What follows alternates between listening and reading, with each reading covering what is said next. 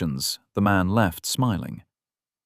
The room had everything she might need: separate containers of water for drinking and for washing, cleaning materials, rags, and a set of old clothes.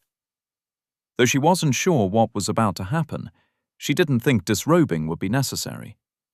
She threw the 3 pills in her mouth, swigged some water, and gulped them down. Dropping into a lotus position, she waited. The process was painful, of course. Everything about cultivation seemed to involve pain in some manner. But it wasn't nearly as bad as the spiritual root refinement. Best of all, the entire process seemed to only take about an hour or so. After the pain had gone away, and the burning in her channels had subsided, she dove her consciousness into her body to examine it. Her chi pool was larger. She was already struggling to come to terms with how much more she had available compared to the peak of chi gathering, and now she had even more. Master was truly unfathomable. After returning to the house she shared with her brother, she pulled out the jade slip containing her new Foundation Establishment Realm cultivation method from her storage ring. Her Foundation Establishment Realm cultivation method. Her storage ring. Yang Shu grinned. That day in the woods, when Fang Wei had caught up to her and Yang Ru, she had thought everything was over. The spoiled wretch was about to kill her brother and do unspeakable things to her. Even if they somehow survived, their parents were dead. They had no food and no place to go. Now, she was a real cultivator, one who would soon be able to do amazing things with her chi. She had a place to belong, a new family. Yang Shu couldn't wait to take the next step.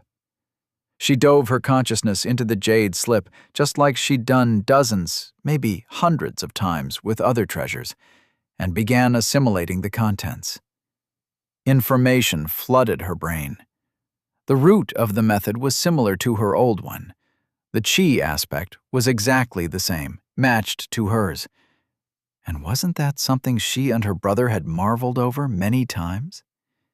It was obvious from their interactions with the members of the Poison Claw sect that no one, literally no one, had cultivation methods uniquely tuned to their chi aspect just handed to them. The only people who used such things were Golden Core and higher elders who were able to develop their own cultivation methods after years and years of study. She put aside that thought, concentrating on the task before her. The purpose of chi gathering had been to gather in motes of chi and condense it into a liquid. Her new cultivation was similar, in that she was still condensing the chi, but the goal was to make the liquid more and more dense, until she could finally form a core in her dantian, which would trigger her ascension into the Golden Core realm. Everything about the new method was the same, but slightly different from the one she'd previously used. Variations on a theme, so to speak. The cycles were a slightly different pattern, and she'd be handling a lot more chi at once than before. 10 times more. The task was daunting. Yang Shu took a deep breath. It would be fine. She could do it. She would do it. She would not let down her master. Slowly, carefully, deliberately, she absorbed chi from her environment and cycled it, using it to minutely compress the liquid chi flowing through her channels. When she finished the cycle, she felt the change. Minor Realm 1. A small change, but she could detect it because her control and sense of her body were much more developed than it ever had been when she'd been a mortal. After reaching that milestone, she switched to working on her new archery technique. It was, in a word, difficult. Moving chi outside her body was quite different from moving it inside. The change was something like how she imagined learning to use a new limb might be.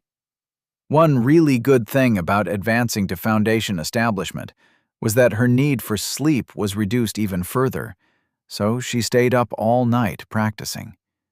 By dawn, she could coat her arrow tips in chi and maintain it until they hit their target. The process did slow her rate of fire, however. Before, she'd been able to pull an arrow, nock it, and smoothly pull back and release in a fraction of a second. The new technique required her to stop when the bowstring was pulled back and concentrate for up to several seconds to get the chi to move into place. Still, she hadn't expected it to be easy. Learning to shoot a bow in the first place hadn't been easy either, but she'd well and truly conquered that task. Dawn brought the need to meet the others in the plaza, though, so she reluctantly stopped practicing. As she and young Rue walked toward the gate, she experimented with her spiritual sense. Her brother immediately flared before her more than just to her eyes. Even closing them, she knew exactly where he was, and that there were more cultivators ahead of them. The best she could guess was that she could detect any cultivator in about 100 yards radius from her. Additionally, they felt more or less solid to her based on their cultivation level. Young Rue was by far the firmest feeling of all of them. There was a definite difference between him and someone like Shilong, and again between him and one of the newest inductees. Because she knew the realm of each of the people present, she was able to start associating a feeling of firmness with a certain minor realm. The only exception was Zhou Tian, who barely felt like a cultivator at all. If she hadn't known better, she would have thought he had just learned to cultivate last night instead of being in the 6th minor realm. Everyone arrived except for Master, which was strange. He hated being late and was almost always one of the first ones there. By the time he showed up around a half-hour later, the sect members were starting to get worried. "Sorry about being tardy," he said. "I'm expecting Kang Lin and her group today, so I spent some extra time clearing out the worst of the beasts along their path." Yang Shu glanced at her brother, who tried hard to act like the girl's imminent arrival didn't bother him, but it was obvious to someone who'd known him for his entire life that he was nervous. "I went far enough to sense them as well," Master continued, "and I'll meet them on the road in about 4 hours. I'll patrol an extra long distance around the wood before I leave, and will try to be gone as short a time as possible." No one had any problem with that, of course, and they all proceeded to the wood. The interesting thing for Yang Shu was that Master didn't appear at all to her spiritual senses. He'd told her about that ability of his in the past, but it was interesting to experience it for herself. Of course, she also remembered him saying that any higher realm cultivator would be similarly hidden, so she looked forward to seeing what such cultivators felt like in future encounters. About 4 hours after the start of their daily cultivating, Master arrived to take her and her brother to meet with the newcomers. She was excited, eager to get to know her potential new sister. In contrast, Yang Ru had to grip his spear tightly to stop his hands from shaking. Yang Shu stifled a laugh, and he glared at her. Oops. Kang Lin had hoped to make the distance from Vermilion Incomparable Raintown to the prosperous Grey Forest village in a single day, about 12 hours of running full out. That had seemed like a reasonable goal. After all, that was the time the trip had taken her both coming and going on her previous trip. She hadn't counted on 2 factors, however. First of all, the spirit beasts were a lot more numerous and aggressive than they were on the previous journey. She and the other 5 Poison Claw sect members had to stop multiple times to fight, though fortunately not against any rank 4 or higher. Her techniques were barely at small success, and though she was willing to try, she did not feel at all confident about fighting such a high-ranked creature on her own. The second delay came from her fellow sect members. The slowest of the bunch, Deng Mei Xiang, could barely sustain 40 miles per hour, a good 20% slower than Kang Lin when she'd been in the Qi gathering realm. Normally, a trip taking 15 hours instead of 12 would have been no big deal, but with all the spirit beasts and the overgrown path, travel in darkness was not a good idea. Which meant they had to camp for the night, which wouldn't have been a big deal either, but for the spirit beasts. She'd spent the entire night on edge because several rank 3s with good stealth had been able to sneak all the way into the camp before anyone spotted them. It was quite stressful. Kang Lin was also on edge the next morning as they traveled, because she fully expected to encounter rank 4s. Considering the density of rank 3s they'd had to fight, and the warning from esteemed master cultivator Chao Su, her conclusion only made sense. Therefore, it surprised and worried her when not a single one appeared. Her only thought was, if there were no rank 4s, was it because there was an even more dangerous one nearby? She really hoped her bravado in saying that she could escort Pan Jiang and the other 4 wouldn't cost her or any of them their lives. The further they traveled, the more nervous she became. Thus, when shortly before noon, 2 spiritual presences suddenly appeared just beyond the next rise, she let out a panicked cry. "Get ready! Beasts just over the next hill!" Pan Jiang readied his sword. Deng Mei Xiang knocked an arrow. All 6 of them were as tense as Deng Mei Xiang's bowstring. That was when Kang Lin realized her mistake. She was sensing 1 foundation establishment and 1 chi-gathering cultivator over the rise, not beasts. "Stop!" she yelled. But it was too late. At movement on the top of the hill, Deng Mei Xiang loosed. Kang Lin winced. That was not good. Her grandfather was going to be so mad if what she thought was about to happen did, in fact, happen. Esteemed cultivator Chao Su suddenly appeared in front of them, holding Deng Mei Xiang's arrow. "I think you lost this?" At least he was smiling when he handed it back to the girl. Kang Lin had never been so embarrassed in her life. To have one of her charges shoot an arrow at grandfather's friend was an incomprehensible loss of face. What a way to greet someone to whom she owed so much for such an amazingly easy breakthrough. Worst of all, the incident was solely her fault. She should have known instantly that it was cultivators, allies, who had appeared. She cupped her hands and bowed low. "This lowly one is so sorry, esteemed master cultivator." "For what?"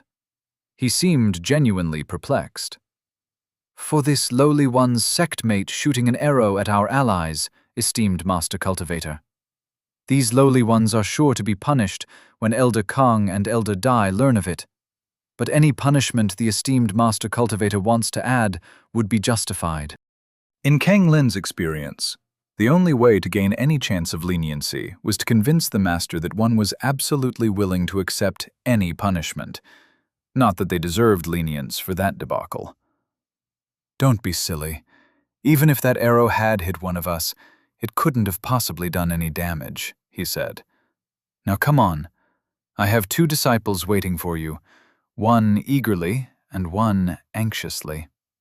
She'd had so much on her mind that she'd almost forgot about Yang Ru and their impending potential courtship. Suddenly, she was nervous for an entirely different reason. Chapter 121. Fashion Choices and a Slinking Dog. Yang Ru's heart pounded as he topped the hill, and his possible fiancée came into view. She was pretty. Her face and form were pleasing, and he guessed he liked her well enough. Besides the one spar, they hadn't interacted all that much. With the girls back home, he'd at least grown up with them. Kang Lin was a complete unknown, a member of a large and prestigious sect. Who knew what her expectations for a husband were? He and his sister approached the group of Poison Claw sect cultivators, and he cupped his hands and bowed respectfully, mainly to Kang Lin, who, according to Master, was the highest ranked of the group, having reached foundation establishment. Beside him, his sister mirrored his actions, but not bowing quite so lowly, since she and Kang Lin were in the same realm. After the rest of the group acted in kind, there was a bit of an awkward silence. Master and his sister were hiding grins as they watched the interaction between Yang Ru and Kang Lin. He really wished he could have been alone for the meeting. Honestly, though, such an encounter would probably have been even more awkward. Pan Jiang, of all people, was the one who saved the day, stepping forward with a hearty greeting. Senior brother Yang Ru, this lowly one isn't quite ready to spar with you yet, but soon. Yang Ru grinned. The guy had been a bit of a pain at their first meeting, but he wasn't that bad once you got to know him. I look forward to it, Brother Pan Jiang. With the greetings out of the way, Master said, I need to get back soon. I can transport you directly to the village or to the wood, where a lot of my disciples are cultivating. You'll want to go to the wood, sister, Yang Shu said. The qi density is quite good there. Kang Lin cupped her hands. We will accede to sister's wise advice. Great, Master said. I can take 2 at a time. Who's first? As Kang Lin and Pan Jiang decided on the order, the 2 of them last, Yang Ru studied the girl. She kept sneaking glances at him. Was that a good thing or a bad thing? Should he talk to her? He felt like he should talk to her. But what should he say? His sister would surely mock him later no matter what he did. If only he and Kang Lin were alone. That would be bad. But maybe good. He didn't know. The important thing was to ensure that she and his sister were never together without him being present. That would be a disaster. Kang Lin watched as 2 of her sect members disappeared with the esteemed master cultivator. One second, they were all taking a step together, and the next instant, they were just gone. She'd never seen anyone below Golden Core move like he did. None of the Poison Claw sect elders could take members with them as they transformed into qi. The sight was further proof that esteemed master cultivator Chao Su had at least reached the nascent soul realm. Well, not quite. An alternate explanation might be that he used a qi aspect that allowed teleportation. Such an aspect was rare, but not completely unknown. She wondered if he would answer if she asked. The other thing that didn't escape her notice was that the siblings were wearing matching outfits. Silver robes with blue streaks and red accents that had an emblem depicting a spear crossed with a bow on the shoulders. It could be that they just liked dressing alike, but the robes sure looked like uniforms, especially considering that the esteemed master cultivator wore matching colors with the blue dominant to the silver. As quickly as he disappeared, he came back and took the next 2. Then it was her turn. She and Pan Jiang each grabbed onto one of the esteemed master cultivator's hands, which was a little weird. She wasn't used to making skin-to-skin contact with anyone. On 3, esteemed master cultivator said. Simply take a step. I'll do the rest. 1, 2, 3. She stepped, and from one instant to the next, the scenery changed. It was the weirdest, most interesting thing that had ever happened to her. She wanted to do that herself. One day, she'd be able to transform herself into lightning. It would be decades before she could do such a thing, but one day. Kang Lin found herself in the middle of a clearing with dozens of people wearing identical blue robes cultivating. All of them, with the exception of the esteemed master cultivator, had color accents on the sleeves and sashes, and some had emblems on their shoulders like the siblings. Altogether, they really looked like a sect. He let go of their hands. Be right back. A moment later, he returned with the siblings. Pardon me, esteemed master cultivator, Kang Lin said. This lowly one couldn't help but notice that, with all the matching and coordinated robes, it appears a new sect has been created? Part of her thought it was a bad idea to make such an accusation, but he had to know she'd be thinking it. Besides, she and her group had been invited. If he expected to keep it a secret, he was doing a horrible job. Yes, thank you for noticing. Do you like our robes? I think the colors are quite striking. This lowly one agrees that the colors are quite lovely, esteemed Master Cultivator. She hesitated, considering if she should just let the matter rest. Will the 3 sects think the same, though? Well, anyone who isn't colorblind should like the robes just fine, I would think. He paused. Though, I guess tastes do vary. An outfit that one person sees as absolutely amazing might be seen as garish or outdated by another. There's no accounting for taste. But I really think that, given what I saw of the fashions in 6th Flawless Flowing City, the other sects will dig our new robes. The slightly infuriating thing was that she knew he knew exactly what she meant, and that he was just playing with her. She didn't think there was any malice in it, though. As far as she could tell, he just found acting in such a manner to be amusing. This lowly one agrees, esteemed Master Cultivator. In fact, one might say that the robes resemble greatly what the Righteous Rain sect wore. One might even think that the new sect was trying to replace the styles of the old one. There. That was blunt, while being quite diplomatic. Grandfather would be proud. He laughed. So they would, so they would. Truthfully, though, I told your grandfather that I feared a beast tide, and that I'd be teaching the villagers to cultivate, which is the primary focus of our new sect. I even called us the Rising Tide sect, despite there not being a water-aspected cultivator among us. She nodded. That made sense. If grandfather was already aware, perhaps it was not as big of a matter as she had thought. With her mind at ease, she turned her attention to the next order of business. She had hoped the other involved party, young Ru, would take the lead in dealing with the situation, but he appeared to be reluctant to even speak. Kang Lin said, "Esteemed Master Cultivator, would it be possible for this lowly one and your disciple, young Ru, to take a walk? Grandfather suggested that the 2 of us should get to know each other." The esteemed Master Cultivator grinned. "You'd like some privacy for that, would you?" She cupped her hands. "If it pleases the esteemed Master Cultivator. Actually, there is a minor problem. Young Ru hasn't broken through to Foundation establishment yet, and I haven't yet seen how well you've learned your new techniques. I was thinking that I could take you and young Shu out hunting rank 4 beasts. That way, the 2 of you can get used to each other's skills, and I can, hopefully, become comfortable in the knowledge that you can handle yourself. Assuming that to be the case, you can then take that walk. Does that work?"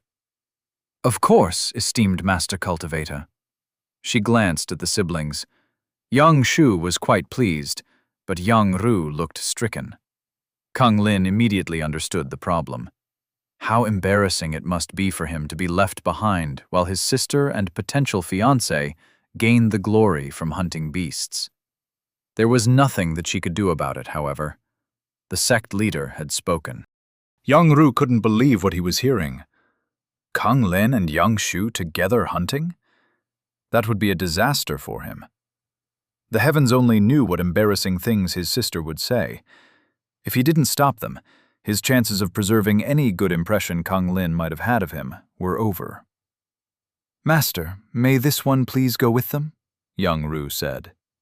"Sorry, my disciple, but this particular mini-expedition is for Foundation establishment cultivators only." Master stared knowingly at young Ru. "While I understand that you've had a lot on your mind, your diligence has slipped lately.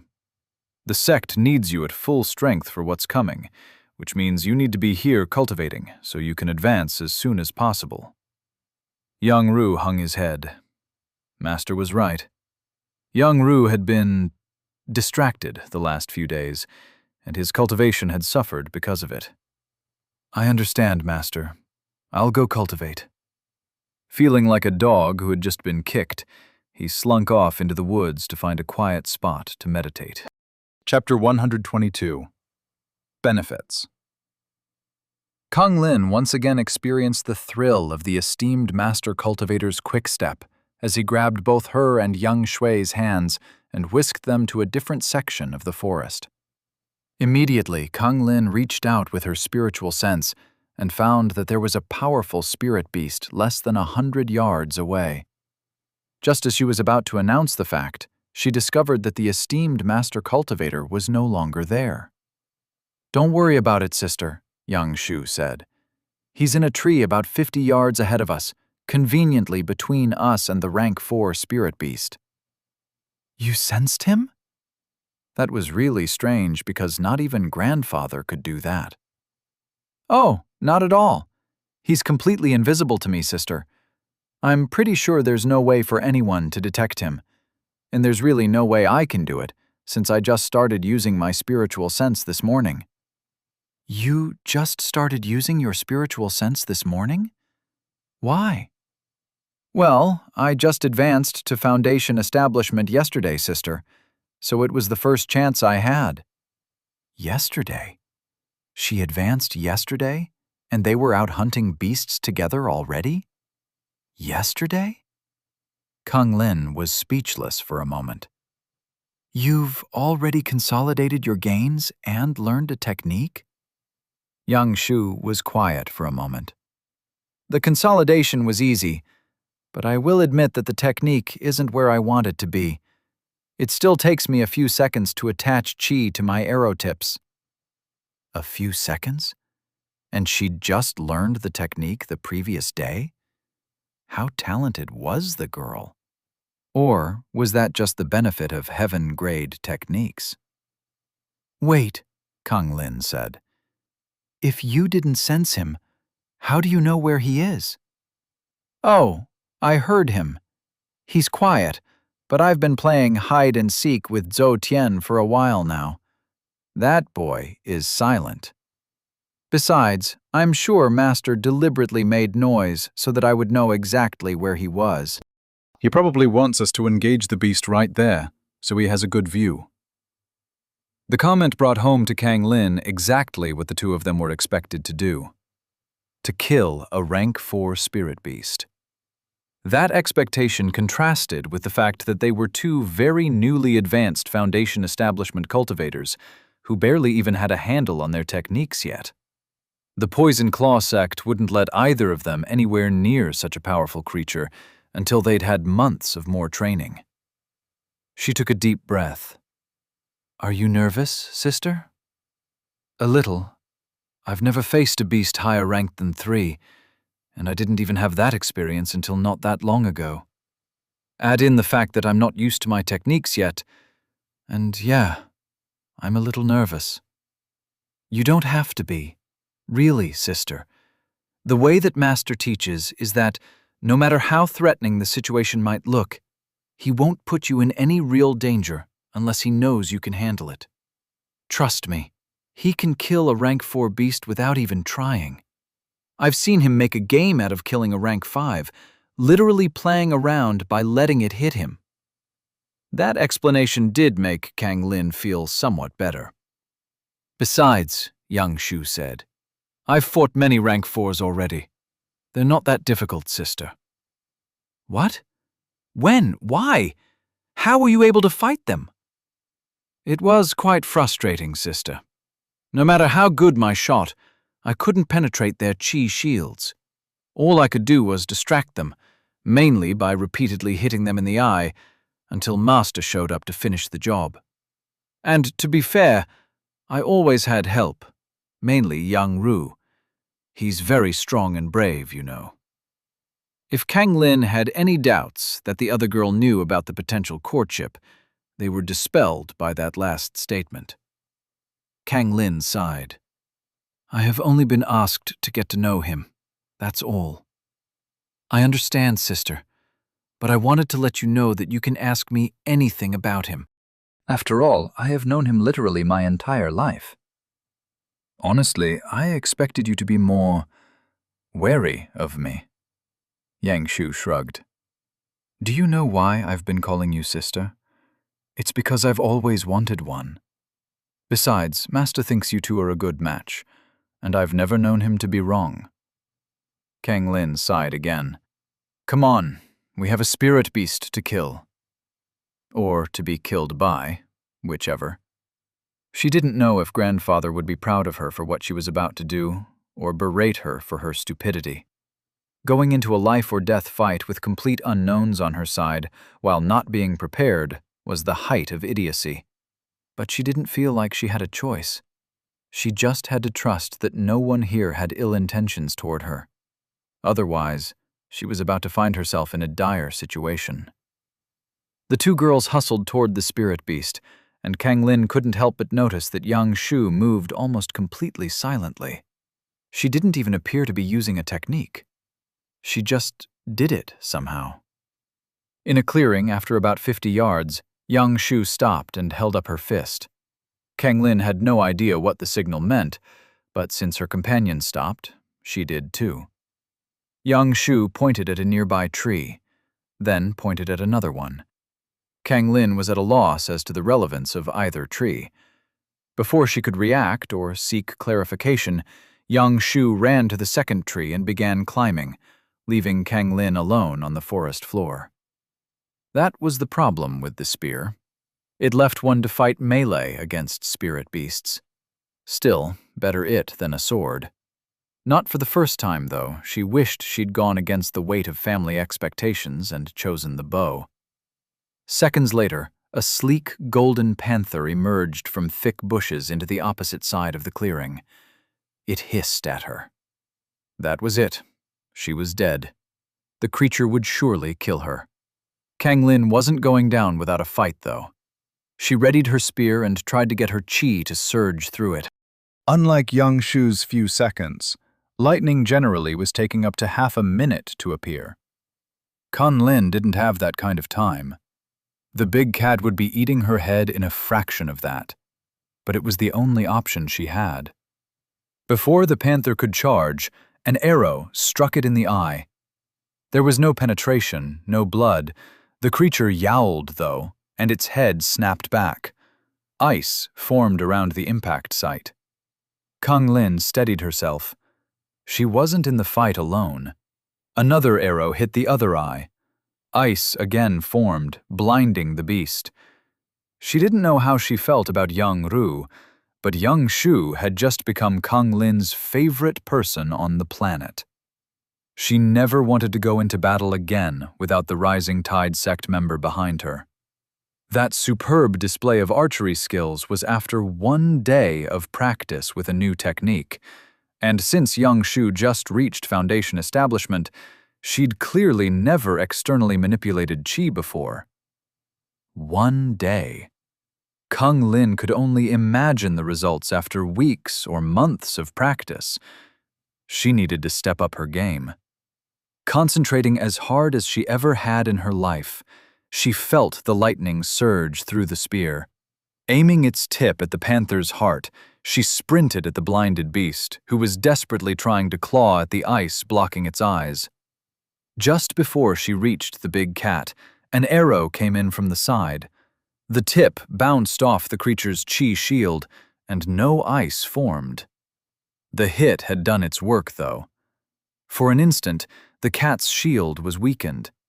Kang Lin thrust at that exact spot.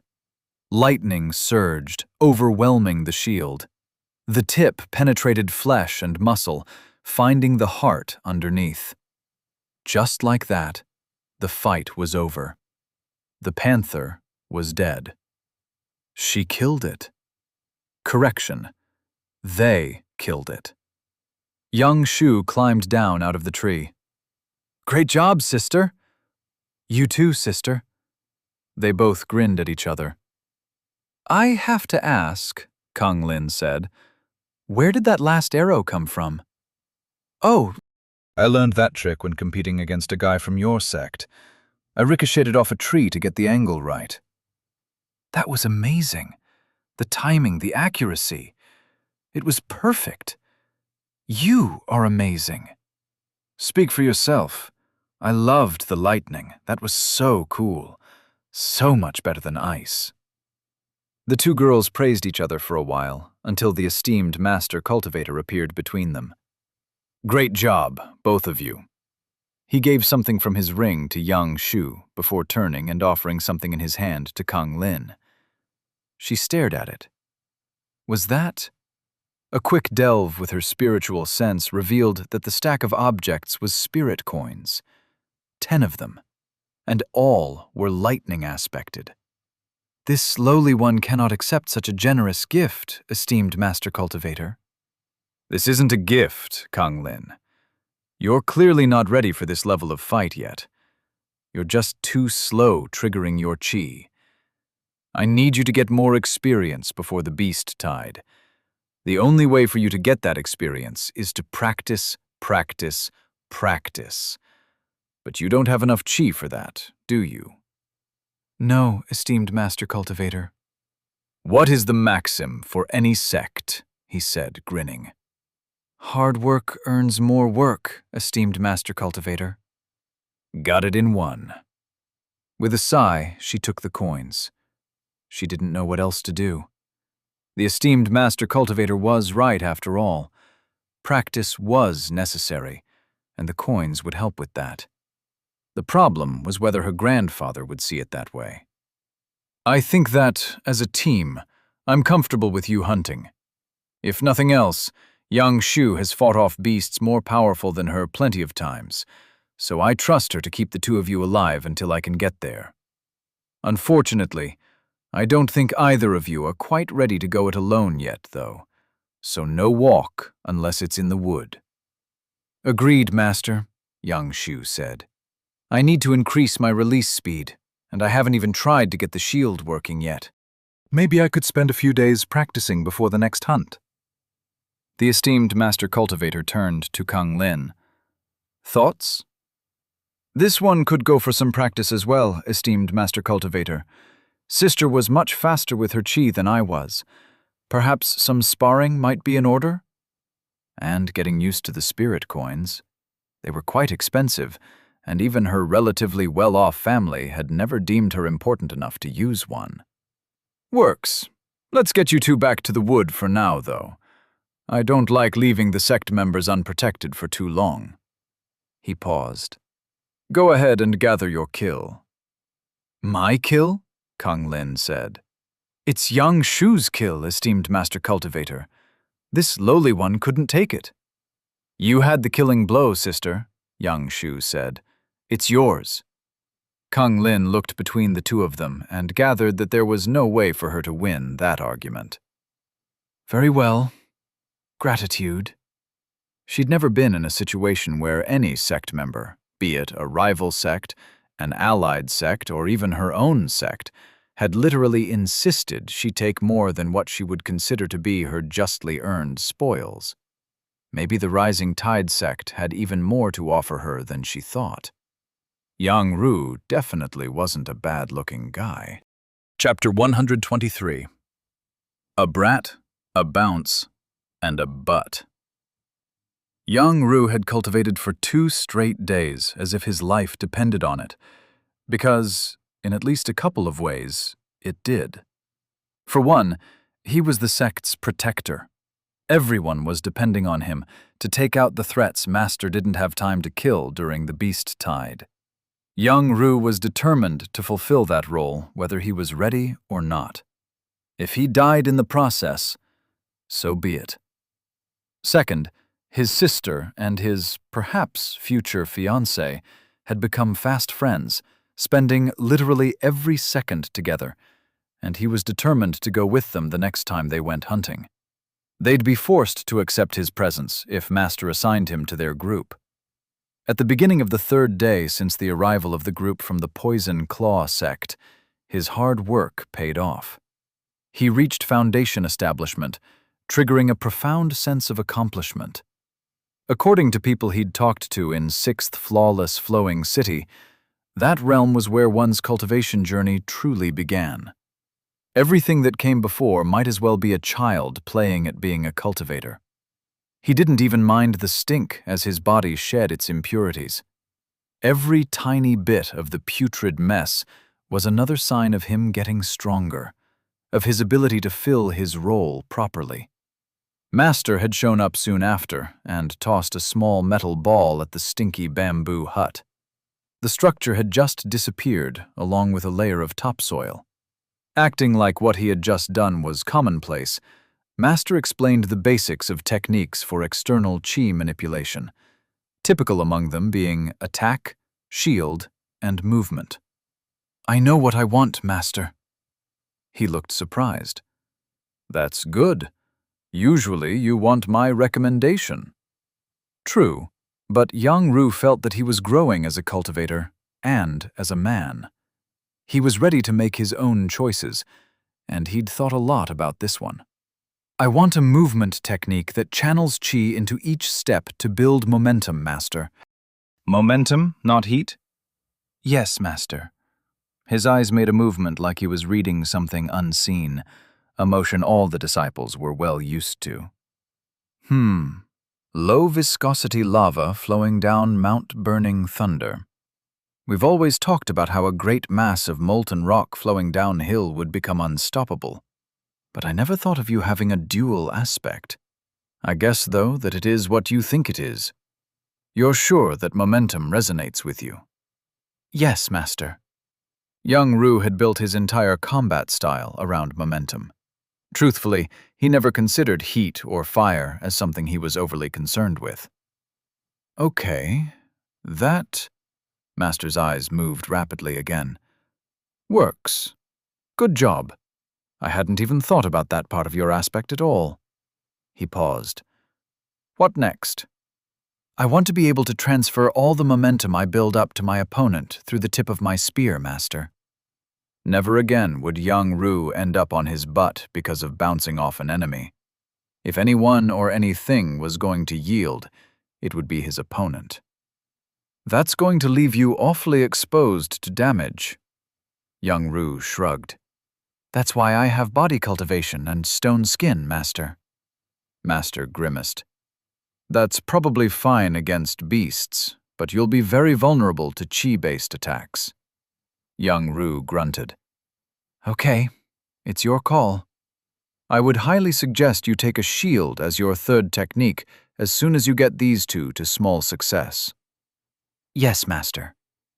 "The other big weakness in your build is that you'll be dependent on one big attack instead of a lot of small ones.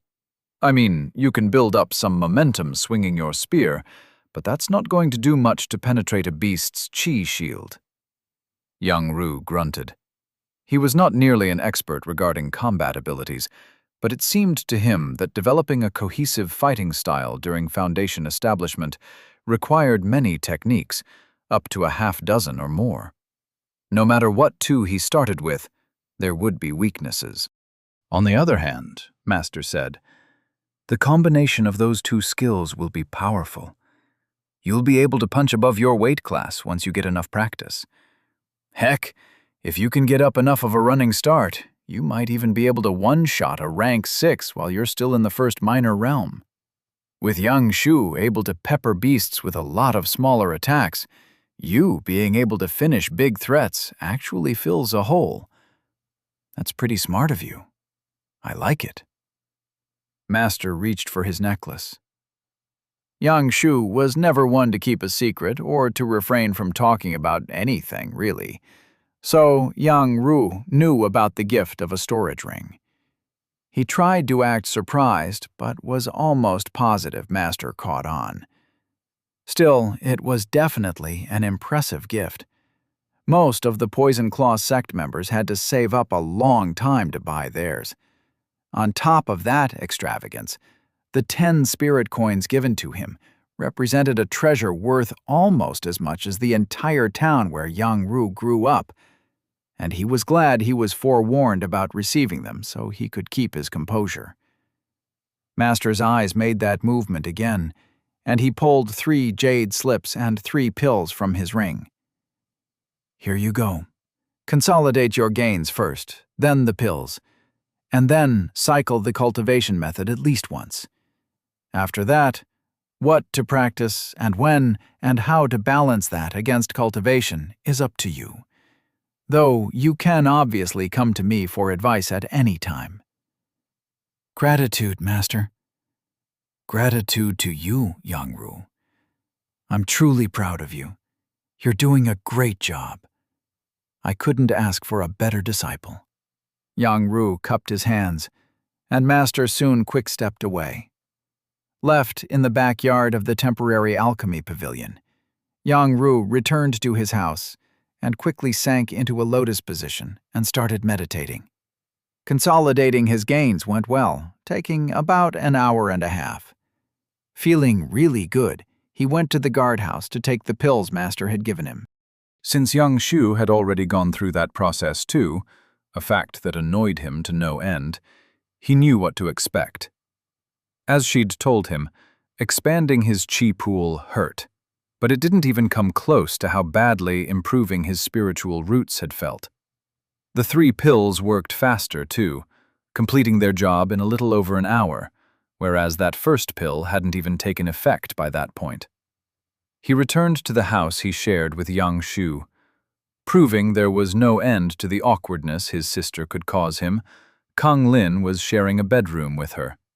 Even though there was an entire guest house reserved for all 6 of their allies, his sister had decided that the girl who might end up as his fiancée, and who he could barely manage to say 2 words to, just had to stay with them. Had to. His sister wouldn't accept no for an answer. It was evening by that point, and Yang-Ru tried to ignore the 2 of them whispering in Yang Shu's bedroom, just loud enough to be heard, but not loud enough for him to be able to make out any of the words. She was an expert on perception, and he was positive she knew exactly how much volume to apply to her voice to achieve that effect. For all that he held his sister to be dear, she could be a brat. Luckily, all he needed to do was to complete a single cycle to step fully into the first minor realm of foundation establishment, and that task was fairly easily accomplished. He hadn't fully appreciated just how straightforward Master's cultivation methods were until he'd heard some of the Poison Claw sect members talking about their struggles.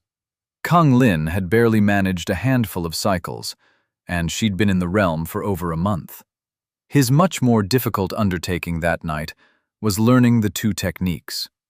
A big problem with his approach was that both were really meant to be used together. One without the other was not quite worthless, but the combined value greatly exceeded the sum of the parts. Yang-Ru spent the rest of the night trying and failing to use either of them. That was okay, though. He would persevere, and he would be amazing. Eventually. Benton met the 3 kids at the siblings' house early the next morning. Since they each were strong enough to fight higher-ranked beasts, he'd promised to give them an early ride to the wood so they wouldn't have to wait on the excruciatingly slow pace of the rest of the sect members. Unfortunately, they weren't quite ready when he arrived. Well, Yang-Ru was, but the girls weren't. That was okay, though. Benton had built up an entire lifetime's worth of patience for such things, mainly generously taught to him by Evelyn as she prepared for their nights out on the town. The fact that only one of the 3 was ready actually worked out well since he couldn't easily transport all of them at once without one of them climbing on his back or taking an equally undignified position. He quick-stepped Yang-Ru to the wood and returned to the house. As Benton waited, he mentally reviewed all the gains he'd made over the last several days. Besides Yang-Ru gaining him 3 points for advancing to Foundation Establishment, and another 2 for reaching Minor Realm 1, he'd gained another 50 as a new batch of villagers learned to cultivate. For techniques, Yazan's guards all hit small success with their supplementary techniques, earning him back 17 sect points. And Yang Shu also hit small success with Slippery Arrow, a remarkable feat considering how little time it took her. She truly was an amazing talent. Body cultivation still provided a good benefit as well, with the 20 village guards hitting Bronze Minor Realm 4 and the additional 20 volunteers hitting Minor Realm 3. All told, he earned 114 points, giving him 36 to spend when combined with the ones he held over from last time. He first pulled the trigger on buying his concept of healing as the diagnosis and repair of living bodies all the way to mastery. Next, inspired by Yang Ru's very clear idea of momentum, Benton brought that concept to mastery, leaving him 4 points to spend later. His shop point total had also increased greatly by the addition of the 50 new villagers. Additionally, Yang Ru advancing had filled the requirements of the repeatable Advance Additional Foundation Establishment Disciple quest, earning a shop point that offset one of the 2 spent, increasing the boy's chi pool size. Benton pulled up his status. Sect name: Rising Tide Sect members. 212. Disciples: 56. Sect points: 699. Shop points: 148. Host cultivation: Golden Core, Minor Realm. 9 chi available: 5,647,745. Host body cultivation: Gold, Minor Realm 1. Host techniques: Chi gathering, Basic Archery, Mastery. Basic Spear Combat, Mastery. Expert Golden Core Cultivation, Mastery. Nascent Soul Cultivation Knowledge, Mastery. Pill Basics, Mastery Host Techniques. Foundation Establishment. Analysis, Mastery. Automatic Reaction, Variable Shield, Mastery.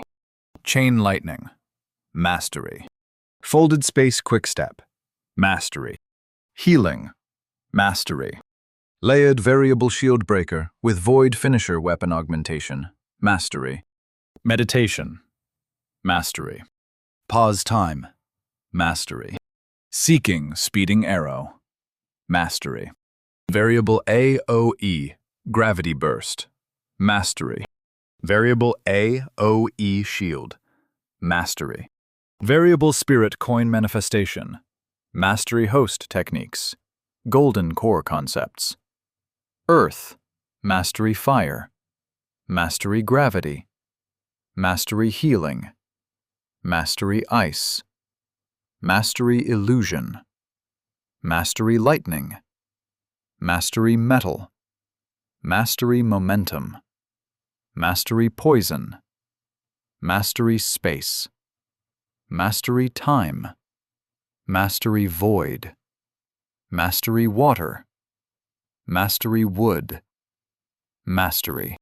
Menus: Cultivation Method, Technique, Quest, Perk, Advancement, Shop, Sect. By the time he'd finished all that, the girls were ready, and he quick-stepped them to where he'd left Yang Ru.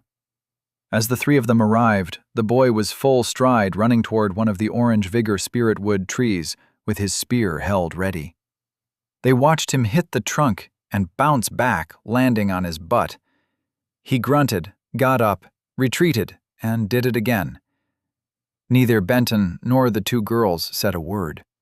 Deciding that discretion was the better part of valor, Benton grabbed the girl's hands and quick-stepped to another part of the forest. "What was that?" Kang Lin said. Yang Shu shook her head. "I have no idea. Maybe we should lay off our teasing. I think it might be getting to him."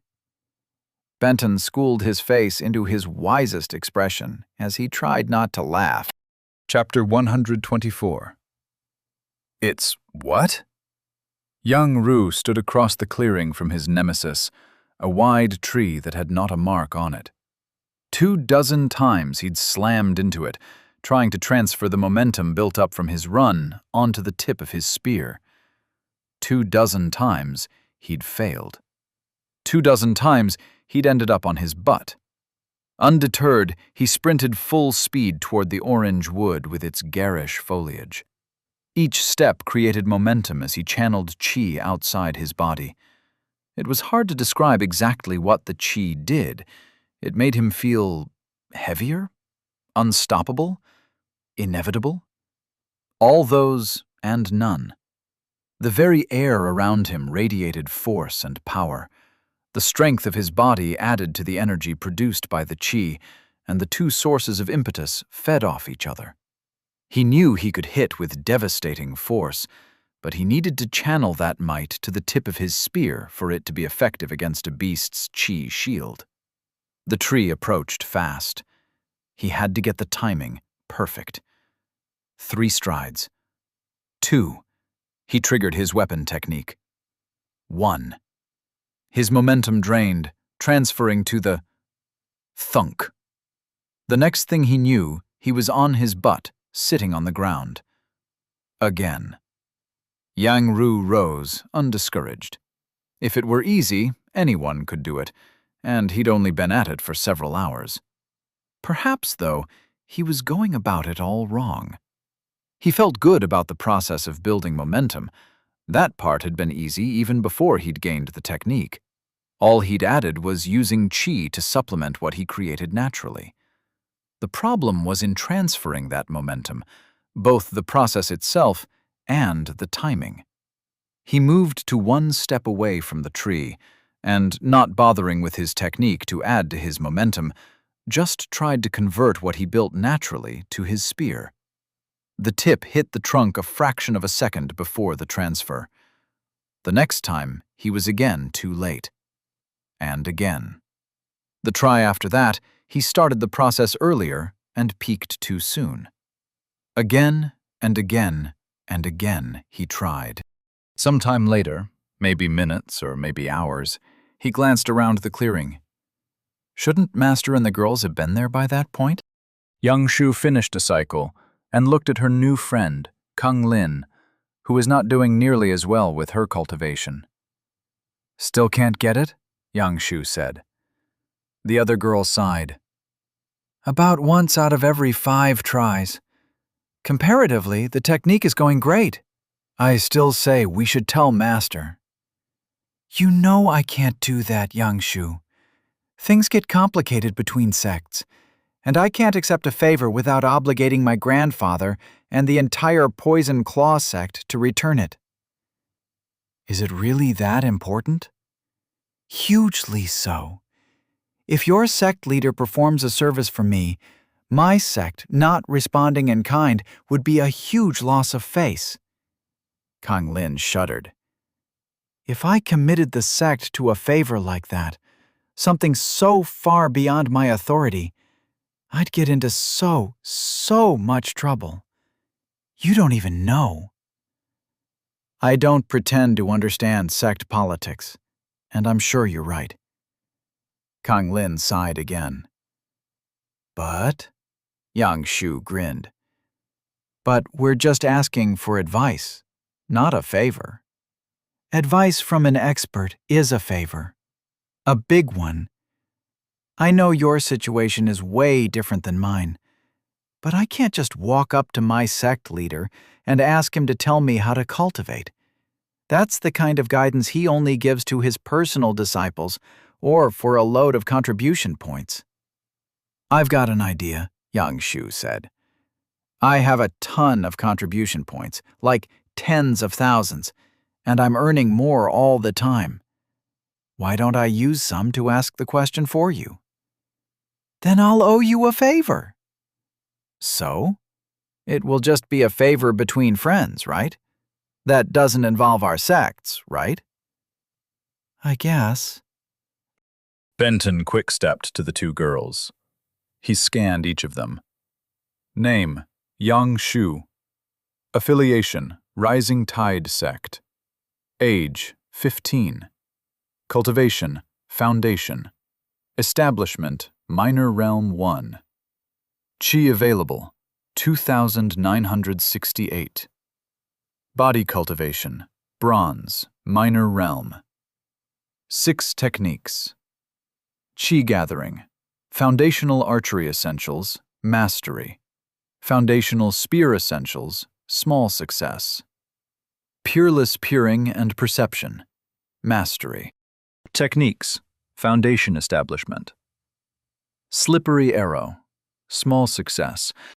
Spiritual Roots, a Qi aspect.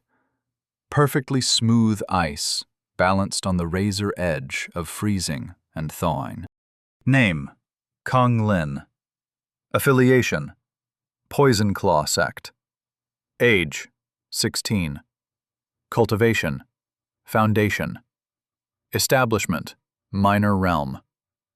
1 Chi available: 1,150. Techniques: Lightning Dash, Mastery. Shocking Spear, Mastery. Spiritual Roots, C plus Chi. Aspect: Forked lightning ripping the sky asunder. It almost pained him to see the comparison between the two girls, as he was growing to like Kong Lin a lot. The fact that she hadn't even gotten one foundation establishment technique to small success yet, and that her chi pool was so low, just a little more than a third of Yang Shu's, made her status hurt to look at. He put that unpleasantness out of his mind, though, to focus on the task at hand. Ready for a hunt? There's a rank 4 approaching. They glanced at each other and nodded. He used to think that communication via glance was a twin thing, but it seemed more like a Yang Shu thing, as she had Zhou Tian and now Kong Lin doing it too. All right, he said, holding out his hands. Let's go. They grabbed on, and he quick-stepped to a spot in the forest about a mile away. After dropping them off, he quick-stepped again, this time to the upper limbs of a tree with a good vantage point overlooking a clearing. After catching up to him, the girls quickly readied themselves and got into position, Kong Lin on the ground and Yang Shu in a tree. Soon the beast approached. It turned out to be an armadillo, one as big as a small car. Yang Shu immediately began peppering it with arrows, about 1 per second, and each hit flashed against its chi shield, leaving a spot of ice behind. Nice. She'd really come a long way in just a few days. Benton couldn't say the same thing about Kong Lin. The girl still took way too long to charge up her spear with lightning. If she were alone, or really with anyone who was a lot less competent than her current partner, she would have been in trouble. But Yang Shu was incredibly competent. She kept the armadillo pinned and blinded with arrows, so all that Kong Lin had to do was deliver the final blow. Her nose flared as she stood over the corpse. "You're taking this one, Yang Shu," she said. "None of this, but you killed it stuff." "Fine." Yang Shu turned to Benton. "I have no use for it, Master. Give it to the store for me?" "Sure." "You did great, Yang Shu. In just a few days, you cut the time it takes to enhance your arrows by 1/3, and unless my eyes deceived me, it looked like you've coated close to half the arrow instead of just the tip." His disciple beamed, clearly pleased with the praise. Just as suddenly, though, her expression fell. "Master, Sister Kong Lin is having a hard time with both her cultivation method and her technique. Could I use some of my contribution points to have you look at them and give her some advice?" He was a bit taken aback, as Yang Shu had never mentioned anything about contribution points. But after a moment's thought, he understood. That solution was actually quite a clever one. "Sure. 1,000 points work?" "Yes, Master." The request was obviously not a surprise for Kong Lin, because she had 2 jade slips ready to hand over. Benton took them from her and dove his consciousness into the cultivation method first. What he found dismayed him. He knew intellectually that heaven-grade scriptures were rare, but as a granddaughter of an elder of a prestigious sect, he'd expected her to be using something of at least earth-grade. What he was looking at was profound at best, and it was aspected to the lightning's speed more so than its power. Next, he looked at her weapon technique. It was also profound, but it, at least, was closer to her aspect. Still, it was nothing impressive. Very inefficient and unstable. No wonder she was having so many problems with it. "Kong Lin, I'll be completely straight with you. If you keep cultivating using this method, you will only reach golden core if heaven's fortune shines on you. It's crap." There's no other way to describe it. Not only does it not align closely enough with your chi aspect, but it's just not a good method. The technique, he shrugged, it's meh. It won't hurt you, but you'll not become a powerhouse with it either. To his horror, she looked for a moment like she was going to start crying, but she pulled herself together and cupped her hands. Gratitude, esteemed Master Cultivator. It's better to know that now. Couldn't your grandfather get you something better? Benton said. Unfortunately, esteemed grandfather has to spend his contribution points on himself and his disciples and his children and his other grandchildren. There wasn't much left for this lowly one, though esteemed grandfather did the best he could. The whole thing left him in something of a bind. He'd hoped she'd be able to contribute greatly to the defense of the village, but she'd never pick up that poor technique well enough before the tide. As she was almost more of a liability than an asset. Worse, though, she was a good kid and one of young Shu's friends. He'd always had a hard time not growing attached to his kids' buddies. The thought of Kung Lin plateauing in the late Foundation establishment realm and settling into life as a mediocre cultivator sickened him. How could he let her suffer through using that horrible cultivation method? If he had his way, he'd destroy the thing, so no one else ever had the misfortune of encountering it again. But there he was again, though, contemplating spending points that he had no hope of ever getting back. Unless... Kung Lin would obviously never abandon her sect, but Sue's memories pointed to a different way. It was something of a rare event, but sect members did sometimes take a master from a different sect, especially if that master was a friend of their sect and a friend of their family. That solution might work. System, he said internally. If I take Kung Lin as a personal disciple, but not as a sect member, will I still get points for her? The purpose of the sect leader system is mentoring cultivators. As long as host is committed to strengthening the disciple, sect membership is not a requirement. Yes. He just had to see if she would go for it. Kang Lin, are you anyone's personal disciple? No, esteemed Master Cultivator. There is no one else who could provide me with a better cultivation method or technique. Understood, but that wasn't exactly why I was asking. Would you consider becoming a disciple of someone from a different sect? She looked confused for a moment before the light of understanding dawned in her eyes. I would consider that, esteemed Master Cultivator. Yang Shu clapped her hands together and grinned. Okay, I'll make the offer official then. Kang Lin, would you become one of my personal disciples? What about my sect, esteemed Master Cultivator? How would that work?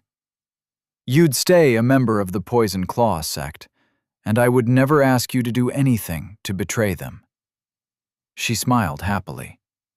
By the same token, you'll be learning a lot about me, so I'd ask you not to share any of my secrets with anyone outside my inner circle, unless you feel that by keeping the secret, you're betraying the interests of your sect. He frowned for a moment. Within reason on that last point. If you think that literally not telling your grandfather everything you know about me is a betrayal, that's not what I mean.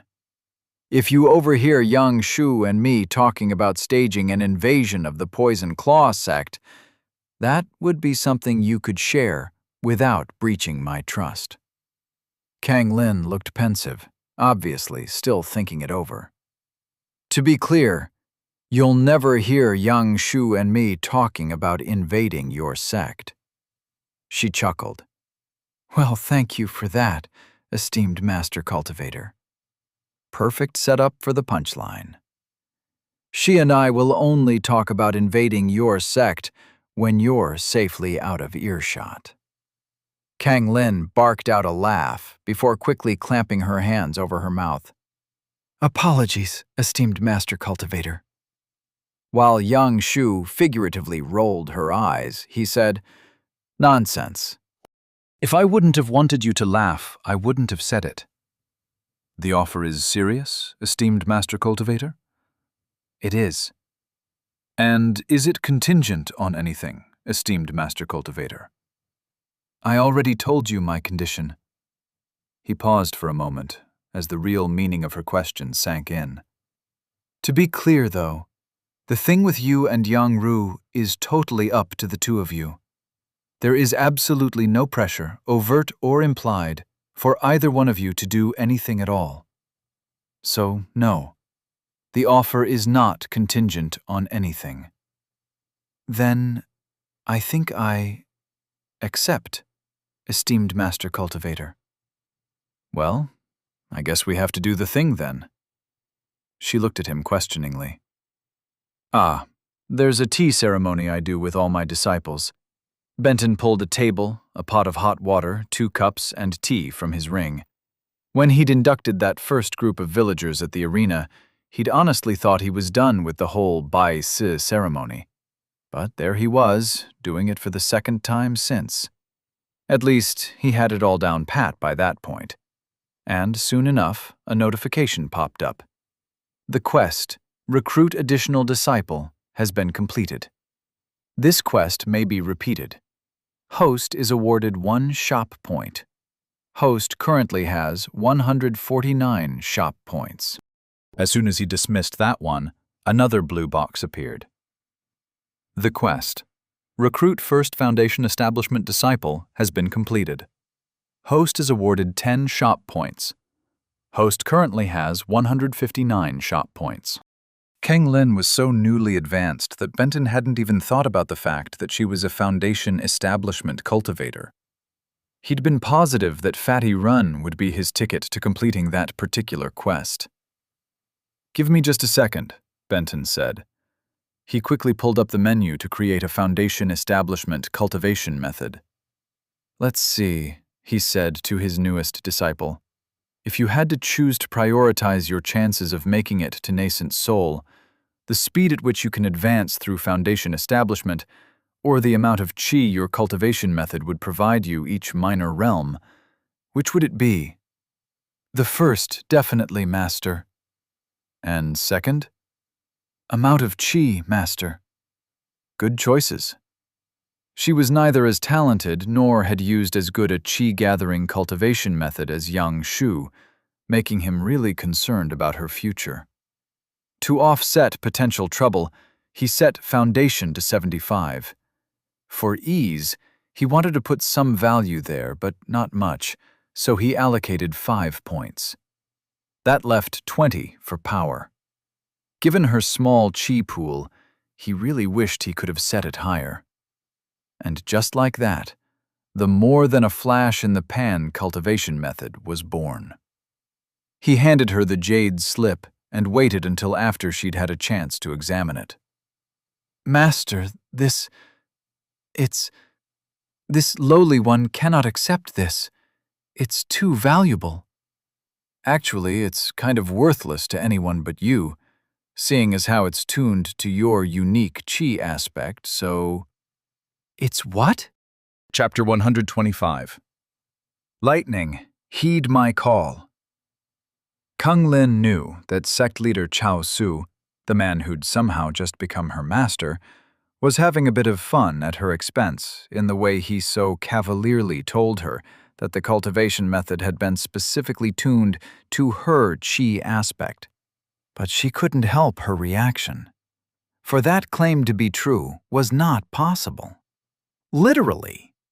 There was no way imaginable for him to have achieved such a feat.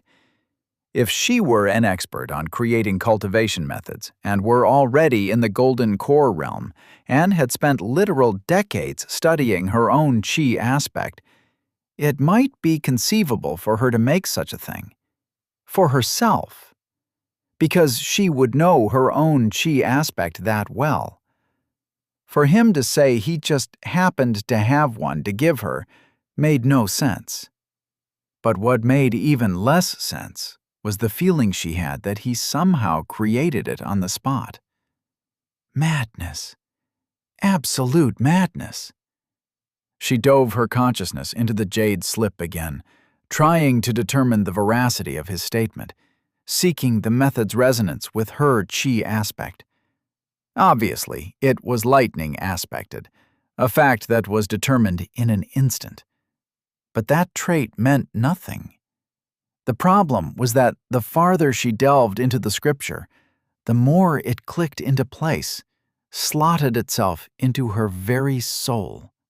Either the technique had some unknown quality that made it very, very good at imitating a cultivator's chi aspect, or it was exactly what he said it was. Strongly suspecting the latter, she met young Shu's eyes. The girl, who she was starting to think of as a friend, if not a best friend, if not a potential sister, winked at her. That was not the time for a wink. Kang Lin literally could not even process what was happening. "Don't worry about it, sister," young Shu said. "He does stuff like this all the time. Besides our basic weapon techniques, every cultivation method and technique young Ru and I use are specifically attuned to our chi aspects. You'll get used to it." Used to it? Used to it? It's insane. How can I get used to it? It's okay, Master said. I can whip you up a different method if that one is simply too unfathomable for you. Kang Lin clutched the jade slip with both hands and held it against her body. There was no way anyone was taking that cultivation method away from her. As unimaginable as the possibility of such a thing existing was, the advantages offered by it were even more absurd. It would be exactly matched to her, meaning that the cultivation method would eliminate any chance of troubles like those she experienced at the peak of chi gathering. A discord between the method and her aspect simply could not occur. And that was just the beginning of the wonders it presented. Each time she cycled chi through her pathways would be just a bit easier than if she used a less personal method, made less difficult by the attunement.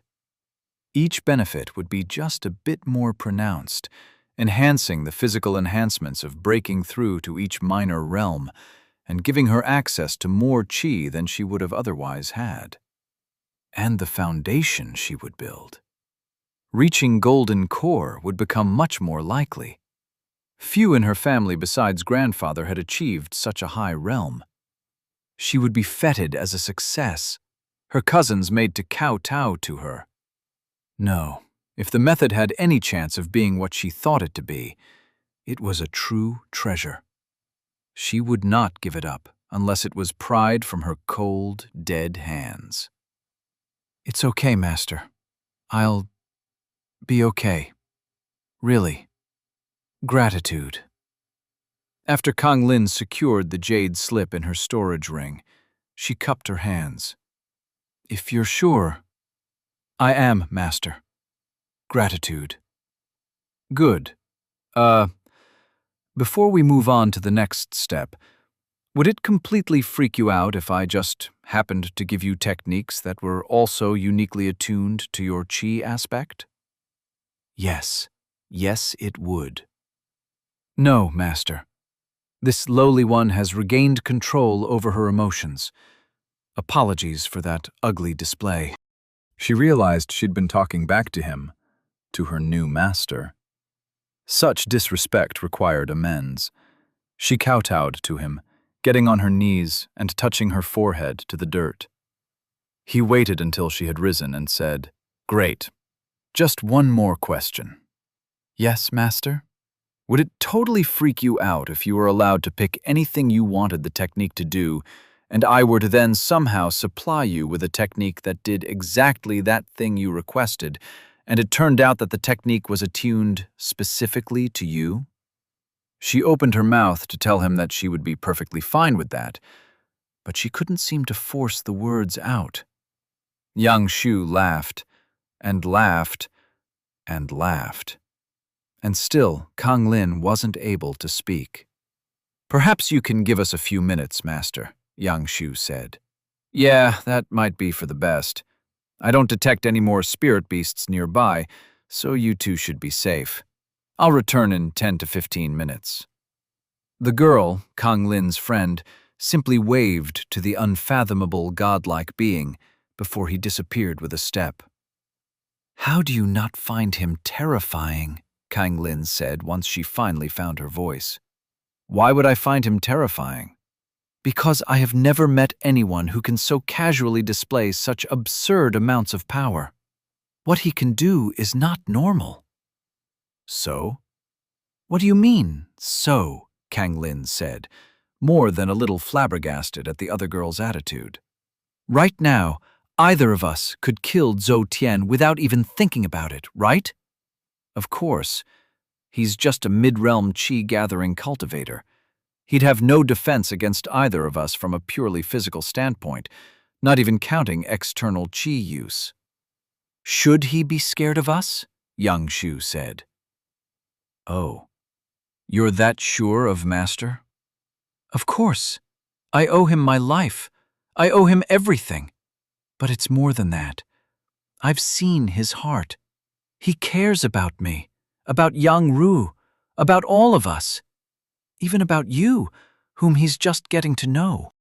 He sees all of us as his grandkids. Yang Shu sighed. One day, one of us is going to be killed. It's inevitable. We live in a dangerous world. I fear what that will do to him. The two girls sat next to each other with their backs against a tree. I wish I could tell my grandfather about all that just happened, Kang Lin said. He'd be apoplectic about that cultivation method. I don't even know what to think about this anymore. Master has a saying that helps me. Yang Shu deepened her tone in a poor imitation of the man. We live in a cultivation world. Anything can and will happen. Best just roll with the punches. I grew up in a sect. The kinds of things that happen around Master are not normal. Trust me. By the time he returned, Kang Lin had calmed down enough to think straight. Feeling better? He said. More than anything, she was deeply embarrassed by her overly emotional display. Grandfather would be disappointed. Much. She cupped her hands. Gratitude, Master. Okay, ready for the next step, right? He turned his body and positioned his arms and legs like he was ready to run away at the slightest hint of trouble. I think I'll be fine, Master. She put just a little bit of bite into her words, which shocked her almost as much as he had earlier. Master really was a jokester, which was way beyond her experience with elders. Grandfather was grandfather. It made sense for him to treat her in a very familiar manner. Having a sect leader be so casual took some getting used to. At the same time, it was difficult not to respond in kind. Good. Techniques. Each Foundation Establishment disciple gets 2 free of charge. What are your thoughts? Attack, shield, and movement. She could only choose 2. Kang Lin already had Lightning Dash, her qi-gathering realm movement technique, mastered. It enhanced her muscles to give her an extreme burst of speed over a short distance, which was quite useful in a fight. The only downside was that she had to use it sparingly, because it was so inefficient, though that problem was somewhat resolved due to the much larger qi pool she'd unlocked upon advancing. Her other mastered qi-gathering technique was Shocking Spear, her weapon technique. It was the foundation of her combat style. Attack and shield, Master. Good choices, of course. Did you have something in mind for the attack technique? Just as she was about to answer, he spoke over her. Actually, wait a second. I have something I've been dying to show off that I think you'll appreciate. Let's take a little field trip. Kang Lin was starting to get used to holding the man's hand, and she and Yang Shu quickly grabbed hold. A step later, and they were on top of a rock outcrop. Master pointed to a stream running through the middle of a small valley that the rock overlooked. See the 2 eyes on top of the water? What is that, Master? Yang Shu said. A hippo. A rank 6 hippo. Kung Lin had never even met anyone who had seen a rank 6 spirit beast, and she found herself a few hundred yards from one. Life with Master certainly wasn't boring. Short, maybe. Boring? No. "Ready?" he said. Young Shu nodded vigorously. How could she find such a terrifying experience exciting? "Check it out!" A blacksmith's hammer appeared from his ring and popped into Master's hand. He made a very extravagant gesture with it, like he was striking the sky. "Lightning, heed my call!" The world went white as the brightest, thickest bolt of lightning Kung Lin had ever seen split the sky and crashed into the hippopotamus. Deafening thunder roared an instant later. "What do you think?" he said, like a child excited over a new toy. "Impressive, Master," young Shu said. "Did you kill the beast?" "Yep. 1 shot, 1 kill, right?" "Right, Master." Wait. Master used lightning chi. Since when? Kung Lin had already seen him use one type of chi to teleport them with what he called his quick steps, and another type that seemed to disintegrate anything it touched into nothingness. Now he had lightning, too? She'd never been so confused. "Kung Lin? What did you think? Cool, huh?" "Yes, Master," she said numbly. "Very cool." "I think that was a good visual for your chi aspect to use for your attack," he said. "Lightning ripping the sky asunder. That was pretty darn asunder as far as I could tell." "Yes, Master. Asunder." "I think I might have broken her again, young Shu." "She'll be fine, Master. She's already coming around." He quick-stepped them down to the water's edge so he could retrieve the charred spirit beast corpse before quick-stepping them back to the wood. "So," he said as he released their hands, "I'm assuming you prefer something that works with your spear?" Kung Lin nodded. "Basically, I'm thinking something like the technique your grandfather gave you, but one that actually works?" She nodded again. His eyes started making weird movements, and a short time later, he tossed her a jade slip. She didn't think she was mentally ready to examine the technique, so she stored it in her ring. He frowned. That was worrying. If she had upset the powerful sect leader, she might not survive much longer. "What's wrong, Master?" young Shu said. "Speaking of spears, I was just thinking that Kung Lin's is nice, but not as nice as this." A spear made from reddish wood with blue-tinted metal appeared in his hand. "I was reserving these to give to sect members when they reached Foundation establishment, but she is my personal disciple. Gifting one to her would be appropriate, right?" "Definitely, Master," young Shu said. Thus, Kung Lin found herself the owner of one of the nicest weapons she'd ever seen. She was pretty sure that the spear her grandfather had bought for her had been purchased for less than 500 taels. The one Master gave her had to be worth at least a couple thousand. Overwhelmed, she stowed her old spear in her ring. "Okay, now the pièce de résistance, the shield technique. What did you have in mind, Kang Lin?" Before she could answer, young Shu said, "Can you give her one that automatically triggers like mine, Master?" A shield that automatically triggered? Such a thing was possible? That was the last surprise her mind could take. She sank to the ground and tried to meditate. It was either that, or run away screaming. Chapter 126. Uninvolved. Kang Lin's next couple of days were busy. Master had given her 4 pills.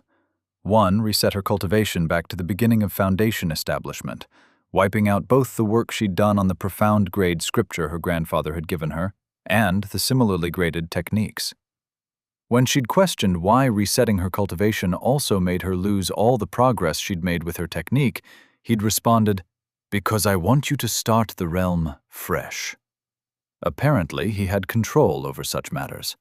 Sure, why not be able to pick and choose? With all the other abilities he'd demonstrated, what was one more impossibility? The next set of pills was at least something within the realm of reason. In fact, grandfather had recently told her that the Poison Claw sect was working on that exact problem, a way to expand a cultivator's chi pool by upwards of 10% at the start of foundation establishment. Still, the various treatments Master was having her undergo, especially in addition to all the other treasures he'd gifted her, seemed exorbitant for someone who was, at best, a mid-tier talent who wasn't even a part of his sect. He'd just shrugged and said, "It's only 4 points. You gained me 11 when you signed up." She had no idea what he was talking about, so she'd cupped her hands and said, "Gratitude, Master." With her cultivation and technique on the right track, she penned a message to her grandfather. "Dearest grandfather, I don't know how you will react to this news, which is the reason I held off sending it for a couple of days. I fear I can no longer serve as your source of intelligence on esteemed master cultivator Chao Su. This lowly one hopes you have additional sources, such as junior brother Pan Jiang. The reason I cannot fulfill that role is that I have accepted a position as esteemed master cultivator Chao Su's disciple. There was no condition placed upon my loyalty, and I remain a member of the Poison Claw sect. The only stipulation is that I keep Master's secrets, and how I wish I could fill you in on even a tenth of those. I will say that he is even more unfathomable than you could have imagined. Please understand that this lowly one knows and appreciates the sacrifices honorable grandfather made in procuring that cultivation method and the techniques, but this lowly one was not talented enough to make good use of them. This lowly one struggled greatly, having only completed on the order of a dozen cycles in the first month, and often taking as long as a half a minute to channel qi into my spear. Meanwhile, Master's other disciple, Yang Shu, you'll recall the girl with the remarkable archery talent, advanced at an astounding pace, cultivating as easily as she breathed, and making strides with her techniques by the hour. This lowly one couldn't resist when the offer was presented. I don't think it's a secret that Master is extraordinarily generous with his disciples. The last few days have been a whirlwind. I've had my cultivation and techniques reset to the start of foundation establishment, expanded my chi pool by 11%, started cultivating a new top heaven grade method, which is as easy for me as Yang Shu's is for her, learned a new top heaven grade attack technique, which I'm getting close to small success, been gifted a top heaven grade shield technique, and also been given a spear that is much nicer than any I've seen my fellow sect members, aside from clan scions, use. Master's philosophy seems to be that only the best is good enough for his disciples. Sometimes, though, even the best isn't good enough. On those occasions, he simply provides the impossible. Honorable grandfather taught this lowly one to seize opportunities with both hands. But I can't help but feel I'm somehow betraying you, the family, and the sect. Love, your granddaughter, who is feeling a lot less filial than she should be. Kang Lin. She waited on pins and needles until the reply came the next day. Dearest granddaughter, this old man has nothing but the highest admiration for his filial granddaughter. Sometimes, achieving the best result for the family and the sect requires making the greatest personal strides. Judging from what I know about friend Chao, I think you made the right choice. Such boons had to be considered, and no cultivator I know would have passed up such a tremendous opportunity. Don't worry about indulging this old man's curiosity. The master/disciple relationship is an important and sacred thing. You concentrate on being the best disciple possible, and most of all, keep safe. As your new master would write, for some reason, TTYL. Still your doting grandfather. Kang Ya Ting. Kang Lin smiled. She'd been worried for nothing. Her grandfather not only hadn't disowned her, but he approved of her choice. She did, though, really need to ask Master what all those weird symbols meant. Yang Shu stalked her prey, a giant black spider that came up to the height of her waist. Master had told her to beware its webbing, so she was being extra careful. Ahead, she heard movement high in the trees. Her target. She glanced back and signaled to Kang Lin and Yang Ru, pointing forward and up. They both nodded.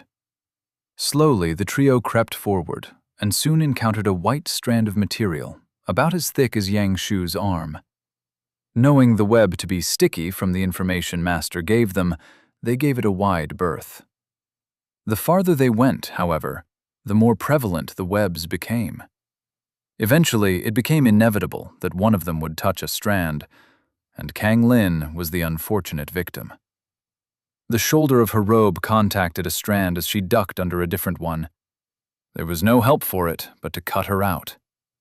Yang Shu backed away, knocking an arrow in preparation, while Yang Ru prepared to use his spear tip to slice the one holding Kang Lin fast. Once all three of them were ready for the spider to make an appearance, he swiped. Yang Shu worried that the web would entangle the weapon, but the qi-infused metal slid right through the clingy fibers. The strand snapped, recoiling up to the treetops, and the entire web trembled, surely alerting the spider to their presence. There was no use being stealthy any longer. Yang Shu used her spiritual sense to track the beast's movement. Sure enough, it moved toward them. "We've got a few seconds." Her brother and Kang Lin sliced all the strands in their area, creating space to move. They finished just in time as the spider reached the location where its web had been cut. Yang Shu loosed an arrow immediately, hitting one of its 8 eyes. It made a sharp hissing noise and dropped toward the ground. "I don't think I'll be able to blind this one," Yang Shu said. Her ice chi only lasted temporarily. Even if she could hit all 8 of the creature's eyes, the chi would dissipate on the first ones she hit, long before she managed to obstruct all of them. That fact didn't mean she wouldn't try, however, and she hit with another arrow, temporarily blinding another eye. Kang Lin charged, avoiding the sticky strands littering the ground. The creature fired a web at her, and she had to retreat briefly to keep from being trapped by it. Meanwhile, Yang Ru watched. Another arrow slammed into the beast, and Kang Lin approached it again. Yang Shu was ready. The spider shot a web. "I got it!" she yelled as she loosed an arrow, tying up the web and deflecting it. Kang Lin didn't even flinch. She charged through where the web would have been, her spear ready. Yet another arrow hit a 4th eye, creating a weak spot in the beast's chi shield, and Kang Lin slammed her lightning-charged spear tip into it. Just like that, the fight was over. The spider fell to the ground, flipping over with its legs curling up. Yang Shu glanced at her brother, who was still just kind of standing around. Besides cutting the web strands, he hadn't contributed to the fight. Even with it over, he didn't really respond, just staring at the 2 girls dispassionately. First, he was slamming himself into trees, and now he seemed uninvolved and just not present during an encounter with a dangerous spirit beast. She was beginning to get worried about him. Master appeared. "I sensed the beast die. Great job, you 3. Yang Shu and Kang Lin shared a look that asked, "3?" He stowed the corpse in his ring and transported Yang Ru back to the wood. When he returned, Yang Shu said, "Master, we're worried about Yang Ru." "Oh?" "Yes, Master. We've been on 3 hunts in the last 2 days, and he barely contributed. He hasn't hit any of the beasts even once." "I see. Should we do something, Master?" "Like what?" "Maybe you could talk to him, Master, and find out what the problem is. He doesn't seem to want to talk to us." "I appreciate your concern, but," Master shrugged. "How about this? I'll keep an eye on him tomorrow, and if he doesn't improve, he and I will have a chat. Chapter 127. One has to run before one can walk. Yang Ru sprinted across the clearing and slammed his spear into the tree, using qi to increase his momentum with each step. At the moment of impact, that qi erupted from the tip, transferring his momentum into the wood. He stopped, or more accurately, he was stopped. As his momentum shifted from him to the tree, all his inertia dissolved, leaving him standing still. It was the oddest feeling. One moment he was running flat out, the next he hit the trunk at full speed. Experience told him that the result should be one of two things. Either the object he collided with should yield, or he should end up on his butt. Again. Instead, all the momentum he'd built up disappeared, turned into pure qi, and was channeled through his spear into his target, leaving a big divot in the wood. Which didn't seem like a significant result, but considering the wood, when properly treated, could stand up to attacks from rank 4 and higher beasts, the result was pretty impressive. Success! His first. Accomplishing something once didn't mean he'd be able to do it again when it mattered, so he retreated across the clearing and tried again. Fail. And again. Fail. And again. Success! He practiced for another hour, his successes and failures roughly equal. After a while, though, things took a turn. Victories began to outnumber defeats. Finally, he triumphantly attacked the tree 5 out of 6 times. Upon reaching that milestone, he sank into meditation, going over his actions time after time until he felt both techniques click. That was it. He'd done it. Small success. With both. His sister hadn't reached that level with her second technique, the shield, yet. Yang Ru grinned. He'd passed her. Finally. A moment later, Master appeared. "Are you ready?" "Yes, Master." "Really ready?" Yang Ru grinned again. "As ready as I can be, Master." "Okay, good timing. Let's do this." Master returned the smile.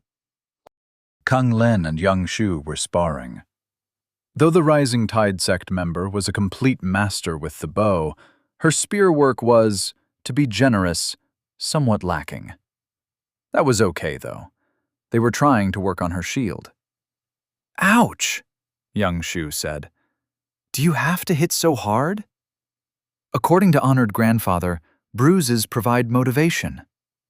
The girl muttered something, but Kung Lin couldn't make out the words. Before she could respond, Master suddenly appeared, an occurrence that had become so commonplace that she, remarkably, was no longer fazed by it. "Spirit beast," he said. "Interested?" The two girls grinned at each other. "Of course, Master," Yang Shu said. Well used to the process by that point, they each grabbed a hand and, after his countdown, stepped, emerging in a grassy meadow. Yang Ru was already there, waiting for them.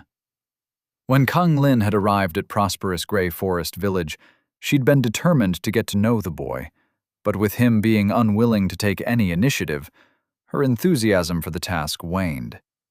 After over a week of not being able to coax more than a few words from him, she was almost positive that the two of them would not make a good match. She frowned. That conclusion was unfortunate. Her grandfather might be disappointed. Master would be as well, despite his words to the contrary. Worse, she really liked Yang Shu. It was a shame that the two wouldn't become sisters in truth. Romantic entanglements weren't why they were in the meadow, though, so Kung Lin pushed such thoughts from her mind, reaching out with her senses instead. She didn't know her location relative to the village, but there were a lot of spirit beasts nearby. A lot. Powerful ones, too. If she didn't have full confidence that Master could handle the beasts, she would have been terrified. Master pointed to a large creature on the other side of the grassy field. "That's the target. The four-legged spirit beast's shoulders reached the height of a man standing, and it had to weigh a couple 1,000 pounds. A curved horn extended several feet from each side of its head and ended in points that looked wickedly sharp. "What is it, master?" Kang Lin said. "Some type of buffalo." The creature stood out to her senses, really stood out. It practically glowed. "Master, is that a rank 6? "Yes, a peak rank 6, in fact. If we don't kill it today, it will probably join the beast tide as a 7. I'd prefer not to have that happen." Kang Lin swallowed hard. She felt confident about her ability to kill rank 4s, even if she were solo. When teamed with Yang Shu, the two girls had taken down a rank 5. Doing so had been quite the battle, requiring the use of a spirit coin to replenish their chi pools, but they'd done it with no injuries. A peak rank 6 was nearly a full major realm higher than them. Unless Master planned to participate directly, Kang Lin doubted they'd be able to kill it. But if he were going to fight, he had no reason to even involve them. Maybe they were there just to watch? "We're not going to fight that thing, are we, Master?" Yang Shu said. "Nope. You two aren't," he said, addressing the girls. "We two?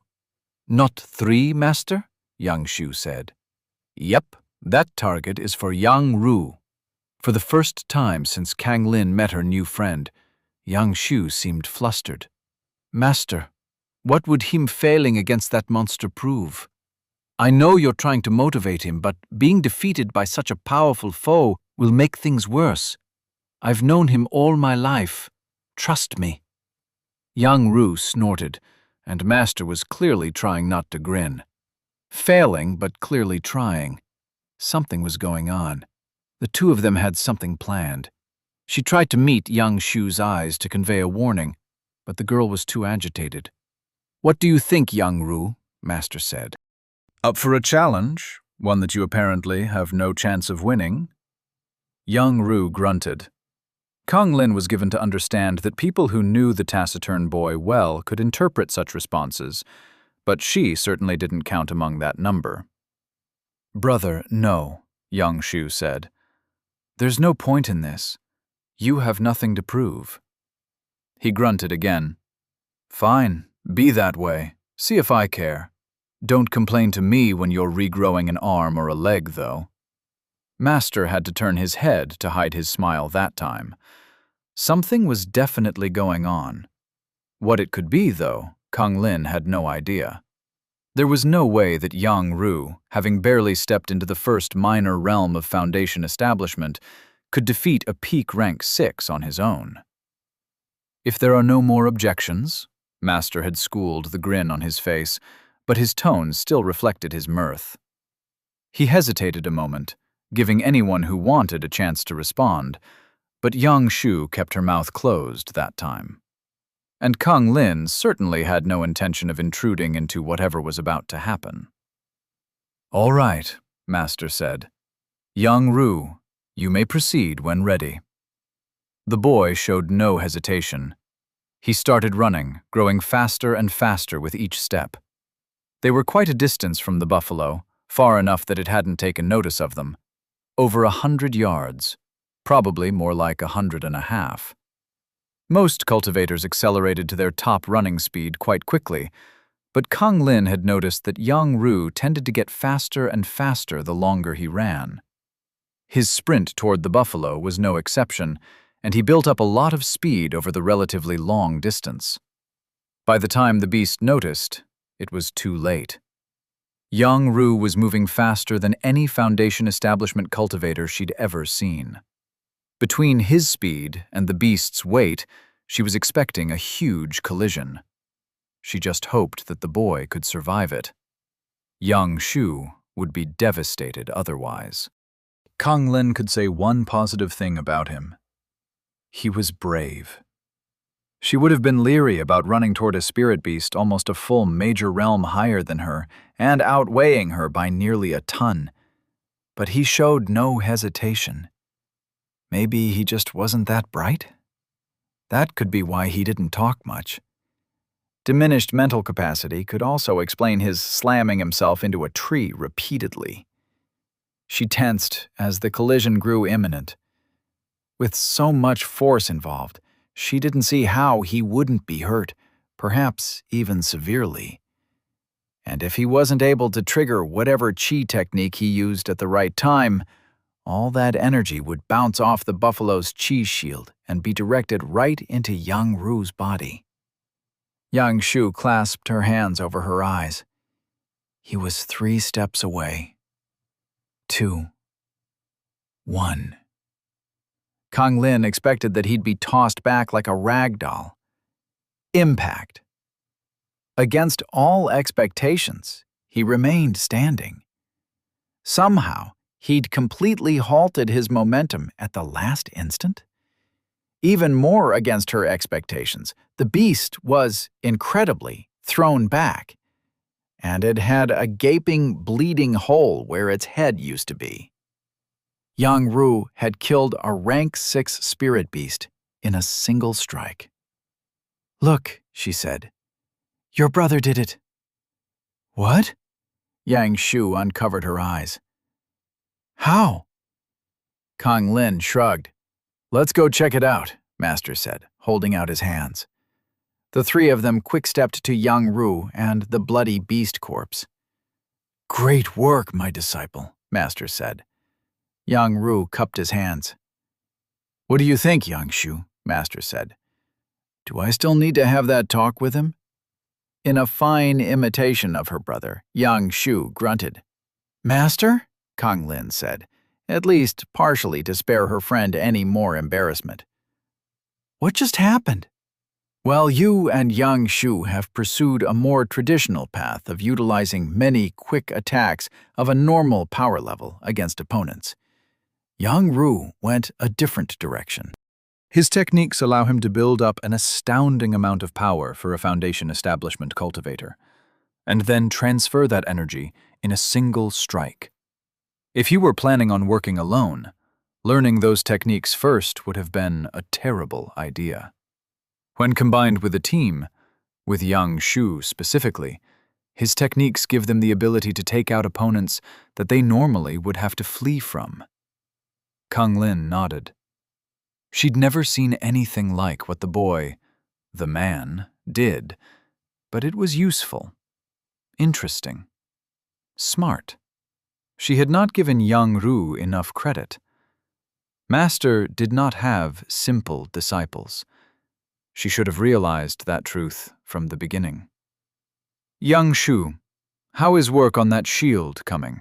Master said. The girl grimaced. "Slower than I'd like, Master." "That's okay. You're still making progress. I mean, not as much progress as your brother, who's already reached small success with both his techniques, but progress nonetheless." Kang Lin had never seen Yang Ru grin so widely. He noticed her looking at him and stepped closer. "Kang Lin, will you go on a walk with me?" Chapter 128. Strong enough? It took the entirety of Benton's self-control not to burst out laughing at Yang Shu's expression when he told her that Yang Ru had passed her. Nothing like good old sibling rivalry to spur his disciples to greater heights. The boy had really impressed him, though.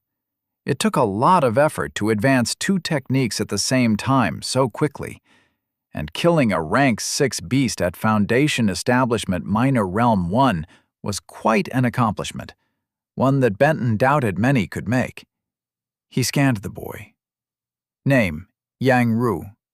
Affiliation, Rising Tide Sect. Age, 15. Cultivation, Foundation Establishment, Minor Realm 1. Chi available, 2,968. Body cultivation, Bronze, Minor Realm. 7 techniques. Chi gathering, Foundational Archery Essentials, Small Success. Foundational Spear Essentials, Mastery. Stone Skin, Mastery. Techniques. Foundation Establishment. Inevitability. Small success. Total Momentum Transfer. Small success. Spiritual Roots. A. Chi aspect. Low viscosity lava flowing down Mount Burning Thunder. Just when he thought he couldn't be any more impressed by his disciple, the boy exceeded expectations again. "Kang Lin," Yang Ru said, "will you go on a walk with me?" It had been a long, long time since Benton had been in a position to ask a girl on a date. But he remembered how much courage it took to ask a question like that one. The way things were going, great-grandkids might be in his future. He mentally pumped on the brakes. Hopefully his far future, several years at least. There was no hurry for such a thing. After taking young Shu back to the wood with the first trip, and the two potential lovebirds with the second, Benton turned his attention to his gains over the last several days. Techniques had been a loser, as no one besides Yang Ru had a significant advancement.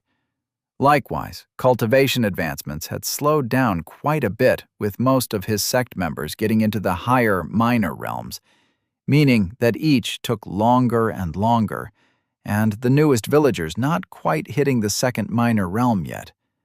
Of course, the time between advancements sped a little by so many taking advantage of the wood's higher chi density. The 6 harvesters, at least, advanced from minor realm 4 to 5. Body cultivation was the star of the show. Besides the twins and Zhou Qian advancing to the 7th minor realm of bronze, 30 sect members had reached minor realm 1, 20 minor realm 4, and 10 minor realm 5. All those improvements made Benton feel a lot better about their chances of surviving the beast tide. The improvements also added another 14 points to his personal total, giving him 18 overall when combined with the remainder from his previous spend. He'd already mastered all the techniques he'd decided to purchase, but working with young Shu had pointed out a weakness: stealth. She was able to detect his exact location way too easily. By spending 8 points, he could create a layer around him that blocked sight, sound, and smell. Even better, knowing that his disciple spotted hidden spirit beasts by identifying voids, his technique could be tuned to match the surroundings, eliminating that particular vulnerability. Combined with his invisibility to spiritual sense, he'd be undetectable. Well, to someone at Foundation establishment. To hide from golden core cultivators, he'd need to supercharge the chi aspects used. His mastered concept of illusion could handle the visual part of the technique, but he'd also need to spend 16 each for sound and smell. And if he were committing that far to stealth, he might as well go all out to include a perception technique to maximize his information-gathering capabilities. He wasn't sure, but he didn't think that illusion would work as well for something seeing long distances as light or vision or something similar would. Another thought had occurred to him, though. At some point, he needed to advance both his mind and soul cultivation, at least to the start of the second major realm, and he also needed to buy knowledge of both of those to guide his sect members. Thus, he created a new table: Stealth 8, Sound Concept 16, Smell Concept 16, Perception 8, Light/Vision Concept 16, Soul Cultivation 11, Knowledge of Soul Cultivation 4, Mind Cultivation 11, Knowledge of Mind Cultivation 4. He honestly felt like he'd earn all 94 points soon, and besides that, it was nice to not feel that any of the purchases were pressing. Stealth, along with the 2 concepts needed to supercharge it, was definitely a nice to have, but his combat build wasn't centered around hiding or scouting. Likewise, mind cultivation wasn't a huge add for him.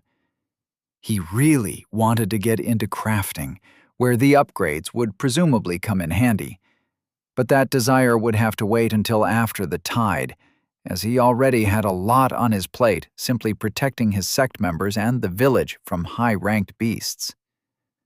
Soul cultivation was a much direr need. There was no telling when, or even if, he might encounter demonic cultivators.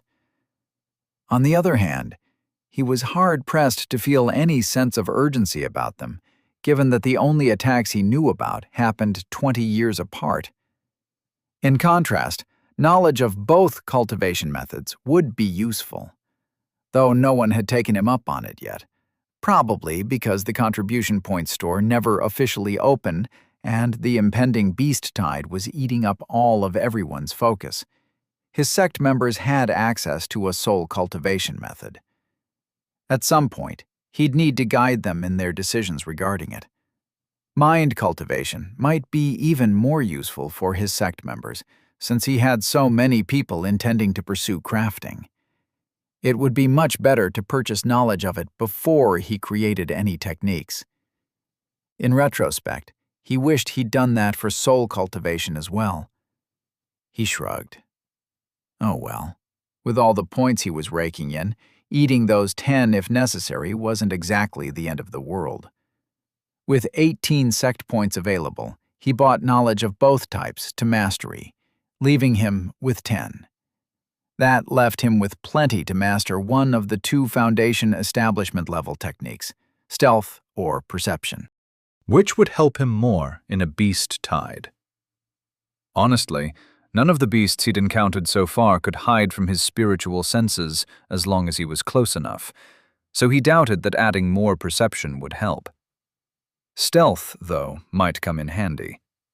Tides were created by a single high-rank spirit beast, driving other creatures to do its will, and could not be ended until that big boss was defeated.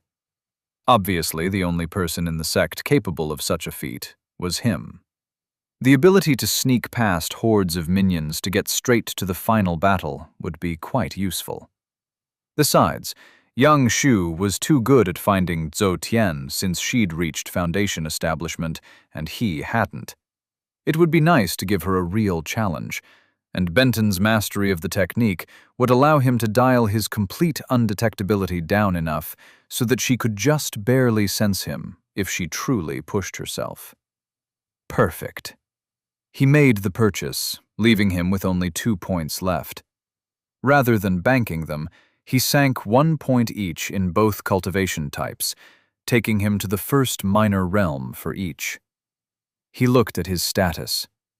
Sect name, Rising Tide. Sect members, 212. Disciples, 57. Sect points, 720.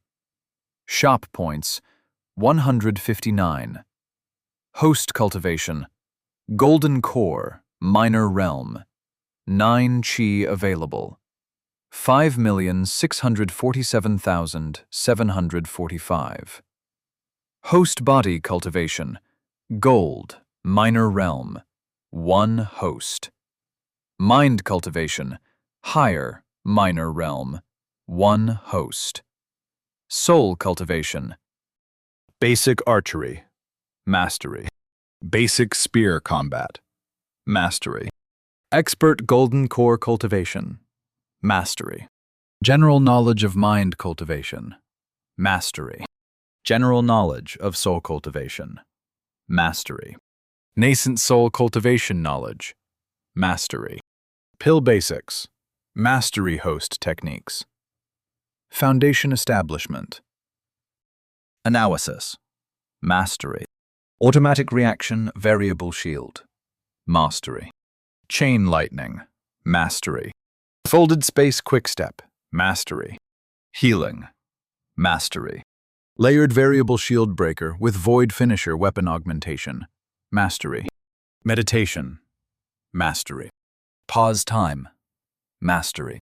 Seeking Speeding Arrow, Mastery. Stealth, Mastery.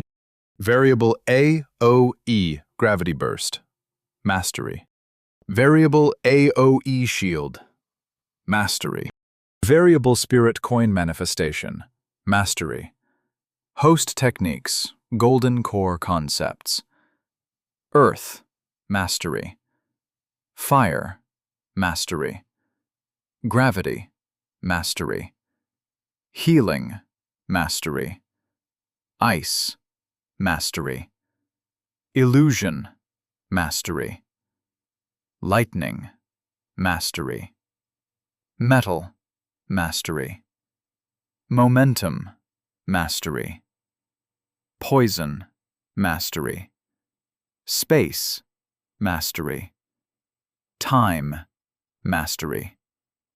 Void, mastery. Water, mastery. Wood, mastery. Menus, cultivation method, technique, quest, perk, advancement, shop, sect. He tensed as he locked in the 2 cultivation changes, but there wasn't much of a difference. He experienced neither pain nor anything that felt like the expanding of his mind or soul.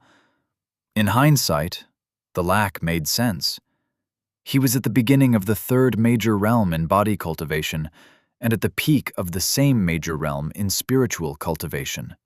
Comparatively, his gains in mind and soul had been like sticking the very tip of his toe into the water instead of being fully immersed like he was with body and spirit.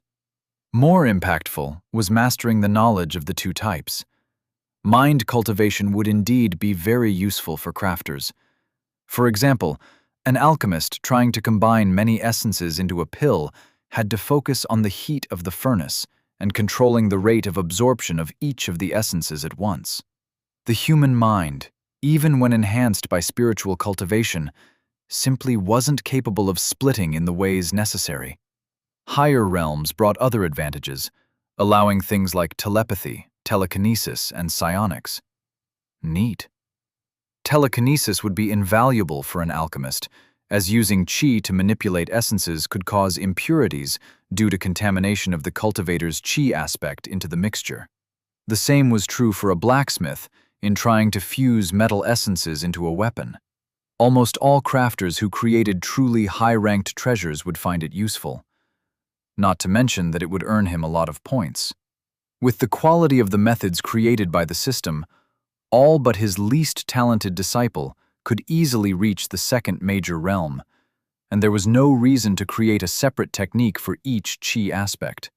There might be some minor benefit for creating 1 method per craft, but he'd have to consider that issue. He'd selected a very broad expertise of the cultivation type as a whole, so the knowledge for each realm was somewhat rudimentary compared to the expertise provided by his spiritual cultivation techniques that focused on a single realm. Still, even if he had to create 1 method per pavilion, he'd end up making lots of profit, considering the sheer quantity of sect members who'd end up using each one. For the moment, though, his sect members were better off preparing for the beast tide by advancing their spiritual cultivation or becoming more proficient with their weapons. He moved on to considering what he'd learned from the other knowledge technique. Soul cultivation appeared to have 3 benefits. 1, as Benton had already been told by the system, was protection against certain attacks. What he didn't know was that it protected from other types than just draining by demonic cultivators. For example, there was something called a goo worm that allowed rival cultivators to possess one's body. Soul cultivation helped in resisting such possessions. 2, it anchored oneself. Benton wasn't entirely sure what that meant, but something like if someone tried to influence your personality to control you, that feature increased one's resistance, or something. It sounded important. 3, it gave one some minor amount of control over reincarnation. That was useful.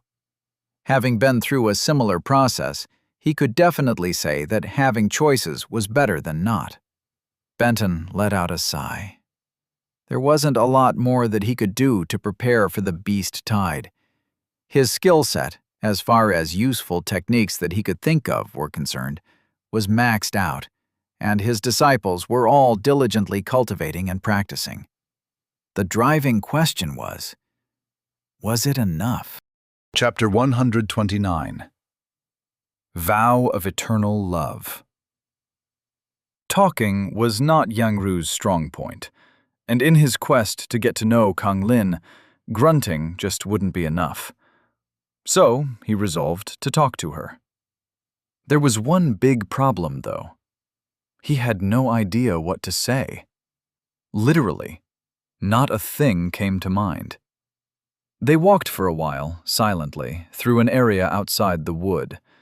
Master had swept it for beasts earlier, so they didn't expect to encounter anything. Yang Ru almost wished they would. It would have given him something to talk to her about. Occasionally, she would look at him expectantly, and he'd open his mouth. Nothing would come out, though. Finally, he could take it no more. "I don't know what to say." Kung Lin grunted. He stared at her for a moment before the absolute absurdity of her response hit him, and, unable to resist, he started laughing. And laughing. She joined in, and they both lost control. Eventually, their hysterical response drained some of the tension and awkwardness that had previously hung between them. With the pressure off, he felt a lot less stifled. He found his voice. "Thanks for that." "No problem." They grinned at each other for a moment before her face grew serious. "I have to confess," she said. "I'm having trouble figuring out what is going on in your head." He shrugged. "There's no pressure here. Both our master and grandfather have been very clear that anything that does or does not happen between us is solely up to us." Young Ru nodded before opening his mouth and snapping it closed again before saying anything. "Whatever it is, just say it." "Talk to me," Kung Lin said. He sighed. What is it you're looking for?" Left unsaid was whether or not he could possibly fill that role. "Looking for?" "In a partner." "Ah." It was her turn to sigh. "Honestly, I don't know. For the good of the sect and the family, I'm expected to find a man with good talent, so that my children will have a chance of being better than me." She paused. May I ask what the rank of your spiritual roots are? He frowned, not knowing if that information was sensitive enough that Master would rather it not be revealed. "You don't have to tell me," Kung Lin said. "No, it's okay." He figured that since she too was Master's disciple, he didn't need to worry about secrets. "I'm an A-." Her eyes went wide. "Then why are we even doing this? Why would you even pretend like we can be partners?" Yang Ru had no idea what she was talking about, so he grunted. She didn't laugh that time. Instead, she turned away from him, clearly upset. He'd only answered the question she'd asked of him, and he hadn't lied. Her reaction made no sense. "I don't understand," he said. "I thought we were doing this to get to know each other. What changed?" "What changed? What changed? You tell me you're top tier, and you ask me what changed? If I thought you were lying, but what changed?" Well, at least her response clued him in on the root cause of the issue. She apparently hadn't expected his roots to be that highly ranked. The relevance escaped him. "Is that a problem?" he said. "I thought you just said you wanted someone with good talent." He was so confused.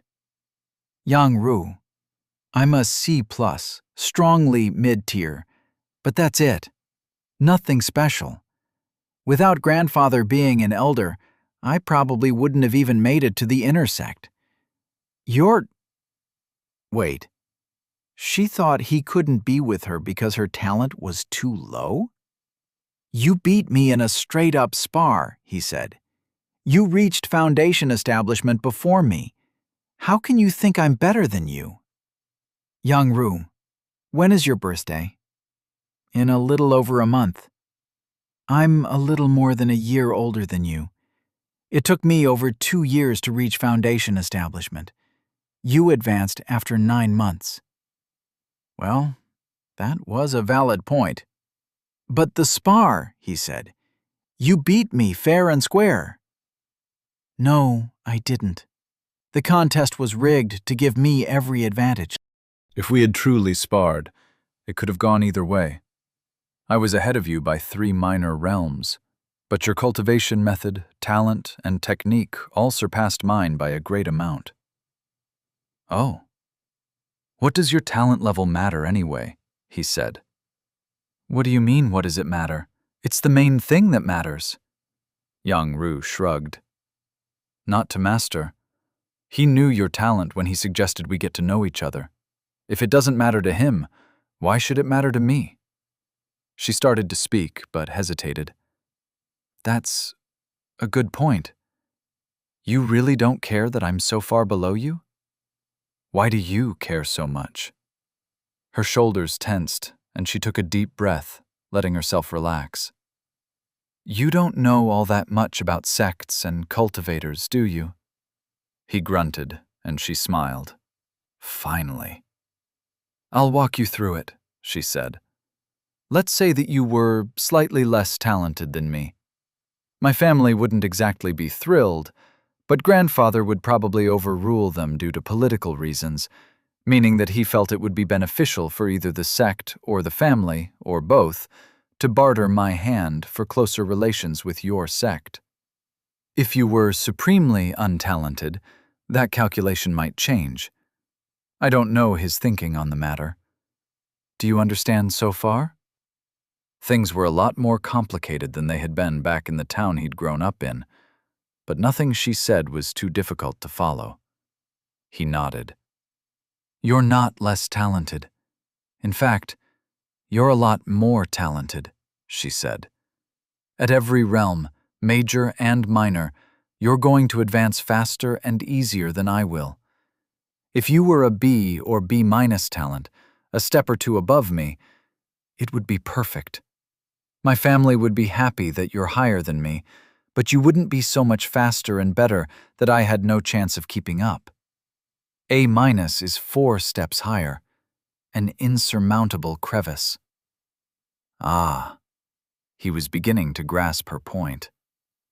When I reach Golden Core, you'll still be in Foundation Establishment. Under the best of circumstances, I'll be a year or so behind you. That's assuming I don't bottleneck, which is much more likely to happen to me than to you. And with my relatively low talent, my chances of even reaching nascent soul are in the single digits. Even with Master's cultivation methods? She tapped the side of her forehead for a moment. Well, maybe 20%? 30 tops? It's hard to say. And you wouldn't want to see your partner advance so far without you. Would you? She said. He could definitely see how that would be a source of tension in a relationship. It seems like an awful lot of worries being built on ifs and maybes. True, but this is how we're taught to consider such matters in the sect. What about how you feel? He said. That consideration is of some importance. She paused. Honestly, it's like a checklist. At the top is whether the prospective partner is in the right talent range.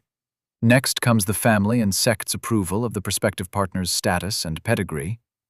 Third is whether or not I can get along with him. If any of the 3 is negative, then there's no point going any further. If all 3 are positive, then it's pretty much a done deal as long as he agrees. That sounds cold. Is your expectation different? She said. Where I grew up, my family and the girl's family and the elders would take out temperaments as a prime consideration. Most of the matches they chose ended up happy with the arrangement. That's nice, but honestly, it's the viewpoint of a peasant. In a sect, one's first consideration is the sect, and the second is the family. Personal choice is only taken into account if the match is so onerous as to cause serious problems. Better to not marry than for a blood feud to develop. Her voice slipped into bitterness during that explanation. You don't sound happy about that, he said. That's because I'm an idiot who has read way too many silly romance stories. She barked out a laugh. Truthfully, I'm starting to feel like the protagonist of one of those. A top-tier talent with a mysterious master is somehow interested in me. We both know we face incredible odds. How will our cultivation paths align? Can our growing love stand when you ascend to immortality, leaving me behind?" He grinned. "Maybe my love for you is so great that I sacrifice my chance at immortality." "But I couldn't let you do that," she said. "So tragically, I will try to end my own life." "But how could I let you do that? I shall rescue you at the very last moment."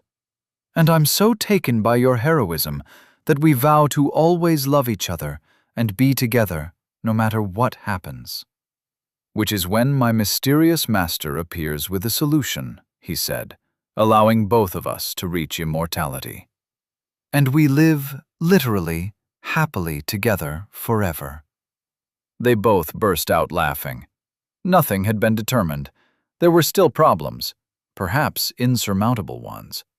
But he did feel like he knew her a lot better than at the start of their walk. That result was enough. For the moment. Chapter 130. Time and Tide. Wait for no man. Beast tides had a number of distinct phases.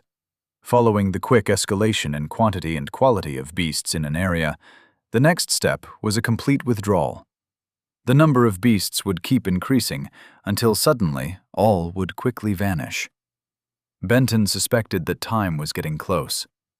4 days later, he was guarding the sect members cultivating in the wood when it happened. All the spirit beasts in range of his spiritual sense ran back toward the mountain. The process took a while, since some of the creatures were faster than others, but within a couple of hours, none were left. Rank 1s, 2s, all the way up to 6s. It didn't matter. They were all just gone. The pressure on him and the sect to finish up preparations intensified greatly. They had a week, 2 at the most, before the tide hit. Oh well, they'd known it was coming. Now they were out of time. At least they wouldn't have to wait much longer with the pall of it hanging over them. What to do? What to do? Benton started with consolidating the gains he'd gotten over the last several days. Since he'd last checked his status, only Yang Shu had made any progress on her techniques, finally advancing her shield to small success. The failure of the others made sense, though. Most everyone was working on trying to get to large success by that point. To reach that level could take months, and rarely less than weeks. His other 2 sources of points yielded much better news. The third set of 50 villagers had all advanced from Minor Realm 1 to Minor Realm 2, giving him 50 points. Body cultivation gave him an even higher total, with the twins and Zhou Tian reaching Bronze Minor Realm 8. 10 members of the Martial Pavilion and the 20 village guards making Minor Realm 5, and 30 other volunteers attaining Minor Realm 2. All told, his increasingly physically imposing sect members gained him 63 points. Combined, he'd increased his sect points by 114 in those 4 days. Not bad. Not bad at all. That gave him 22 to spend to make himself even more powerful, which was way too few to do much. He chuckled softly, remembering how awesome it had been back in the beginning to earn even a single point. How things had changed. Honestly, to be prepared for the tide, he needed to buy perception to mastery and do the same for the concepts to supercharge that technique and stealth. To accomplish that power-up, he'd need 56 points total, 34 more than he had. Correction, 34 more than he'd arbitrarily allocated for himself. His overall sect point total was sitting at a nice and healthy 834. He had no idea how he'd spend 834 points if he wanted to. A unique cultivation method for every sect member? Well, that particular extravagance would bankrupt him right quick. But the point was that he could well afford to spend whatever it took to keep the sect and village safe during the tide. What else should he do then? Neither more concepts nor advancing mind or soul cultivation was likely to help him in his current situation. But he needed to do something. Anything. He racked his brain. Was there another spell he could use to wipe out spirit beasts? Between his main attack spell, the Gravity Burst, and Chain Lightning, he felt he had attacks covered. As long as he was in the village, he couldn't imagine any beast threatening his people. The problem was that he'd have to leave the village at some point. The danger of having the villagers and sect members be attacked by lower-ranked spirit beasts was much less than the potential devastation that a fight between him and a true monster might cause, as they both threw massive chi techniques around. He needed a way to protect his people when he wasn't in the village. Benton slapped his forehead. He was a complete idiot. It was time to start thinking like a real sect leader, one who didn't rely solely on their own power and that of their sect members.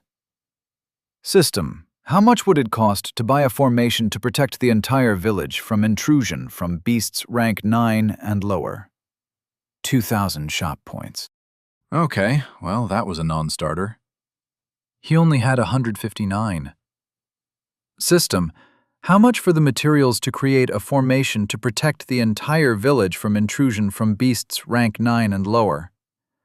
Assuming the formations were carved into the orange vigor spirit wood used in creating the wall surrounding the village, and peak golden core materials were used in the crafting, the cost of materials, including a template for the formation in question, to create such a defense is 54 shop points. Ouch! That was still very expensive, but doable. System: what techniques would I need to master to be able to create such a formation? Knowledge of rank 1 formations, Chi gathering. Knowledge of rank 2 formations, Chi gathering. Knowledge of rank 3 formations, Chi gathering. Rank 1 inscription, foundation establishment. Rank 2 inscription, foundation establishment. Rank 3 inscription, foundation establishment. Rank 1 formation construction, foundation establishment. Rank 2 formation construction, foundation establishment. Rank 3 formation construction, foundation establishment. Mastery of Chi concept, earth or ice recommended, already purchased. Wow. 3 Chi gathering techniques at 4 each equaled 12, and 6 at foundation establishment came to 48. 60 total. Expensive. System: do I really need a separate technique for each rank?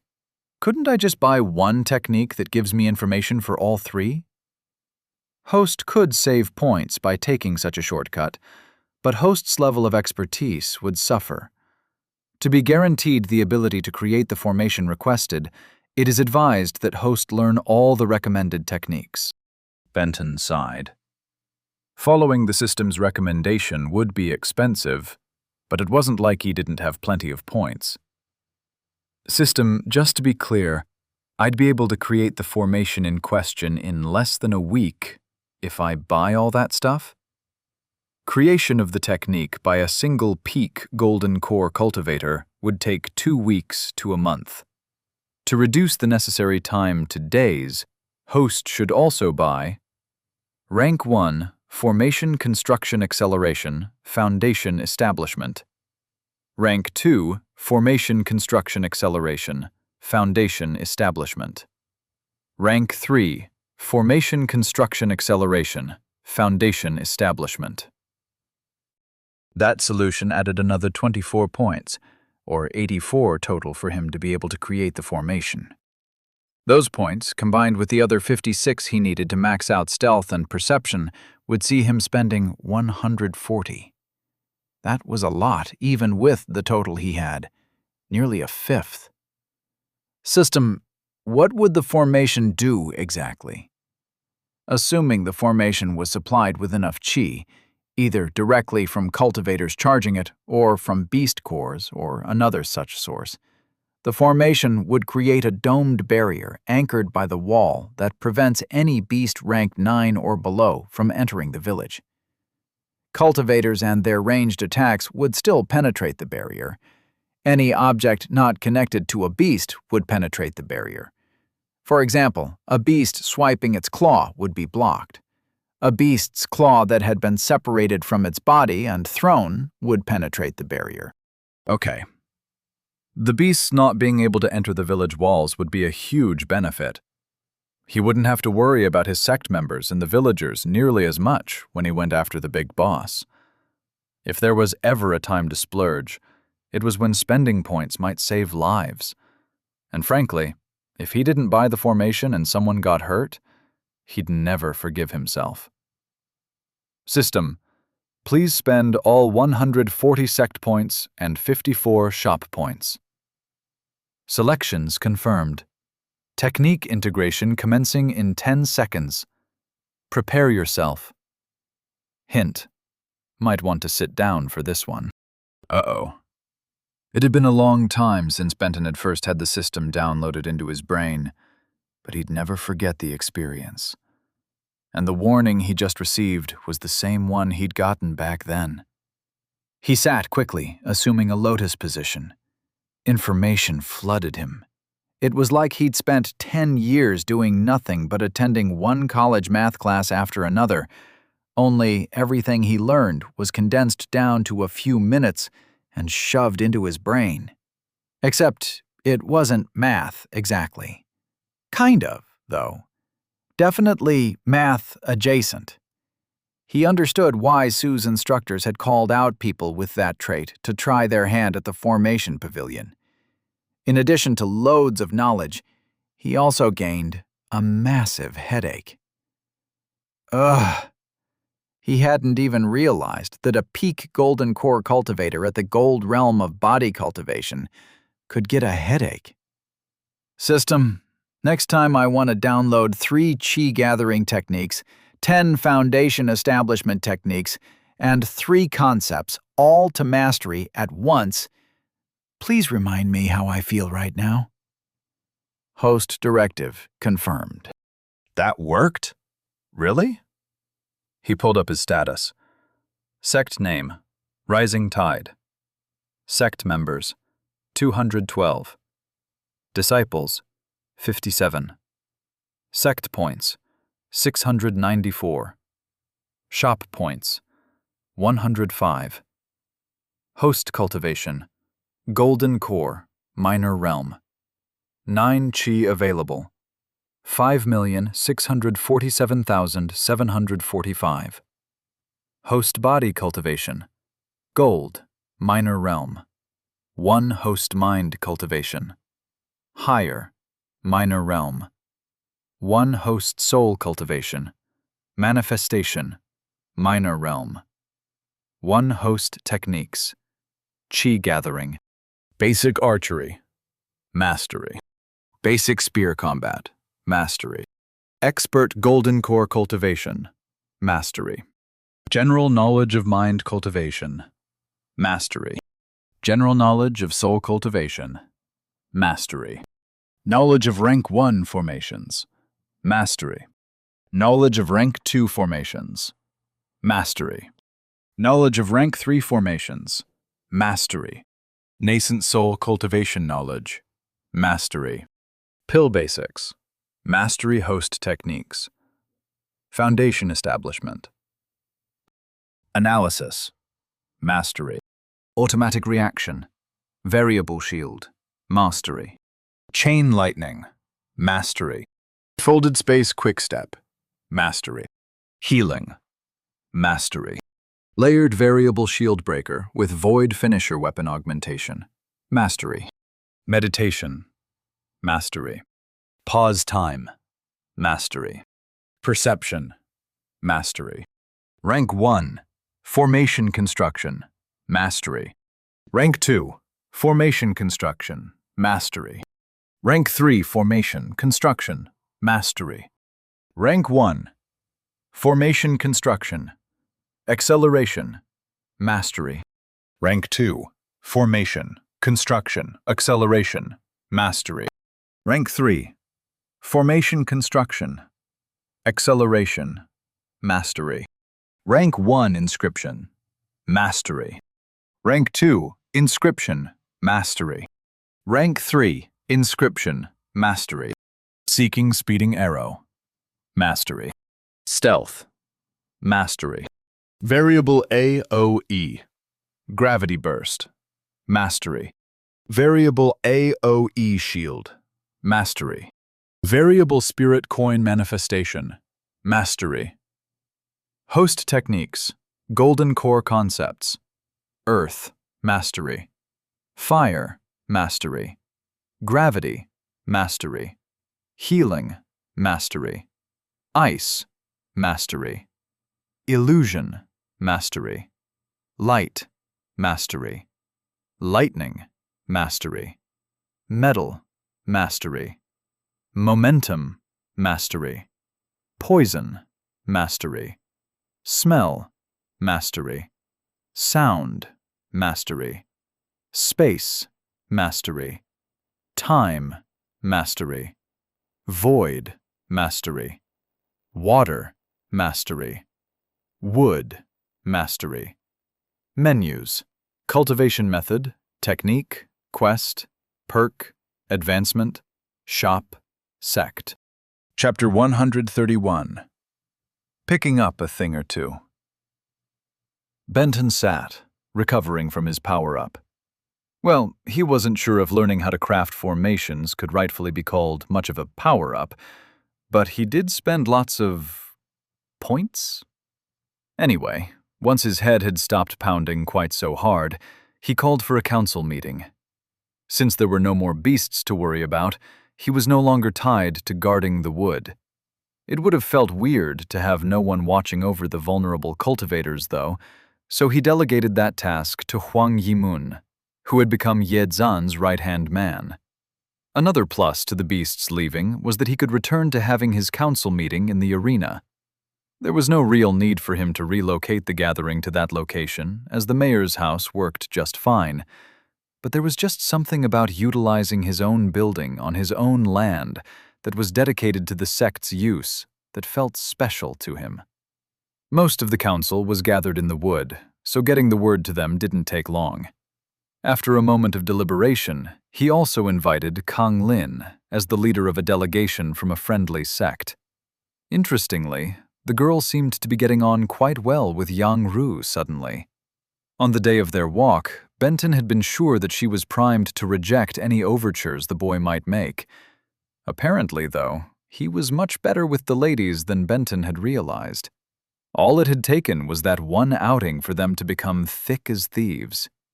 The culture was obviously much different than the one Benton and his children grew up dating in. There was not even a hint of physical contact between the couple, not even something as innocuous as holding hands. They just seemed to be enjoying each other's company a lot.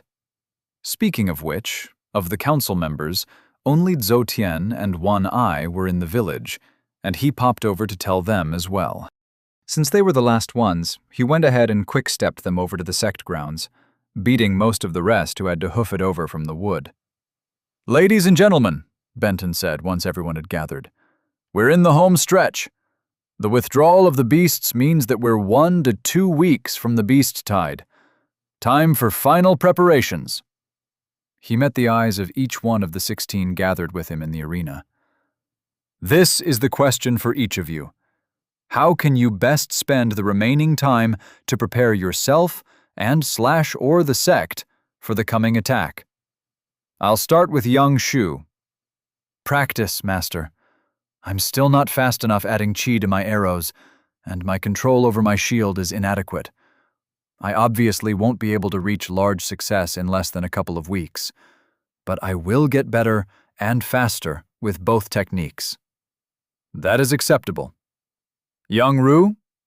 "My use of my current 2 techniques is sufficient to do what I need with them, so it's time for me to get a shield, Master. The goal is to reach small success with it before the tide." The combination of the boy's physical enhancements from his spiritual and body cultivation made him tough, but not enough to withstand punishment from a rank 6 during an extended fight. A shield would help a lot with that, even just at small success. Benton called up the appropriate menus and soon pulled the new jade slip from his ring. Good. Here. Peng Zhen, figure out the charge for a foundation establishment level technique and deduct it from Young Ru's total. Yes, master. Deciding to get responses from the twins first was easy. Choices got tougher after that, but he definitely wanted to complete all the more martially inclined members first. Zhoutian, Benton said. That's not enough time for me to reach Minor Realm 7, Master. I'm close on both my techniques, though. Large success for daggers and mastery for hide presence. I will definitely reach my goal with the weapon skill within a week. Good. I wish young Xu or I could help you train hide presence, but we'll both be too occupied with other endeavors. You're welcome to request assistance from any of the guards who took a perception technique. Understood, Master. Yedzan? The guard captain frowned. It's too short a time to advance my cultivation, Master. I'll focus on techniques and group training exercises. We haven't done many of those in the last month, and we'll want to be sharp for what's coming. Acceptable. Ho Yaju? The former wagon driver who'd stepped up so well into a leadership role during the journey to the village hadn't done much to distinguish himself since. He was, however, heading one of the 2 teams of sect guards, and there had been no complaints about his leadership. Techniques, Master. Good enough. Zi Delan? May I have permission to cultivate more than 10 hours per day, Master? Benton stared at the former gang leader from Vermilion incomparable Raintown. There was a reason for the limitation, as too much daily cultivation in the lower and mid-chi gathering minor realms could stress a cultivator's channels, and the boy was only in the 5th minor realm. Give me your hand, Benton said. Zi Delan, of course, complied immediately, and Benton examined the boy's cultivation. The lack of talent was making him advance slowly, but the foundation he was forming was in good shape. Just until you advance to the 6th minor realm, or until the beast tide, whichever comes first. Benton paused. Also, come see me in a week to let me check your progress again. Yes, Master. Kang Lin? The girl's face alternated between amusement and complete consternation. Benton was pretty sure that no other sect practiced status meetings the way his did. She caught on pretty fast, though, and didn't hesitate at all with her answer. Techniques, Master. Benton couldn't help but grin at her excitement. Excellent. That completed reports from all his martially oriented leaders. Zhongwen? I won't be able to get my bow technique to large success, Master, but every hour of practice I can squeeze in should help. That it will. Wan Ai? She looked over at Zhoutian, who gave her an encouraging smile. This lowly one will continue preparing baths, Master, and there is a small chance that advancing to the 8th minor realm is possible. That brought up a tough issue. Should he tell her to focus on herself, or to keep preparing the baths? The twins and Zhoutian had almost reached the peak of bronze, but all the others were far from that milestone.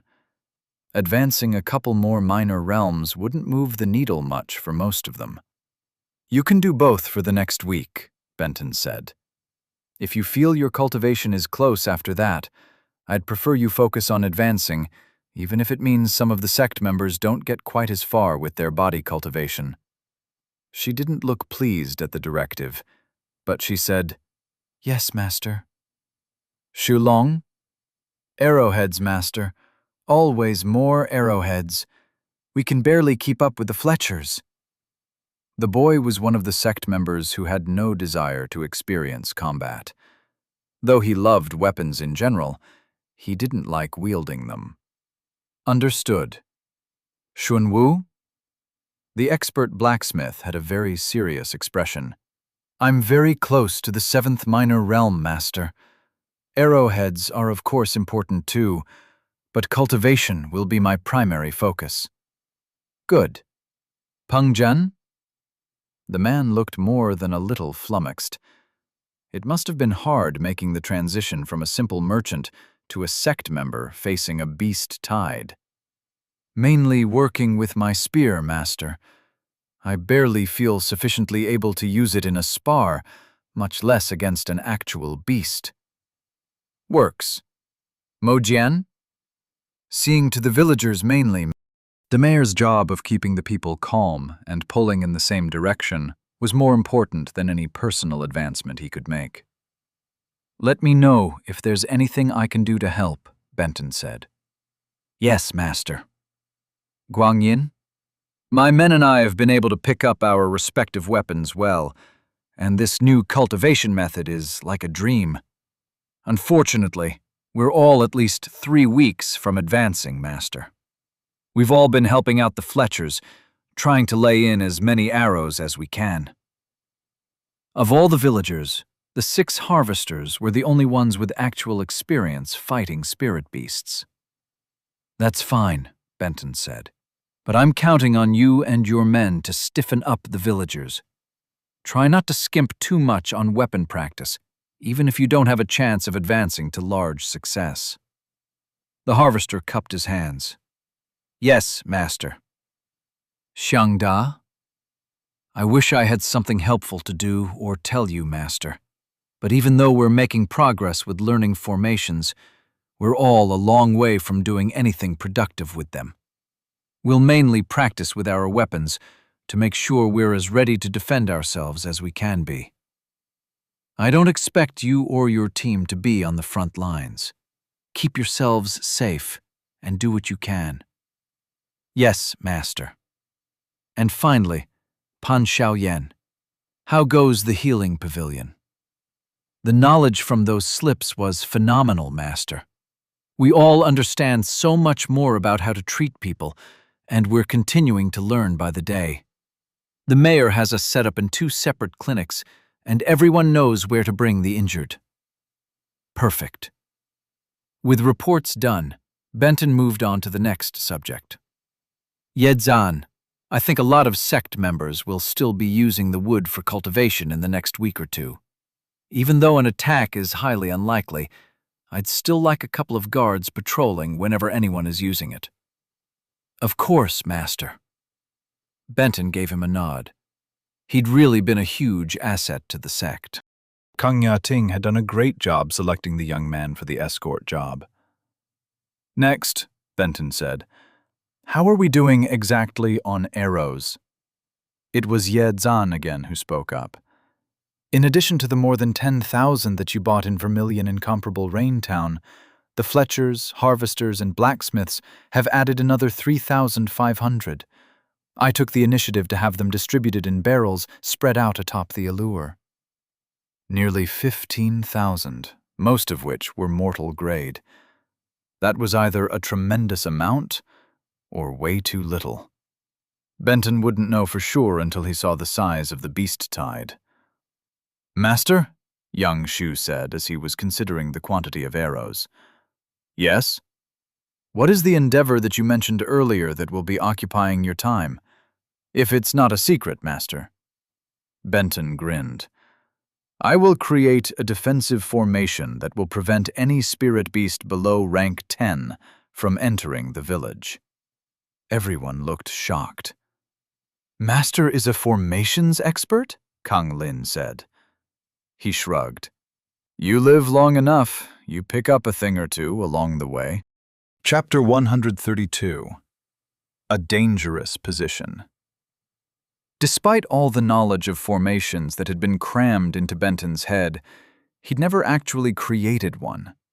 From experience, he knew that converting the system's downloaded skills into actual, concrete abilities meant practicing. To that end, he acquired some scrap orange vigor spirit wood left over from building the sect wall. Before the planks and posts were assembled into sections, each piece had to be alchemically treated. Thankfully, the baths for that purpose were reusable, and the village still had a large supply from the days of the Righteous Rain sect. Apparently, the sect cultivators had made absolutely huge batches of the stuff at once because they all hated having to deliver it to the village. Their laziness was Benton's gain. At some point, of course, they'd run out, and he'd have to recreate the formula and have his own alchemy pavilion begin producing the stuff. They were fine for a while, though, definitely long enough to complete the wall around the initial 5 acres he had planned. The wood was already highly resistant to physical damage in its natural state, and the treatment greatly enhanced its resistance to damage caused by chi-based attacks. And, unfortunately, the wood considered any attempt to mar its surface as an attack, including inscribing it for the purpose of creating a formation. Thus, even with the high-quality inscribing tool provided by the system, even making a mark on the wood was a bit of a pain, requiring a great deal of constant pressure. Any deviation in the depth or width of the inscription caused an inefficiency in the formation, and enough inefficiencies might result in the formation being too easy to defeat or for it not to work at all. The problem was that he had around 3,000 linear feet to inscribe, and close didn't count. If he didn't complete the full circuit of the wall, the entire effort was worthless. By the same token, a formation that was too inefficient risked failing completely. Benton quickly came to realize that his chosen endeavor was going to be a massive pain in the butt, requiring him to meticulously carve 24 hours a day for almost a week. He wouldn't say he typically struggled with immersing himself in a task or keeping his attention on something for a long time, but the extreme intensity and length of focus required to inscribe a formation around the entire village was a bit much. There was no help for it, though. Unless the coming beast tide was the weakest, lamest one in history, the area surrounding the village wall would be simply teeming with beasts, all seeking to kill the people within. The formation was the only way to keep his sect members and the villagers safe. So, he practiced, and practiced, and practiced. By sunset, he could consistently create defensive formations on the scrap wood that his analysis skill judged to be low earth grade. Which wasn't bad. He couldn't have honestly expected to pick up the skill in a day and produce heaven-grade results. Even if he figured on a slight degradation to his giant formation due to fatigue and boredom, he should still be able to hit low to mid profound grade, which should perform in a perfectly acceptable manner. Okay, with that goal in mind, he started toward the gate. Only to stop suddenly. Wait, what was he thinking? Since when was low to mid profound grade acceptable? From Sue's memories, mortal grade was pure crap, produced by novice crafters and suitable only for use cases in which quality simply was not an important consideration. In contrast, profound grade was what the majority of cultivators used. The quality was sufficient not to be destroyed too easily, and the cost was quite reasonable. Earth grade was reserved for experts that had the resources to pay for the best. Heaven grade was a legendary existence, rarely seen by most common cultivators. So yeah, profound grade was perfectly acceptable. For a common cultivator. Which Benton most definitely wasn't. He was a cheating cheater who cheats. How was he supposed to keep his image as an expert old monster if he churned out profound grade formations? There had to be a way to use the system to boost his results. System, how many points to integrate my extensive knowledge of formations with my analysis skill to be able to quickly and easily detect flaws? 8 sect points. Honestly, that amount was exactly what he was expecting, and the upgrade was totally worth it. Sold. System, please confirm the selection. Host has upgraded analysis to detect flaws in formations. Host has 680 sect points remaining. Benton looked at one of his low earth grade defensive formations with analysis active, expecting any flaws to become immediately apparent, but nothing seemed different. He was about to ask the system what the deal was, but instead took a moment to think about the problem. Formations worked by channeling chi through pathways to create distinct patterns. If he were to think of it as a software program, the pathways were the code, and to figure out where the bugs were, he had to first try to run the program. To that end, he used his Rank 3 formations technique to infuse a tiny amount of earth chi into the formation, and sure enough, analysis took over from there.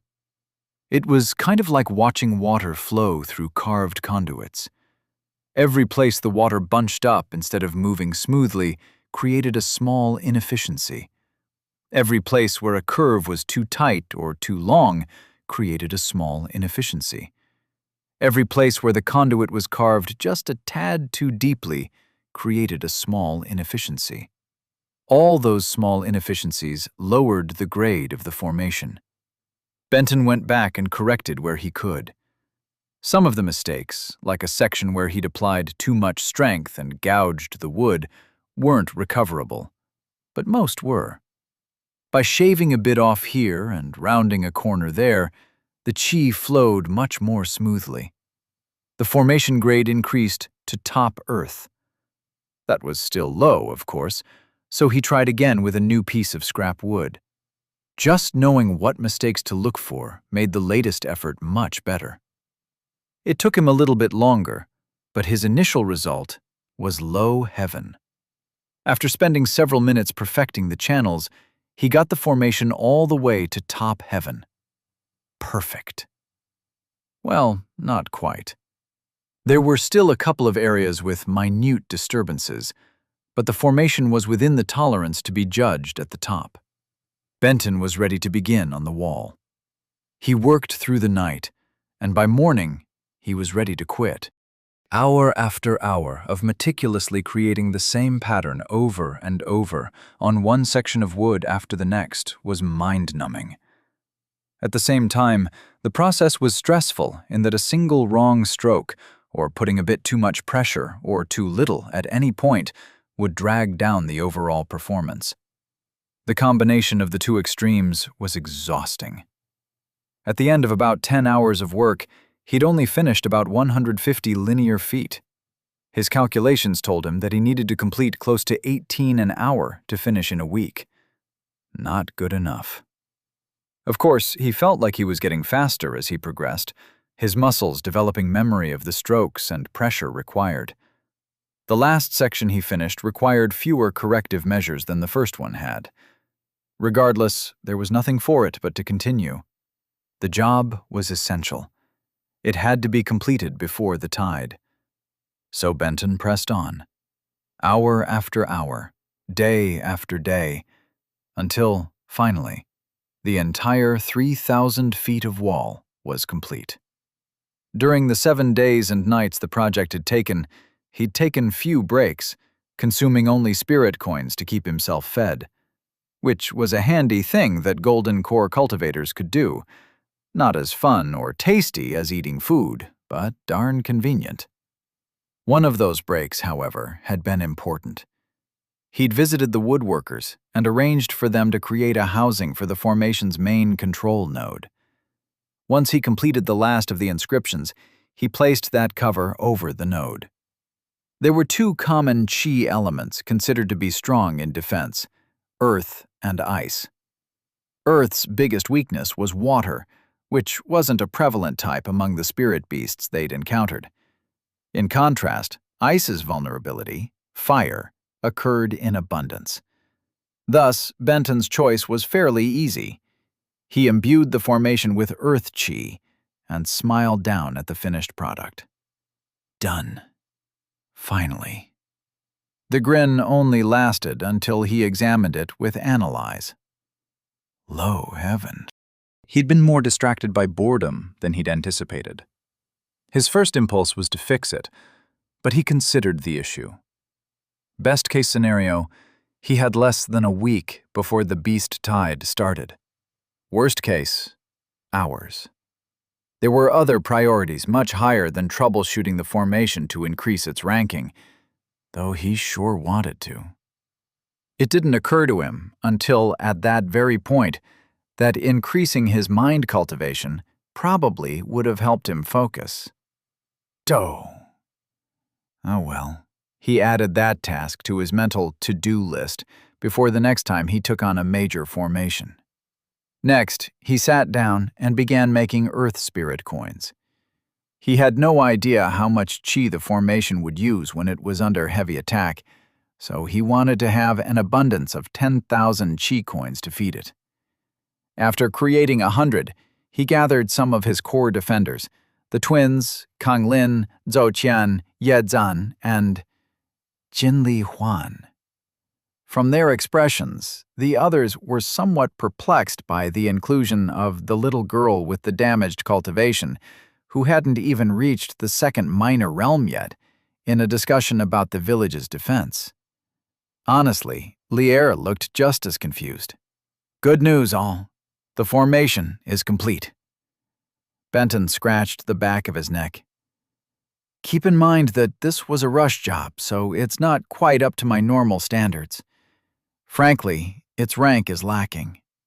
That's okay, Master, Yang Shu said. We all saw you working night and day to complete it. Speed was more essential than quality. Kang Lin grimaced. To an extent, of course, Master. The formation is at least low profound grade, right? Otherwise... Benton gave the girl his best, "What you talking about, Willis" face. Look, this is a little embarrassing, so I'd prefer you not tell your grandfather about it. But it's not unusable or anything.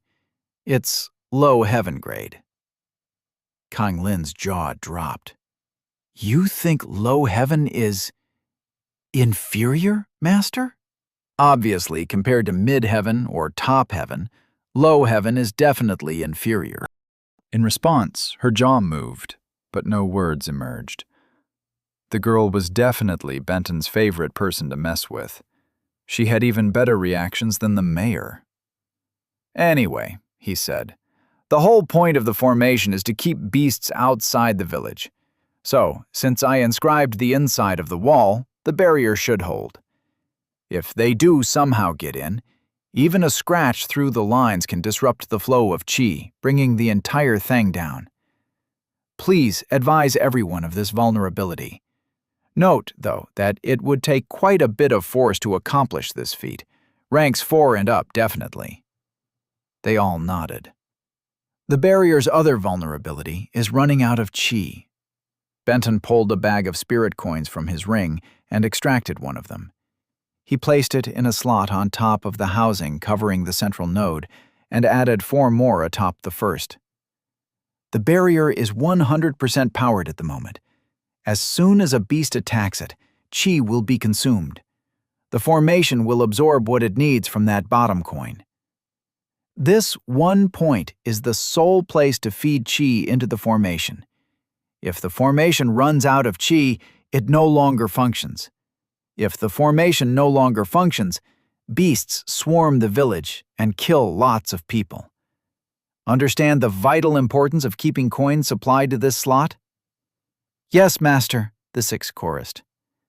Not only is the job important, it's dangerous, Benton said. A tremendous amount of chi is stored in the spirit coins used to feed this node.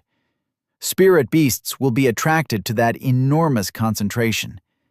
If they somehow make it inside the village, these coins will be a huge target. And if they can't get the coins, they'll go after the node as another high concentration. Both must be protected. Understand? Yes, Master. Benton got down on a knee to bring himself to eye level with Jinli Huan. I thought long and hard about who I could entrust with the important task of feeding spirit coins to the formation. There will be a lot going on. Yelling, fighting, maybe people dying. The person doing this job has to remember that there is literally nothing more important than keeping 5 coins in this slot. Who can I trust not to get distracted? Who owes the sect so much that they will dedicate themselves to not messing up this critical job? If he had his way, Jin Li Huan would have been transported to 6th Flawless Flowing City to wait out the beast tide in safety. But that never would have worked. If she was to be a part of the sect, she needed to be right there with her brothers and sisters defending the village. But she had no skills to do so. Feeding spirit coins into the slot took no special abilities, though. He just hated it that the position was so dangerous. "What do you think, Jin Li Huan?" Benton said. "Will you take on this important, dangerous assignment for the good of the sect and the village?" The little girl's eyes glistened. Yes, Master. "Good. I'm counting on you. We're all counting on you." He handed her the bag of coins. "I'll try to get you more of these before the tide starts. In the meantime, keep them safe." Yes, Master. A horrible thought hit him. Benton pulled a different coin from his ring. "This is what happens when you touch a coin to any part of your mouth." He touched the coin with his tongue. It immediately dissolved, flooding his body with qi. "That doesn't hurt me at all. Yang Shu, Yang Ru, or Kang Lin would find eating one of the coins you have to be unpleasant. Very unpleasant. If any other person in this village, even Wan Ai, who is farther along in her cultivation than anyone else besides the ones I mentioned, were to eat one of these coins, instant, painful death. Clear?" Jin Li Huan swallowed hard. Clear, Master. Benton met Ye Zhan's eyes. "Assign someone you trust to monitor this location. Protect it as long as is feasible. If it becomes no longer feasible to protect it, have them drag her to safety." Yes, Master. Ye Zhan said. I will protect her with my life. Benton almost objected, but stopped himself. Instead, he cupped his hands. Gratitude. He was putting Jin Li Huan in a dangerous position, but there were no safe positions in a beast tide. The best he could do for her was arrange for her protection. He just hoped it would be enough. Chapter 133. Tempting Fate.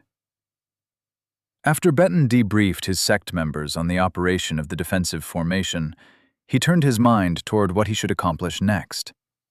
A council meeting seemed superfluous. The team had set goals and tasks a week prior, and nothing substantial had changed. As far as he could tell, everyone was on the right track. He also felt a lot better about the village's defense.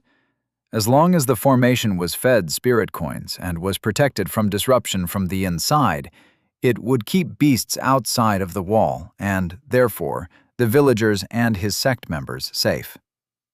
The only remaining task he had on that front was obviously creating more coins, but he'd make those during stolen moments. A handful here and there would add up. No, he needed to figure out the biggest weakness he could address and tackle the job of correcting that need. What was the sect's biggest vulnerability regarding the beast tide? Well, if not defense, the answer obviously had to be offense, especially for attacks on beasts at rank 4 and above, which made sense. Though the sect had over 200 chi-gathering cultivators to handle low-ranked spirit beasts, they had a grand total of 4 people in the entire village who could even deal damage to higher ones. And Benton was the only cultivator who could fight a beast more advanced than rank 6. They needed more firepower. His first thought was what he considered to be the obvious solution: a grand offensive formation to mirror the grand defensive one he just installed. Perhaps he could construct a tower in the middle of the town that topped the walls by enough height to give a great view of the surroundings. That might work. The formations he'd learned in mastering his techniques were all much simpler than what a grand formation would require. It was possible, of course, for him to create such a thing from scratch, but doing so would take both time and experimentation. Considering that he didn't know how long he had, it would be better to simply buy a custom design from the system that would be fed by spirit coins and automatically target any rank 6 or higher that came near. Upon thinking about the issue for a few more minutes, though, he soured on it. The problem, again, was time. Inscribing a simple formation to provide a burst of chi was relatively easy, but having it accurately target beasts added much complexity. Complexity meant taking longer to carve the channels. His best guess was that such a grand formation would take a minimum of 4 to 5 days to complete. He honestly didn't know if he had a day, much less close to a week. Benton wished he had come up with the idea to create formations sooner. No use crying over spilt milk, though. He could only move forward. Honestly, he didn't have time for anything complicated. He needed to think of a simple solution. The complexity arose mainly from targeting, though. So, an area attack? That would be nice. Adding a manual trigger and assigning a sect member to that task would make the formation simple, and it would destroy a great number of beasts with each activation. With no way to target high ranks, though, a lot of the chi expended would be wasted on creatures that could be killed with mundane arrows, meaning that the formation would need lots and lots of spirit coins each time it was triggered. He felt he could probably create enough coins to feed the barrier, but adding a lot more for an area attack might not be doable. Maybe something like a gun that a sect member could use to manually target beasts? What he envisioned would be pretty awesome, something like the gunner's station on a B-2 flying fortress. But again, it was complex. He didn't have time for complex. Okay, root problem analysis. What did he actually need? In simplest terms, a way to damage higher-ranked spirit beasts, which, in concept, was easy. His skills gave him access to any number of simple formations that converted chi to the equivalent of an explosive charge. The issue was targeting. Benton slapped his forehead. He was being an idiot. The method for delivering the chi already existed. The arrows his sect members would be loosing. He grabbed one from a nearby barrel. 5 minutes allowed him to inscribe a simple, mid-profound formation on the arrowhead and imbue it with almost 100 units of fire chi. Benton tossed it up to young Shu, who waited on the allure. "Shoot this at a tree or something. I want to see what happens." Benton leaped up next to her. Without questioning him, she complied with his command, smoothly loosing the arrow. The world was pretty darn flexible when it came to concepts. As long as a cultivator could reasonably imagine chi of a certain type acting in a particular manner, that action could be locked into a concept, which would supercharge the chi. Benton's concept of fire chi was more akin to his conceptualization of an explosion than it was the chemical reaction of combustion. Which, okay, was kind of limiting considering all the other things he could have done with fire, but at the time he'd developed concepts for a bunch of elements at once. And he liked explosions. That appreciation was good because an explosion was exactly what he got when the arrow impacted the tree young Shu chose. The mundane wood burst into fiery chunks, and a couple of the guards had to rush out to extinguish all the small flames before the entire area flared up.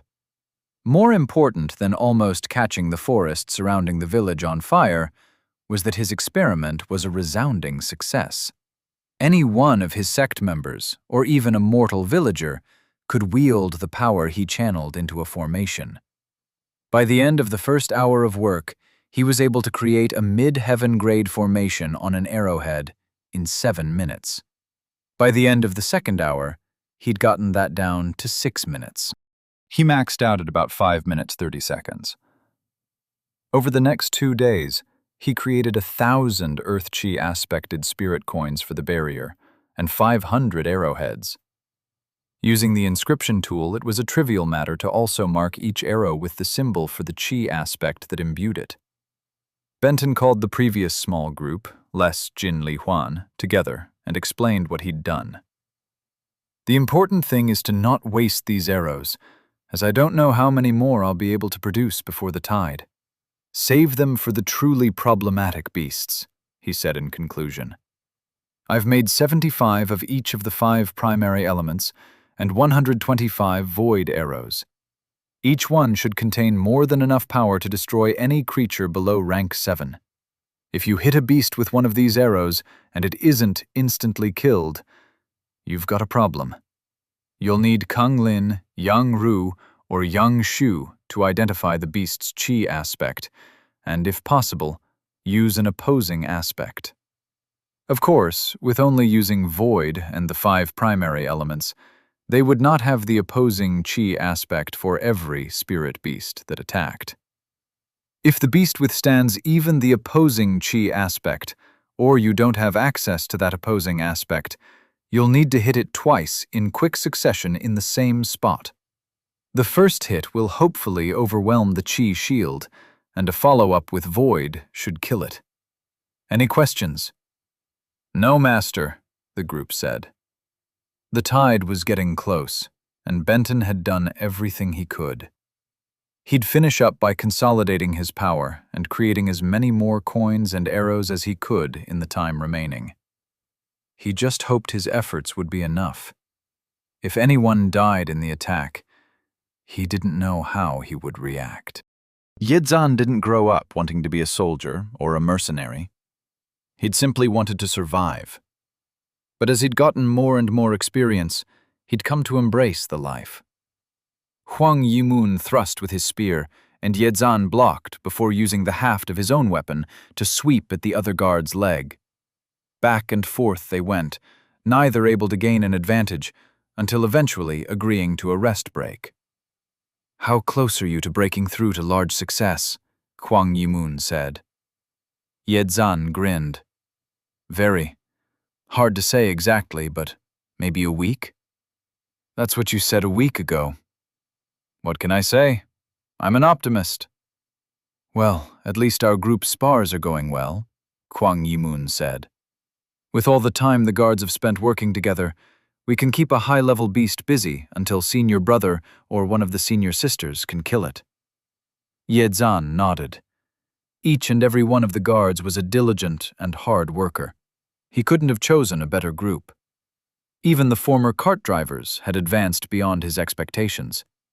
Of course, his original expectations hadn't included the use of top heaven-grade techniques, which might have a little something to do with the success all of them were having. Regardless, things were going great. Cultivating, training, camaraderie, the excitement of a big battle approaching. "You know," Yedzan said, "I don't think I've ever been happier than I am right now." "Really?" Huang Yimun said. "We might all end up inside the bellies of various beasts sometime in the immediate future, and you've never been happier?" Yedzan shrugged. "I'm valued. My viewpoint is listened to. I respect the people I work with and those I'm protecting. My life now is so much better than I ever expected it to be." The other guard shook his head. "Should you really be talking about how good you have things right before a fight? Why tempt fate?" Yedzan tilted his head to the side. "Weren't you the one who called me superstitious for digging my feet into the earth? Hypocrite. Tempting fate? What nonsense." "I'm just saying. All the old soldiers used to say." "I know what they said." Yedzan rolled his eyes. "Even if your silly superstition is true, I couldn't think of a better way to go out than protecting people who like and respect me. I really wish you would stop tempting fate." "I'm sure I'll be just fine," Yedzan said. "If you say so." Chapter 134. Calming and exhilarating. With the spirit beasts having retreated from the area, Wan Ai had found a nice, isolated part of the wood to cultivate that only Zhoutian knew about. It was perfect, really. Several trees grew tight together, forming almost a wall that hid any other sect members passing by from her sight. Solitude and quiet were exactly what she needed. She dropped into a deep, meditative state. All her concentration was required to draw in qi and circulate it through her channels and meridians in the manner prescribed by her cultivation method. From experience, she knew a cycle would take a half to 3/4 of an hour, but it felt like only a few minutes to her. She purely loved the entire process. It filled her with peace and, at the same time, made her feel powerful and accomplished. Cultivating was somehow both calming and exhilarating. Each time she finished a full cycle, she opened her eyes and looked around. So far, Zhou Tian had not joined her, but she was sure he would once his training was complete for the day. She chuckled. His presence was something else that she found both calming and exhilarating, which in turn confused her and drew butterflies to her stomach and made her reevaluate her future. Wan Ai, of course, knew people her age often found partners and got married. Orphans who moved on to apprenticeships would eventually pair themselves with someone and start a family. But she'd never considered anything like that for herself. She enjoyed being alone way too much to have ever anticipated preferring the company of another. Now, though, Zhou Tian and she spent every moment together they could, whenever their responsibilities didn't require them to be apart. But she didn't know if that made them a couple, or if he even felt the same way about her that she was starting to feel about him.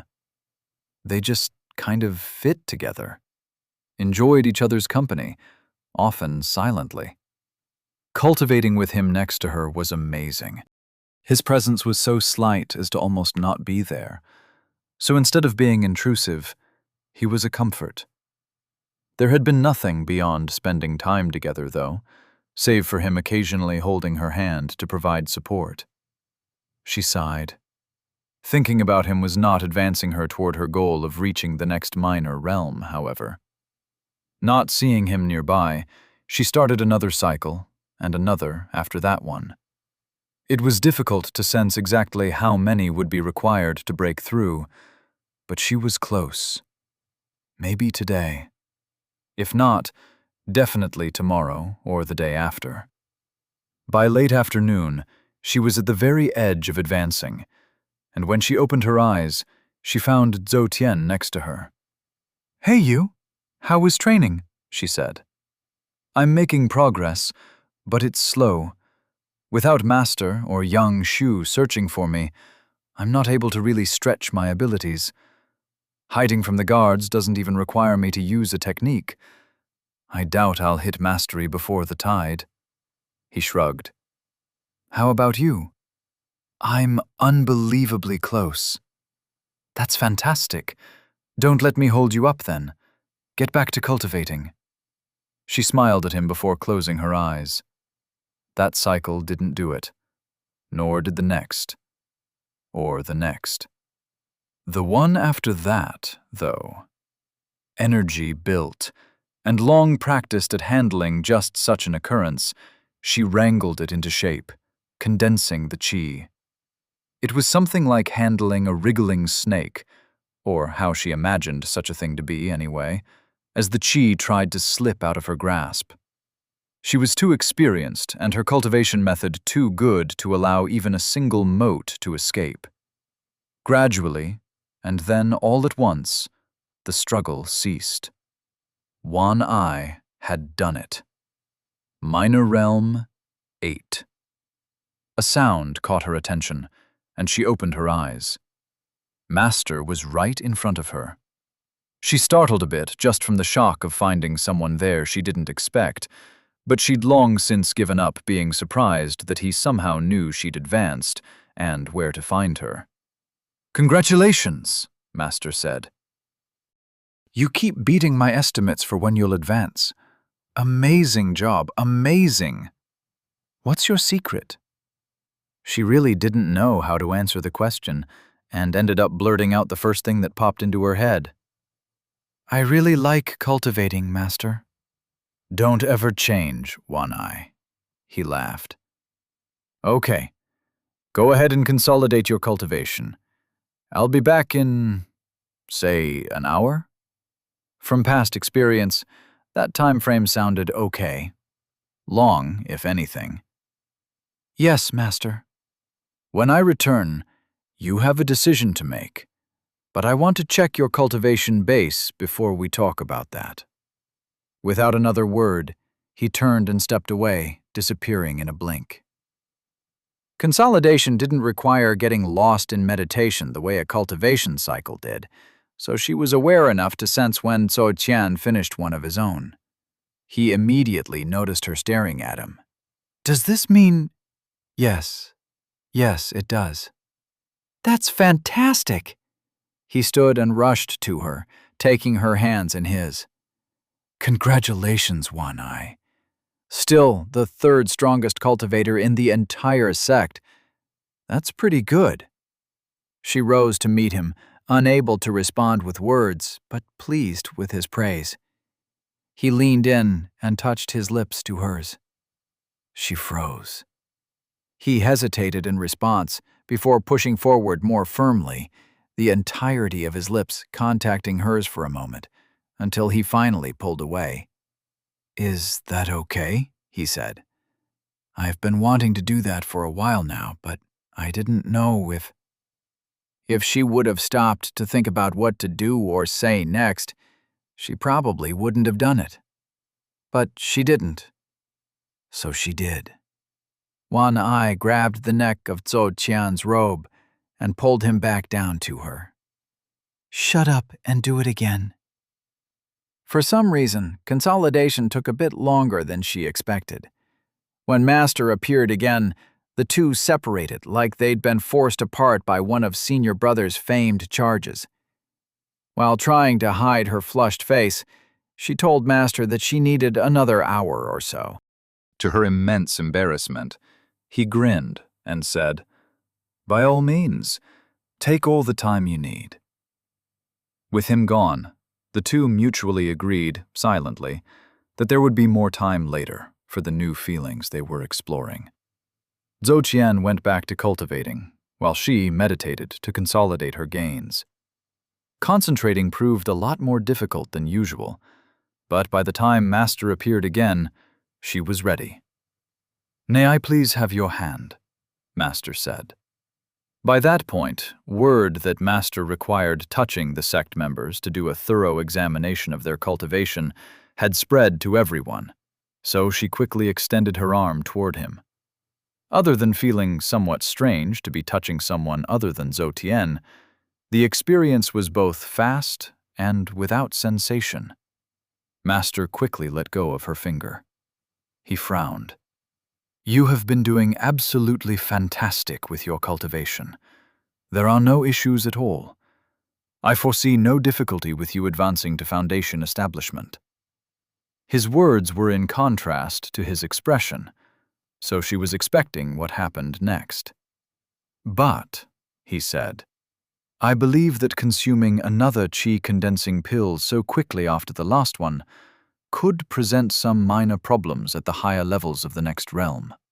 Most probably, simply focusing your next cultivation method more in foundation will correct those issues. If not, there are other ways to solve the issue. Long story short, I believe that speeding your cultivation now has the potential to introduce a minor problem later. But I also believe that we'll be able to get you to Golden Core relatively easily. And after Golden Core, Master? Zhou Tian said. Honestly, that's a crapshoot for any of you, even our 3A ranks. Crapshoot?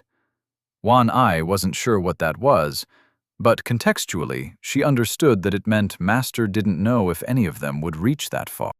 Now she was mere months from breaking through to foundation establishment, and Master was saying that Golden Core was almost a surety. Whether or not to take the pill is completely your call, Master said to One Eye. There appears to be limited downside, but the upside isn't all that great either. The decision comes down to going from the 8th to the 9th minor realm in a day, or doing it in 6 to 7 months. On one hand, there's no great need compelling you to hurry. On the other, you'd be that much more powerful for the beast tide. We don't intend for her to fight at all, Master, Zhoutian said. She's been so busy preparing baths and cultivating that she's not had time for any sparring. Her weapon training has been solely with cutting herbs. She's not ready. I understand, Zhoutian. She is one of the few in this village who had more important things to do than practicing her weapon skill. I don't want her to even see a beast, much less fight one. And I spent a great deal of time and effort doing my utmost to prevent beasts from gaining access to the village. Make no mistake, though. Beast tides are chaotic. Anything can and will happen. Hopefully, she makes it through the entirety of the event as planned. I can't guarantee you that, however. No one can. Spending 6 to 7 months practicing alchemy and cultivating sounded heavenly to Wan Ai. But the great thing about cultivation was that there was always more of it to be done. Advancing from minor realm 8 to 9 would make her a little tougher and a little stronger and give her more chi to work with, but it wouldn't suddenly make her into a fighter. She had no interest in fighting anyway. In the past months, however, she'd begun to embrace her destiny of becoming the sect's best alchemist. She'd never even made a pill yet, but she would. Soon. As soon as she reached Foundation establishment, she could really begin helping people. The sooner that happened, the better. I'll take the pill, Master, she said. Wan Ai, are you sure? Zhoutian said. This could affect your future. She smiled at him. I trust Master. He will get me to Golden Core. After that, my own fate and luck and skill will or will not take me higher. I can live with that. Chapter 135. Fed Up. Since the spirit beasts were currently located far enough from the village to not even register with Benton's spiritual sense, his sect members were not in imminent danger, meaning he did not need to keep a close watch on them. Instead of spending his time at the village plaza or in the wood, he decided he much preferred his own land, the sect grounds. No longer being on full-time guard duty and having finished his major preparatory tasks didn't mean that he was taking it easy, however. He spent another day creating spirit coins and imbuing arrows, adding 250 of the former and 125 of the latter.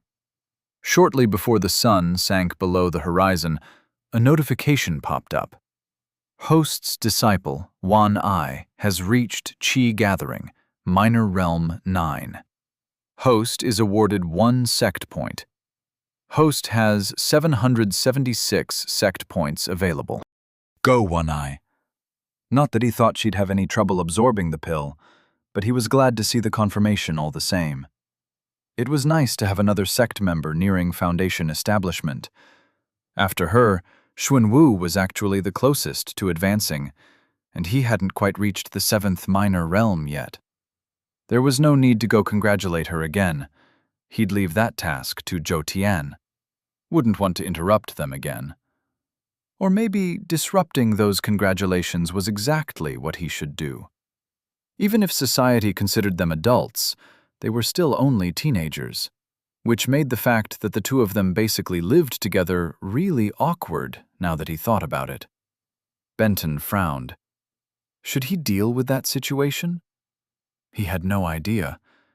Maybe Zhongwen could give him advice on the subject. Having a talk with her about the subject was a priority as soon as all the Beast Tide-related projects were complete. Dismissing the potentially unpleasant consequences of teenage love from his mind, he returned to considering his next steps for protecting the village when another horrible thought occurred to him. The arrows he'd made certainly were powerful enough to kill a rank 6, but what about beasts who were so fast or agile that they could just dodge them? Shoot, he should have considered that possibility earlier. It was, after all, a driving factor behind one of his attack skills.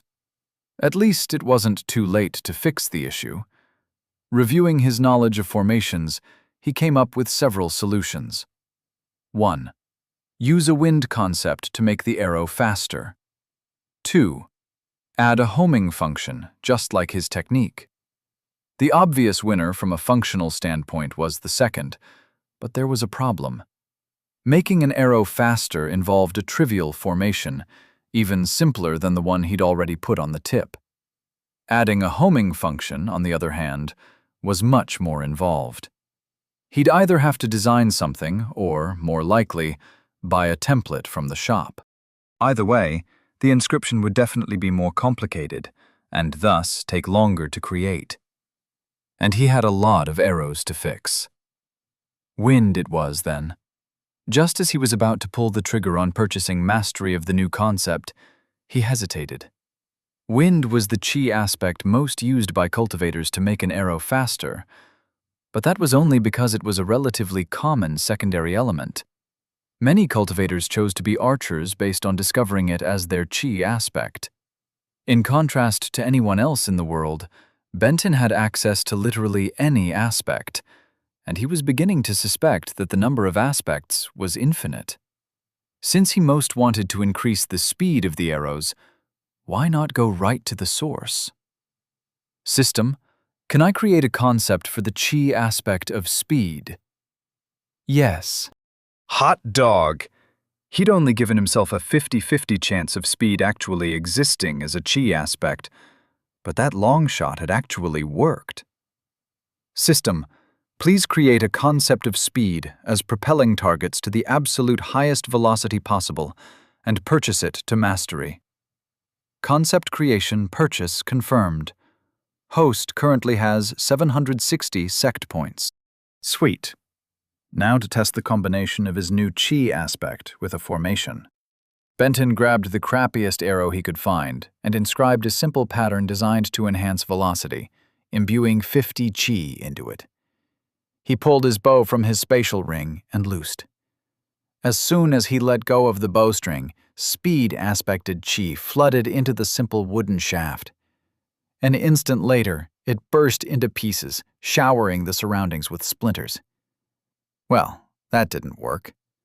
He tried again, but imbued only 10 chi into the formation. The arrow lasted a moment longer, but ended up in the same condition well before it had a chance to actually hit anything. Mortal-grade arrowheads had been fine for his previous work because the chi didn't affect it until impact, and after impact, the condition of the delivery method simply didn't matter. Enhancing an arrow's speed, on the other hand, applied the effect of the chi in flight. The poor quality shafts simply couldn't hold up to the forces involved, preventing them from reaching their targets. He only had one more chance.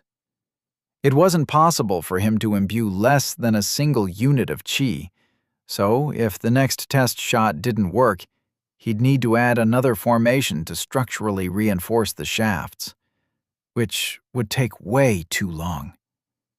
Holding his breath in anticipation, he loosed. The arrow flew not quite as fast as a bullet, but a lot swifter than a normal arrow would have, and embedded itself in a tree trunk. Success! The more chi a formation was expected to hold, the deeper the channels of the inscription were required to be. Since Benton was using the literal minimum amount of chi for the formation, inscribing went really quickly.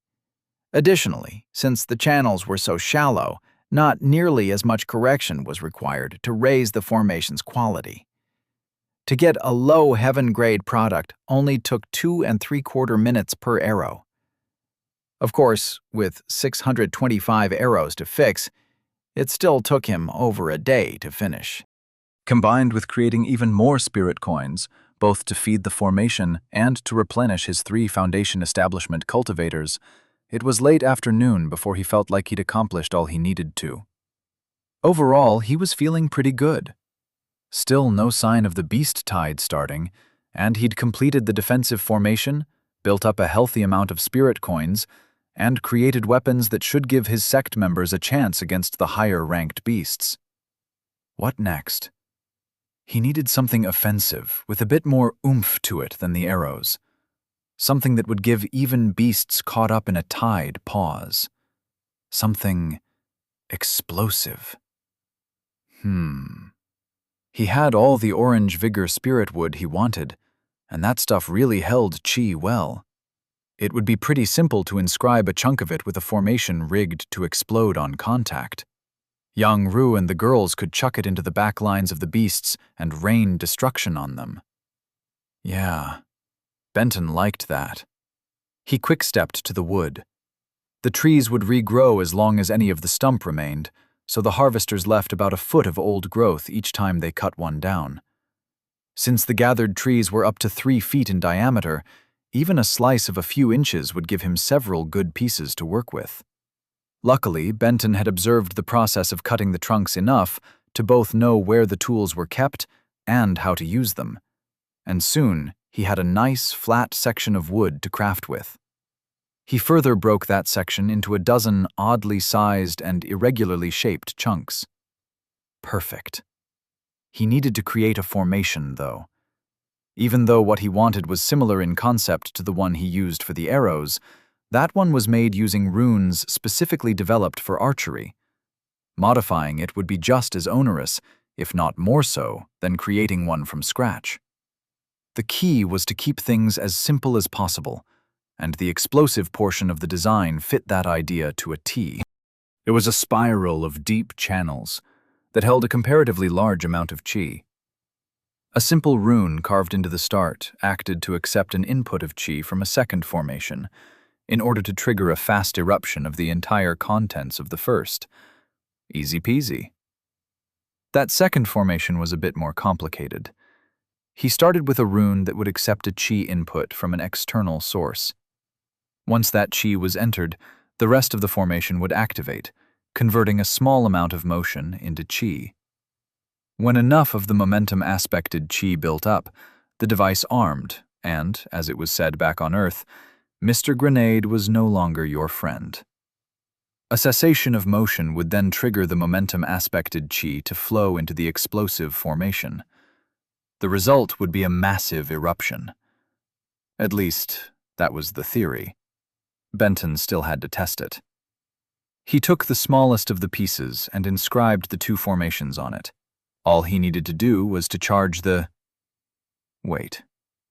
The device needed a name. Not grenade, though. It was more like an IED. But it wasn't improvised. It was an FED. A formation explosive device. Yes. Benton charged the FED with 500 units of ice-aspected chi and quick-stepped to the rock outcrop where he'd tested his chain lightning. 1 chi unit shoved into the trigger formation activated it, and he chucked it as far as he could. Which, as a peak golden core cultivator with gold body cultivation, was pretty darn far. It arced over the valley and hit the mountain on the other side. An explosion of ice erupted as soon as the FED hit the ground. Even from several hundred yards away, the frozen gust of wind almost knocked him back, and a huge chunk of ground and rock had been obliterated. Sweet. That would do some serious damage to spirit beasts who were bunched up. He'd just have to make it very clear to everyone that they needed to duck behind the wall when the device was thrown. Benton quick-stepped back to the plaza, and over the next several hours, crafted the 11 additional chunks of wood into feds. Just for the heck of it, he created one of each of the chi aspects he thought would be most destructive: earth, fire, gravity, ice, lightning, metal, momentum, poison, void, water, and wood. He once again called the twins, Zhou Tian, Kang Lin, and Ye Zan. Once they'd gathered, Benton explained the feds, what they were, how to use them, and most importantly, cautioned them to throw as far from the village wall as possible and warn people before activating them. Obviously, he said, only Yang Xiu, Yang Ru, and Kang Lin can use these, so I'll distribute 3 to each of you. Ye Zan, you can hold on to the last 2. Use them to replenish the supplies of any of the Foundation establishment cultivators who run out. Yes, Master. Great, Benton said. When the beasts get so annoying that you're fed up with them, you now have a way to get rid of them. He looked at his disciples expectantly, but none of them reacted. Fed up? Get it? They all just looked at each other. Benton really needed to teach them all English so they'd understand his puns. He added that task to his to-do eventually list. Chapter 136. The Nuclear Option.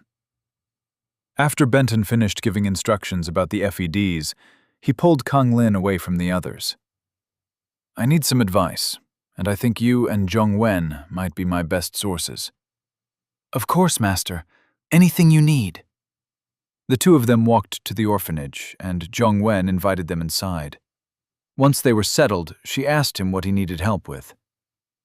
It's kind of an awkward subject, and I'm not sure how to handle it. You can ask us anything, Master, Zhong Wen said. Well, you see, sect members are starting to pair up. There are 2 official couples already. Kung Lin tilted her head to the side. Are you confused about something? Benton said to her. Yes, Master.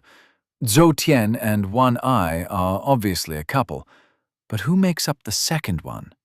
I don't know all the sect members, but I would have thought Yang Shu would have filled me in.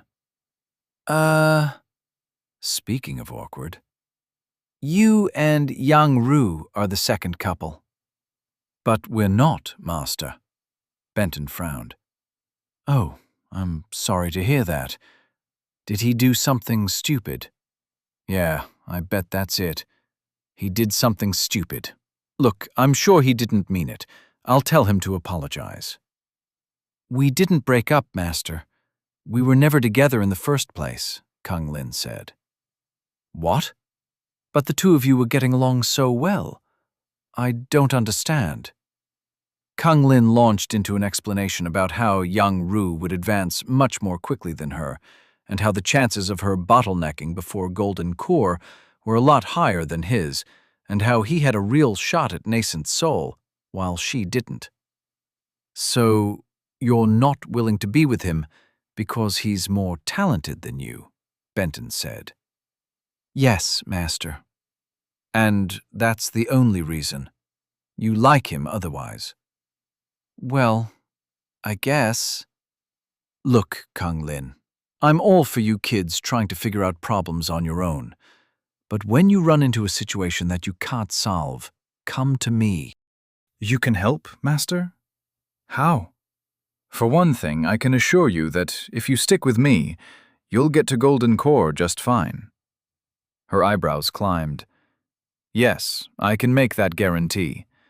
There's nothing I can do from most of the sect members, but you have more than enough talent to see you that high at least. She cupped her hands. Gratitude, Master. I will admit that he'll have a better shot at nascent soul than you will, Benton said, but cultivators are said to challenge the heavens for a reason. Absolutely no one is guaranteed that level of success. There's a reason there are only 1 or 2 dozen in that realm on the entire continent. It's silly to make big decisions based on something that nebulous and so far distant. Okay? Yes, Master. There also may be a way to keep the two of you in lockstep as you advance, he said. Really, Master? Kang Lin's forehead was wrinkled. He wasn't entirely sure if the method actually existed or not, as he was just going off something that Sue had heard about. System, he said internally. Can I create dual cultivation methods? Host will unlock additional system features at the same time the qualifications for nascent soul are met. Benton took that response as an affirmative. Good. And that milestone wasn't even all that far away. Assuming he was able to save the village from the beast tide without a significant loss of life, he figured he would get to 1,000 members relatively quickly. And he also suspected that, under the circumstances of him being the hero of the village, his average loyalty would be pretty high by that point as well. Have you heard of dual cultivation? He said. Kang Lin's face reddened, but Zhong Wen just looked confused. It's a technique where cultivators harness the dichotomy between yin and yang energies to transfer small amounts of internal qi from one to another, Benton said. Oh, that sounds useful, Zhongwen said. If one person cultivates fast, like Yang Ru, he could use the method to help Kang Lin advance faster. Kang Lin's face had taken on the color of a tomato by that point. Why do you look so embarrassed? Zhongwen said. Benton chuckled. It's a technique that can only be performed by a man and a woman together, and it involves them being intimate. Intimate? Zhongwen's eyes widened. Oh, she laughed. I see. The technique is not considered proper by my sect, Kang Lin said. It's too akin to demonic cultivation. It was Benton's turn to be surprised. Why do they think that? It literally doesn't have anything to do with demonic cultivation. It harnesses the very natural yin and yang forces to power the transfer. There is nothing natural about demonic attacks. Kang Lin looked frustrated. There have been instances where men have taken advantage, Master. Having peasant girls cultivate and then basically stealing that cultivation. Or one who pursued many different girls in the sect, seducing them and taking power from each. Benton summoned his spear from his ring. If I go to a random village and kill some poor innocent soul with this spear, does that act make the weapon evil? No, it's a tool. The person using it can be evil. The thing cannot be. It is no different with dual cultivation. He paused. Look, I'm not advocating for you to use the method. I certainly won't command you and Yang Ru to do so. I don't really care, honestly. It's an option, nothing more. Whatever two consenting adults do in the privacy of their bedroom is no concern of mine. Benton let out a sharp breath. Speaking of which, that's why I'm here. Zhongwen looked taken aback, and he had to stop for a moment to figure out why. That's not what I meant, Benton said. I'm here because I'm worried that, with teenagers starting to couple up, them becoming too physically involved might be something I need to concern myself with. But honestly, I'm not sure of the social norms here in the village, which is why I wanted you here, Zhongwen, or with sects in general, which is why you're here, Kang Lin. Su's sect had been very focused on martial pursuits. There was no dating at all as far as he knew, so Benton had no idea how sects handled couples and marriages. Ah, I understand, Master, Zhongwen said. In the village, when two young adults get close to pursuing such activities, either their parents or an elder steps in to arrange a marriage. Kang Lin looked mortified at the direction the entire conversation had taken, but she gamely contributed anyway. It is the same with the sects, Master. Either the couple is forcefully broken up, or a marriage is arranged. Only on very rare occasions do young cultivators go astray. She paused. Just to be clear, there is no chance of me going astray with anyone in such a manner. Benton had heard that before from each of his children. He was fairly sure that one of them had actually followed through with that commitment. The others hadn't. Basically, no need for me to get involved then, he said. No, Master, both women said. Zhongwen, can I trust you to keep informed on this issue and come to me if I do need to get involved? Yes, Master. Great. I like it. His favorite solutions were the ones that required him to do nothing at all, and it was particularly nice on that occasion, as he needed to concentrate on the beast tide. It was growing near. It had to be. 2 weeks had almost passed. He left the orphanage and returned to the sect grounds, spending another day creating more formation-enhanced arrows and turning out spirit coins. When the sun neared the horizon again, it was time to do one last check of his gains and make any last-minute advancements he could. Looking at techniques first, he'd actually gained a reasonable number of points from them over the last almost 2 weeks. Yang Ru had reached small success with his new shield technique, and Zhou Tian advanced to large success with his daggers. Additionally, all 5 of the healers had made it to small success with their primary knowledge skill, and 5 of the guards had advanced various techniques. All told, Benton gained 12 sect points from that source. Since most of the sect members were entering the higher minor realms of Qi gathering, progress there had slowed. Besides the 2 points from Wan Ai, only the 3rd set of 50 villagers had earned him any points, reaching Minor Realm 3. He spent 17 shop points on Qi condensing pills and distributed them, meaning he was anticipating another 50 sect points the next day. As usual lately, the big points earner was body cultivation. The twins and Zhou Tian had all reached the peak of bronze. 40 sect members reached Minor Realm 7, and 30 made it to Minor Realm 3. The latter of those groups was capped for the moment, since he switched Wan Ai's focus to cultivating, and her assistants couldn't produce enough bads on their own. All told, Benton earned 177 sect points during the time period. Not bad. That gave him 35 points to spend on himself. Not that being strict with the allocation mattered much to him anymore. He had so many excess points, and had so many coming in, that he basically spent whatever he needed without really keeping track. Still, he felt it was a good habit to keep pushing his abilities forward, and thus would keep spending 20% when he examined chunks of earnings.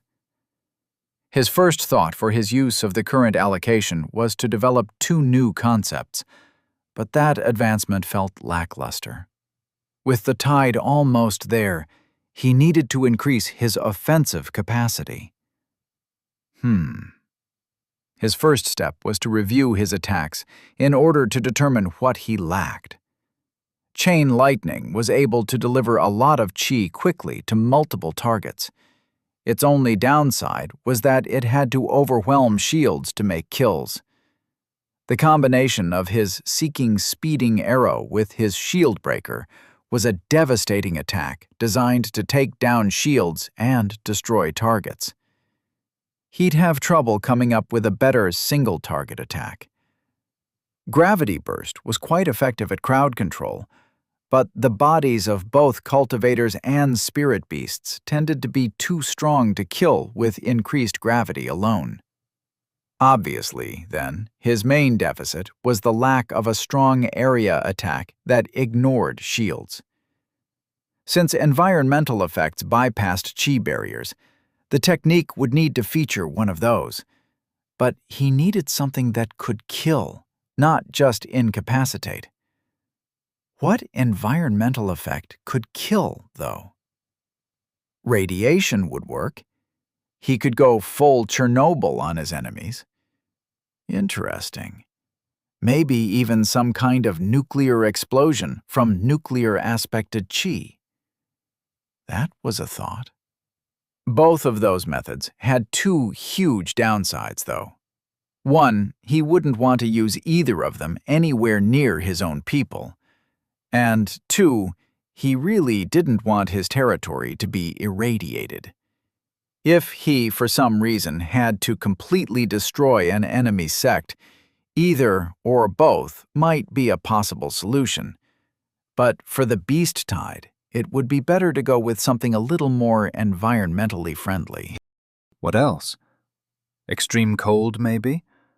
Even a cultivator could freeze to death, presumably. Same with extreme heat, right? He stretched his brain for a while, trying to come up with better possibilities, but nothing occurred to him. System, I'd like to create a technique to use temperature-aspected Qi to greatly increase or lower the temperature of an area. Is that possible? Yes.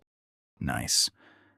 System, Please buy that technique to mastery along with the concept of temperature as an element that relegates the motion of particles that constitute heat from the absolute minimum possible all the way to some theoretical maximum. The system confirmed his choices, and he pulled up his status. Sect name, Rising Tide. Sect members, 212. Disciples, 57. Sect points, 817. Shop points, 88.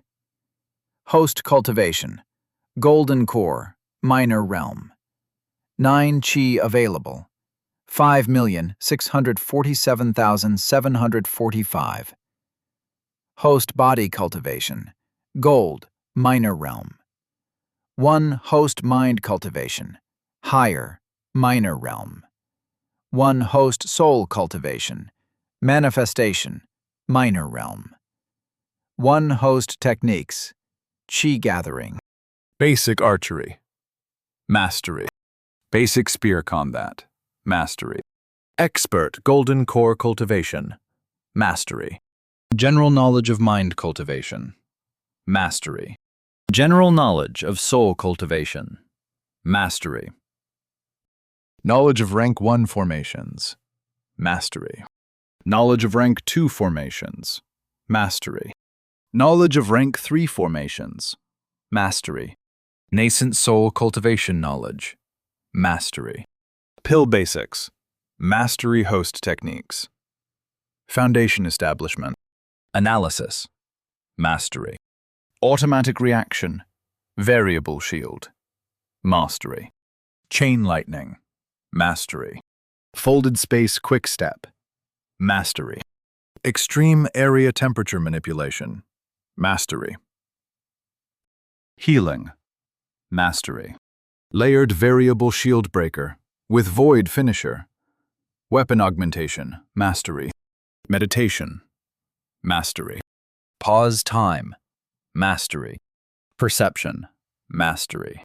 Rank 1 formation construction. Mastery. Rank 2 formation construction. Mastery. Rank 3 formation construction. Mastery. Rank 1 formation construction. Acceleration. Mastery. Rank 2 formation construction. Acceleration. Mastery. Rank 3 formation construction. Acceleration. Mastery. Rank 1 inscription. Mastery.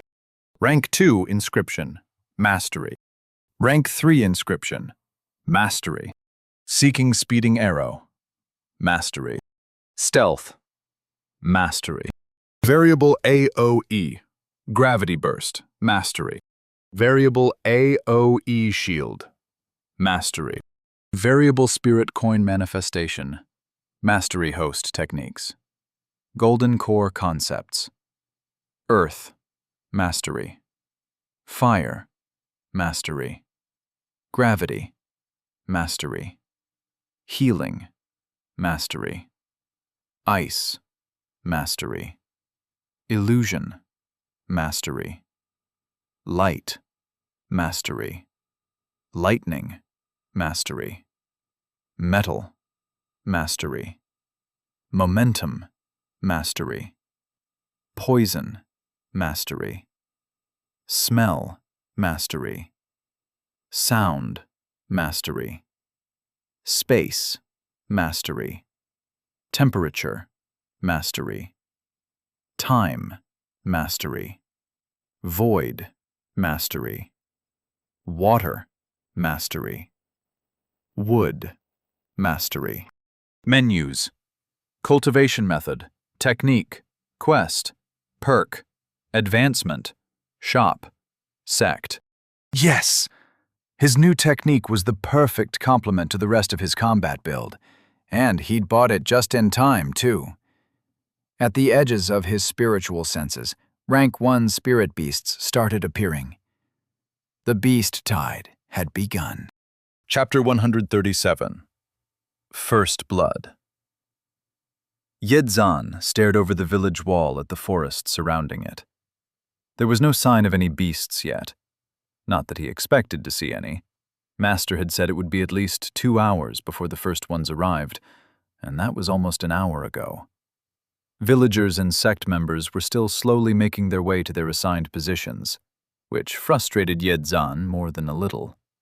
He got that most of them weren't any type of soldier, but he would have preferred to have everyone rush to their spots. Master had ordered that there be no sense of urgency, though. Instead, he wanted a calm and organized stream of people taking their positions. It was a marathon, not a sprint.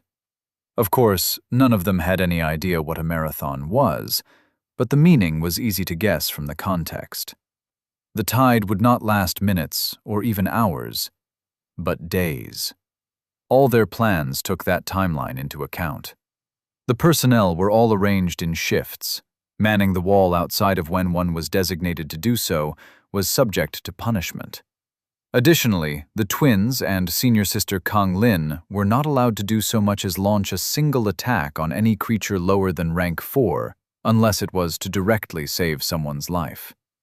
Every person in a leadership position was to exude confidence and admonish those around them to keep calm and do their job.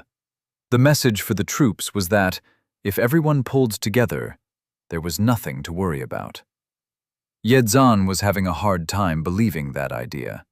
He'd heard tales of beast tides, but not first-hand accounts because he'd never met anyone who'd survived. Instead, he'd heard stories from those whose friends had died in one. Of course, before meeting Master, Yedzan hadn't spent much time around cultivators.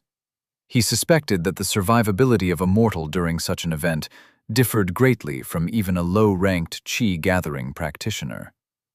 Turning his attention to the plaza, he saw that Jin Li Huan had arrived. He hopped down to make sure she was doing okay. She cupped her hands when she saw him. Greetings, senior brother. After returning her greeting, he said, "Do you have any questions or need anything, junior sister? Master has given you an important responsibility." At least, Yedzan hoped feeding coins to the barrier was an important responsibility. If it turned out not to be one, that meant the shield didn't work, and that they were all likely to die sooner rather than later. No questions, senior brother. I will do my duty no matter what. The intensity of the girl's response was enough that he believed her determination. Yedzan had asked around about her and discovered that not only had she been orphaned by spirit beasts, but she'd watched it happen and come close to dying herself. He couldn't even imagine what experiencing such an event must have done to the child. He glanced at the coin slot Master had commissioned for the barrier.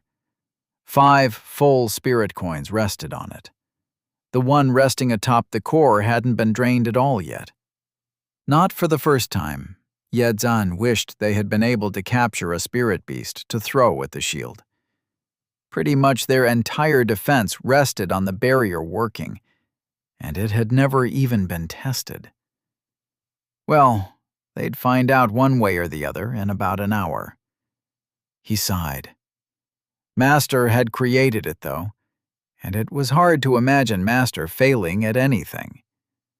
Despite that confidence, doubt lingered. It was hard to trust fully when lives were on the line. "You have all your coins," he said. Jin Li Huan patted a bag tied to her waist. "Good," he said. "I assigned Huang Yimun to protect you, and once he heard about how crucial your job is, Pan Jiang volunteered to help as well.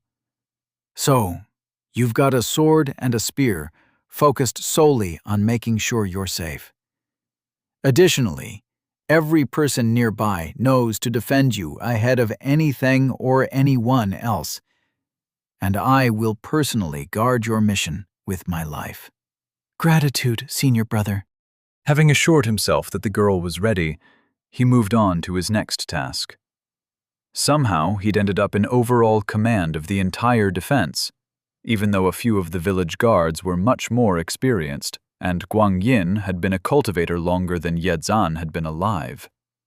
Regardless of how ill-equipped he felt for the position, he would perform it to the best of his ability. It was important for a commander to be seen by the troops before an imminent battle, so he began making a loop around the inside of the wall, checking preparations. The sect's 3 foundation establishment cultivators were spread out equidistant from each other, with strict instructions on where and how to respond if the gong or whistles were used. Likewise, Master's special arrows were in the hands of scores of archers who understood exactly how they were to be used. The attitude of the troops was a mixture of much excitement and a little nervousness, which was much better than Yedzan had expected. He supposed that everyone's supreme confidence in Master's ability to pull them through any situation blunted their concerns about what they were about to face. Well, their confidence in Master, combined with a startling ignorance for what was about to happen, blunted potential concerns anyway. Honestly, if even half the people inside the village lived to see another day, Yedzan would count it as a win. Of course, if the barrier worked as it should, and it didn't drain so much chi that they ran out of coins, his estimate would probably turn out to be quite pessimistic. There was no way to know in advance, however. Better to be prepared for the worst and have the best occur than the other way around. As he slowly circled the inside of the village, he made sure to call out to people he knew and offer encouraging words to those he didn't. One of the old soldiers he'd met had stressed the importance of morale and how such small gestures like a normal, friendly interaction could have a huge positive impact. The man Yedzan encouraged this morning might be the man who saved his life in the evening. He stopped for a few minutes to chat with young Ru, or at least to chat at the taciturn young man, before moving on, doing the same with young Shu, and, more awkwardly, with Kang Lin, who Yedzan didn't know very well. By the time he made it back to the gate, most of the hour had blown past. He took his position on the allure and watched for any sign of beasts. He didn't have to wait long. Not 10 minutes later, Master appeared next to Yedzan, stepping from nowhere to land on the small wood walkway. "Can you see the bushes moving in the distance?" Master said. Yedzan shook his head. "They're getting close. Thousands of rank ones. My guess is they'll spread out and surround the village. If they do, keep the current plan. If not, we can call more reinforcements to the gate and just leave a skeleton crew elsewhere." "Yes, Master. Few of our archers will be able to hit with each arrow, much less kill with each. We've discussed how important it is to conserve ammunition. Do you have any concerns on that front?" "No, Master. My men are spread out around the wall, and their first job is making sure that the archers wait until spirit beasts are in range and aim carefully before loosing." "Good." Master's eyes moved up toward the sky. "Ah, perfect. What is it, Master?" "A rank 1 bird, a hawk, I believe, jumping the gun a bit." "I'll have our best archer shoot it out of the sky, Master." "Why would you do that?" Yedzan was flummoxed by the question. "Because we're supposed to kill the spirit beasts, aren't we, Master?" "Okay, there is that. But I thought you wanted to test the shield." Yedzan felt like an idiot. Of course, a single rank 1 flying beast would be the perfect test. "Bird incoming!" he yelled. "Bird incoming! Stand down! Stand down! Let it impact the barrier!" There were close to 500 people taking the first shift guarding the wall, and about 40 of them were close enough to the gate to watch. At least 80 eyes were glued to the feathered menace as it approached. Closer and closer it flew, and soon, even Yedzan's relatively unenhanced eyes made out details of the approaching creature. With a wingspan of 5 or 6 feet, it was about half again as large as a mortal hawk. Honestly, at least half the people stationed near the gate would have no problems killing it one-on-one. Like Master said, it was the perfect test. Even if it crashed through the barrier, the guards would make quick work of it. Yedzan wasn't worried at all, until the precise moment it took aim at Jin Li Huan. Master!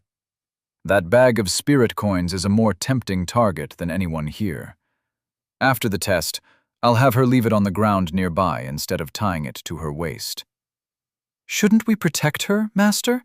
She's not exactly a fighter. 1, she'll be fine with just the shield protecting her. 2, let's assume the bird penetrates like there's nothing blocking it but air. Do you really think I'm not fast enough to kill it before it gets to her? Since becoming a cultivator, Ye Zhan's physical abilities had increased with each minor realm of spiritual and body cultivation. He was faster, stronger, and tougher than any mortal could possibly be, able to react to attacks in a tiny fraction of a second.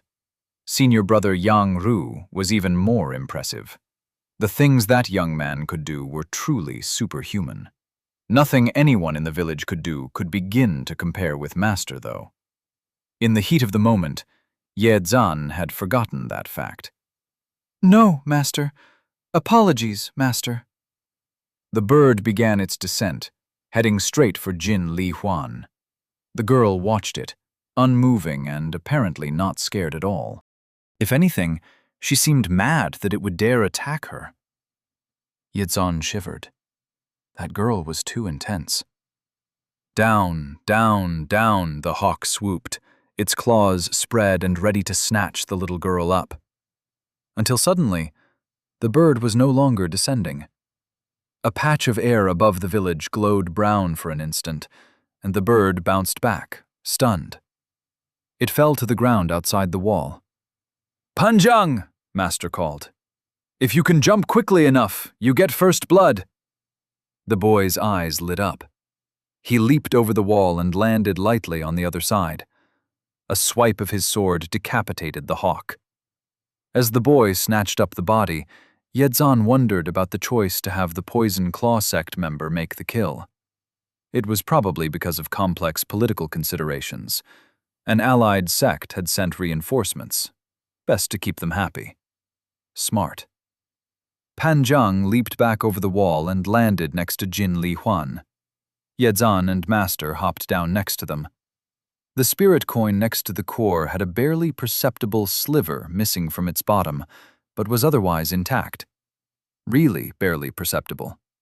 If Ye Zhan hadn't been looking at it closely, he wouldn't have realized any of it was missing. "Well, let's see how we did," Master said. "Detects and prevents entry from spirit beasts, check.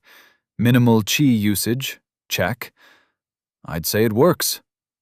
"Agreed, Master," Ye Zhan said. "Gratitude. Now, if only the rest of the beast tide would go as well, maybe they'd all make it through alive." Chapter 138. Waxing Tide. Benton felt pretty good about himself. His barrier worked perfectly, and the morale of all the villagers and the sect members defending the wall seemed to be high. Panjang, in particular, was grinning like the proverbial cat who'd eaten the canary. Though Benton had chosen the kid as the one to draw first blood on a whim, it was a good call. The boy had volunteered for a tough job that wasn't likely to lead to as much personal glory as the defenders who were designated for cleanup duty outside the wall. He was really shaping up to be a fine young man and deserved the honor. Benton patted Jin Li Huan on the head. "I'm proud of you, Lear. If you stay as brave in the hours and perhaps days ahead as you were just now, we'll come through this just fine." "Yes, Master." Though the girl gave no exterior reaction other than her words, he got the sense that she appreciated his praise. The girl really was intense. He reached out with his spiritual sense. The beasts were growing closer. "Ye Zhan," Benton said. "We've got less than a quarter hour before the fight starts. Might want to send word." "Yes, Master." 10 minutes passed, both very slowly and extremely quickly, as everyone grew tense, waiting for the beasts to come into view. Eventually, though, the first ones appeared. A large herd, mostly composed of small animals like squirrels and rabbits and rats, emerged from the forest. Per Benton's spiritual sense, they were all rank ones, and there were literally too many of them to count. Definitely more than 1,000, but probably less than 5,000. They sprinted full speed toward the village wall. Even with all his enhancements and power, seeing the mass of fur and claws was more than a little disconcerting. He couldn't imagine how the newly inducted sect members, or especially the mortal villagers, must feel. Contrary to Benton's expectations, arrows didn't immediately begin to fly. Instead, archers waited for the horde to draw within 20 to 30 yards. At that range, and given the concentration of targets, it was impossible for them to miss. With how spread out the defenders were, there was no massed volley of arrows, but the rate of fire was quick and consistent. All hit something, and many led to kills. There were a lot more beasts than arrows, though. The tide reached the wall, and the frenzied beasts didn't even slow. Life was snuffed out by the dozens at the bottom of the pile, as the churning mass scrambled to find purchase to penetrate or climb the wall. Alas for them, Spiritwood was simply too strong for a mere rank 1 beast to gain even a toehold. Many a squirrel leaped up, only to slide right back down, landing on the creatures below it. Some of the presumably smarter beasts avoided the scrum and circled to the left or to the right, trying to find another way in. Given the low numbers, Benton suspected that those would soon find their end at the point of an arrow, as the defenders, far from the gate, did not have the plethora of targets their fellows did. "Yezan," Benton said, "I don't think we're going to get many leakers." "Yes, master." The guard pulled out a whistle and the gong. He blew one really long blast from the whistle, paused, and blew one long, one short, one long, 5 shorts, and then rang the gong's tone for the gate. Benton mentally translated the message. The first blow signaled for everyone to listen, and the long, short, long indicated that the subject of the directive was melee-oriented fighters. 5 shorts indicated for half, 50%, of those melee fighters to reposition themselves, and the gong gave the location. Yezan paused for a moment before again blowing a really long blast, followed by 1 long, 2 shorts, 1 long, and 3 shorts.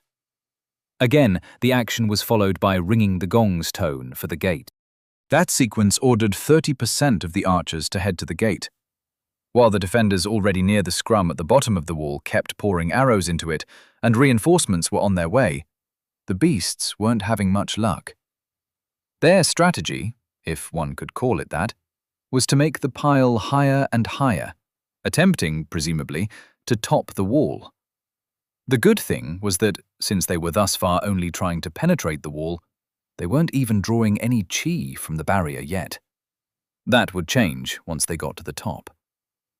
Sure enough, eventually, the heap of animals grew tall enough that some of the beasts could jump and reach the top of the wood. It didn't do them any good, of course, since the shield simply repelled them. Even worse for them, spear wielders were ready and waiting, and their weapons had no problems penetrating the barrier. Almost every beast that rose above the top of the battlements ended up dying. The battle went on like that for a while. The tower of creatures crested the wall, but the shield held. More and more of the reinforcements got into position, and scores of beasts died. Considering that there were thousands of them, though, it would take a long time at that rate to finish off all the invaders. Benton jumped down to check the draw on the barrier. "How are we doing, Jinli Huan?" "We've used about half a coin so far, master." That was a very reasonable rate of absorption. He'd been a little afraid that the early waves might use up enough chi to make them run low for the later ones, but so far, that fear wasn't coming to pass. He leaped back up to his position on the allure. "Yezan, you have permission to trigger Phase 2 when ready." The guard captain blew a long whistle blast to get everyone's attention, before blowing 3 long, 3 short, and 3 long. The sect had 40 members, not counting Zhou Tian and the twins, who had reached the peak of bronze body cultivation. 40 more had reached Minor Realm 7. Of those, half were on duty, and just under half of those were archers, meaning that about 25 defenders were spear wielders who were judged to have high enough toughness that rank 1 spirit beasts would be highly unlikely to be able to hurt them. All the drills Yedzan conducted over the last couple of weeks apparently worked, because those 25 sect members leaped over the wall before the last blast from the whistle fully finished sounding. For the ones nearest the gate, the huge scrum of beasts turned their attention to them, and each of the spear wielders quickly became overwhelmed with rats and squirrels and all manner of small beasts climbing their robes and trying to bite and claw them. There was a reason that only those with high body cultivation were chosen, though. Their skin was simply too tough for such small, low-rank creatures to do much damage. Sure, they'd end up with cuts and scratches, but most wouldn't even need a minor healing pill or Benton's healing technique, and no one's life should be in danger. Still, it was frustrating for Benton to watch. He could have ended the entire first wave with a couple of well-placed void spheres. But that would have taught his sect members nothing.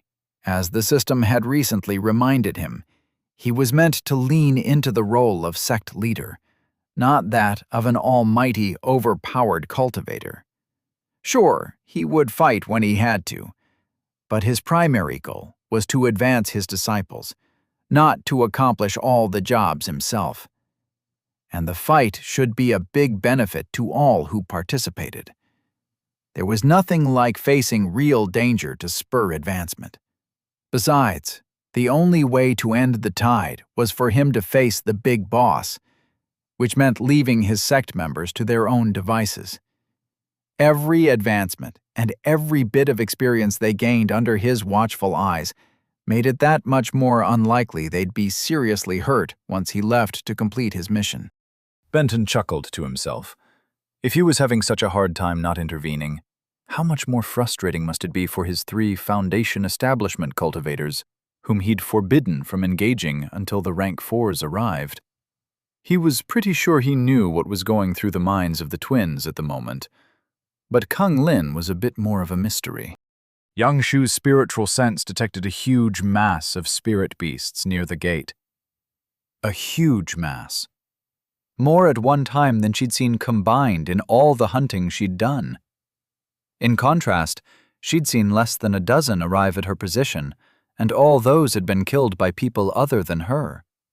Because she wasn't even allowed to pull her bow out of her spatial ring unless someone's life was in danger. So frustrating. Twang! Another beast killed, and not by her. Twang! She gritted her teeth. Young Ru watched as the archers shot the lowly rank 1 spirit beasts. He kept his eyes open, just in case any of the creatures somehow endangered one of the defenders, but otherwise rested and kept calm. All was as it should be. Those who had only the ability to attack low-ranked spirit beasts were doing their job. Later, it would be his time to shine. Kenglin bounced between eagerness and nervousness. On one hand, it was exciting to be a part of a beast tide. Such events were the topic of legends. More than one cultivator had made their name during a beast tide. She felt fortunate to be included. On the other hand, the ability to stand out came from facing extreme danger, and she knew her limits. She could solo a rank 4, well, maybe a 5 if the matchup were favorable. Against multiple rank 4s, or against a higher rank, she had no chance. Sure, she and Yang Shu together could fight a few, and Yang Ru could solo a single rank 6, but they were likely to face much greater quantities. Master had his own fight, and without him guarding the 3 of them, it was possible, even probable, that one or more of the trio would die this day. If she hadn't accepted Chao Su as her master, she'd seriously be considering whether or not it was too dangerous to remain in the village once he left to fight, as he called it, the big boss. As it was, however, she could not, in good conscience, leave. Whatever happened, she would face it. Chapter 139. Many a slip. Zhou Tian danced around the edges of the pile of spirit beasts, his dagger flashing as he killed a creature with every strike.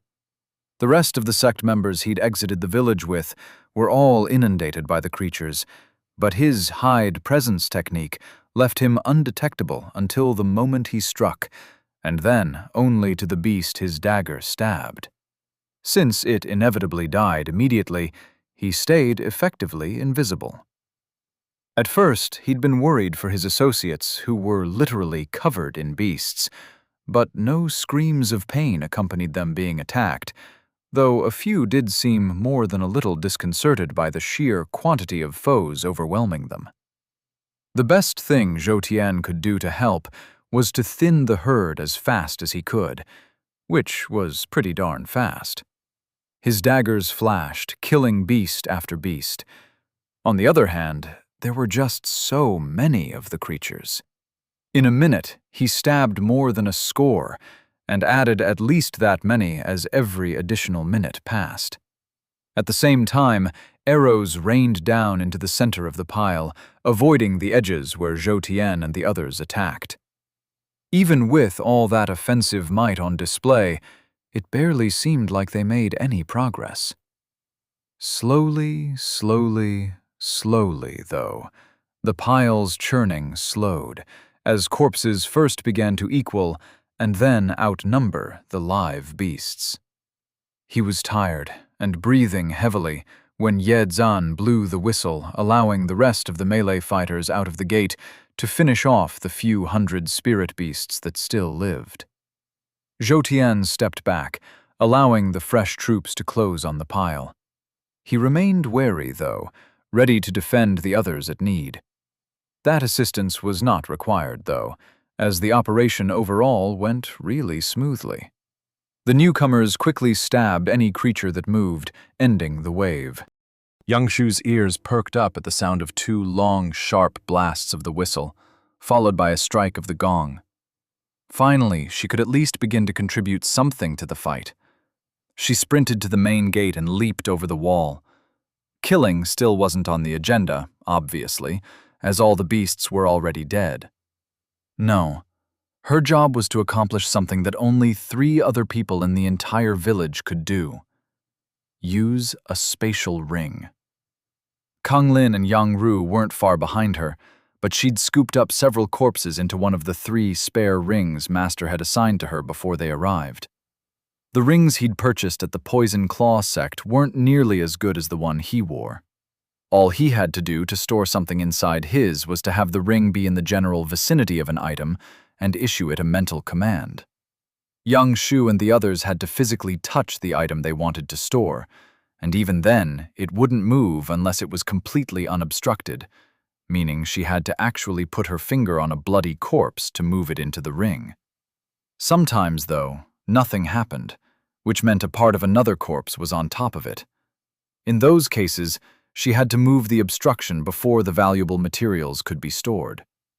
That process was even more complicated when there was an arrow penetrating the body, as those were needed for reuse and therefore being gathered by others. So she had to first remove the arrow, a tedious and messy procedure. Her job wasn't anything glamorous, but at least she was finally contributing. Peng Hanying was so excited.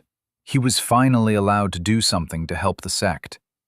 Since expensive resources had been consumed to increase the rank of his spiritual roots in the hopes of him one day being able to use a powerful chi aspect, he'd felt there was a huge debt between him and the sect, and the only way so far for him to begin paying it down was cultivating.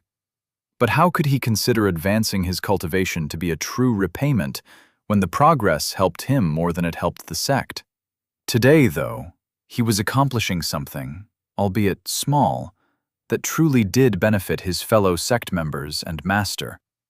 Peng Hanying was picking up arrows that had been shot at spirit beasts. For each, he carefully examined the arrow and put it in one of 3 piles. The first pile was for the relatively pristine ones that could immediately be reused. Into the second went slightly damaged arrows, ones needing a new fletching or that had a damaged tip, etc. Those were to be sent to the fletchers for repair. The final pile was for those too damaged to even be reused. Those would also be sent to the fletchers, just in case some part of it could be cannibalized to repair another arrow. The work wasn't glamorous or dangerous. All the spirit beasts were confirmed dead by Master before the last wave of defenders were allowed outside the wall. But it was important. Thousands of arrows had already been used, and only the first wave was finished. If those weren't recovered, the defenders would surely run out. Peng Hunying smiled. It felt good to repay a tiny portion of his debt. Benton kept his spiritual sense active, alternately scanning both far from the village and close to it the entire time the most junior of his sect members and the purely mortal villagers were outside combing the area for arrows. Though he fully expected all the spirit beasts to move in waves according to their rank, it wasn't impossible that a high-ranked one might appear and attack ahead of time, and it wouldn't do for the relatively defenseless defenders to be caught unaware. Thus, as soon as a mass of rank 2s moved into range, he knew it. "Yezun," Benton said. "Second wave." The guard captain immediately blew the signal, one long blast to get everyone's attention, followed by 5 short, 1 long, and 5 more short blasts. All those outside the wall dropped what they were doing as soon as the fourth of the first set of 5 short blasts were sounded. Literally dropped. Any arrow not already in a pile hit the ground, and the workers quickly gathered up those that were organized in stacks before running back toward the gate. Even the 3 Foundation establishment cultivators exercised good discipline, which especially impressed Benton, because they were unlikely to be harmed if the next wave caught them outside the wall. Each of the 3 stopped storing beasts and instead moved to get between the beasts' likely point of exit from the forest and the workers. Yezun's drills were more effective than Benton thought they would be. Of course, the speed and concern of the defenders were seriously overblown, considering the circumstances. The rank 2s were definitely faster than the rank 1s, but he didn't expect them to arrive immediately. It had taken the first wave a couple of hours after entering sensing range to show up at the wall. The next wave would probably take somewhere in the neighborhood of half that, which gave plenty of time to get everyone to safety. Still, it was better to be safe than sorry. Being caught up outside the wall when the beasts arrived would be a bad thing. And even if speed evacuating back to the village wasn't important at the moment, it definitely would be for future waves. Rank 4s could cover the same distance much quicker, perhaps justifying the defenders' haste. Rank 5s, well, speed was definitely a good thing for the later waves, if anyone besides the Foundation establishment cultivators were allowed outside at all. In less than 10 minutes, the last stragglers had made it inside, and the gate was closed. Kang Lin and the twins dumped the beast corpses at the house designated to hold the spoils in order to clear space for the next set of valuable materials. The arrows were either distributed to the barrels around the village or delivered to the fletchers as appropriate for each pile. And, most importantly, any of the melee fighters with even the most minor of scratches from the battle reported to Benton. For each of them, Benton quickly did a diagnosis before sending a wave of healing chi into their bodies. Scrapes and bruises instantly disappeared, and as that was the extent of injuries suffered, he dismissed them. With over an hour to go before the next wave arrived, he directed all of them to consolidate their gains, and soon he began getting notifications. In all, 11 of his sect members advanced a technique to the next milestone, and he was sure all of them gained some benefit from the fight and the reflection afterward. As long as they could keep the beasts outside the walls, the tide should turn out to be a huge boon for the sect, both in terms of advancing individual power through skills and cultivation, and materially for all the valuable cores, meat, skins, and other parts they'd be able to either use or sell. Only one wave had passed, though, and that one contained only the least powerful of the forces arrayed against them. There was many a slip twixt the cup and the lip. It wouldn't do to begin counting unhatched chickens just yet. There was a lot of fighting left to be done. Chapter 140. Good as new. The second wave passed in much the same manner as the first. About 2/3 as many beasts hurled themselves at the village wall. They were slightly more powerful than the previous attackers, but both the wall and the shield held. Increased toughness led to more arrows being required to take some of them down, and the injuries to the melee fighters were a bit more pronounced, with scratches being more prevalent and some actual cuts appearing. Overall, though, the defenders acquitted themselves well. Having proved they could do it once, even the least experienced carried themselves with more confidence. During the consolidation of gains portion, while waiting for the third wave, 14 more sect members advanced techniques. Incredibly and unexpectedly, 2 sect members advanced to the next minor cultivation realm, achieving some form of enlightenment from the fight. Interesting. Benton couldn't have been prouder. The rank 3 spirit beasts took only a little over a half hour to reach the wall from when he first detected them, which made sense. Some of those creatures were the equivalent of a peak chi-gathering cultivator. As a group, they were stronger, tougher, and faster, not only than the previous waves, but also than the vast majority of the defenders. The only saving grace was that there weren't nearly as many of them. Though Benton's mind had been enhanced greatly by reaching the peak of golden core, he was still not able to get an accurate count on the teeming mass of fur. If he had a way to mark each one, or to keep them all still, well, he could have used gravity to do that, but that method would probably have killed a lot of the low-ranked creatures, and he still felt it important to leave that task to his sect members. He could have figured out the exact number. Instead, he was left with having to estimate. As best he could figure, there were around 1,000 spirit beasts attacking the wall. Though if anything, that number was conservatively high. Even more so than with human spiritual cultivators, beasts face challenges to reach the upper ranks.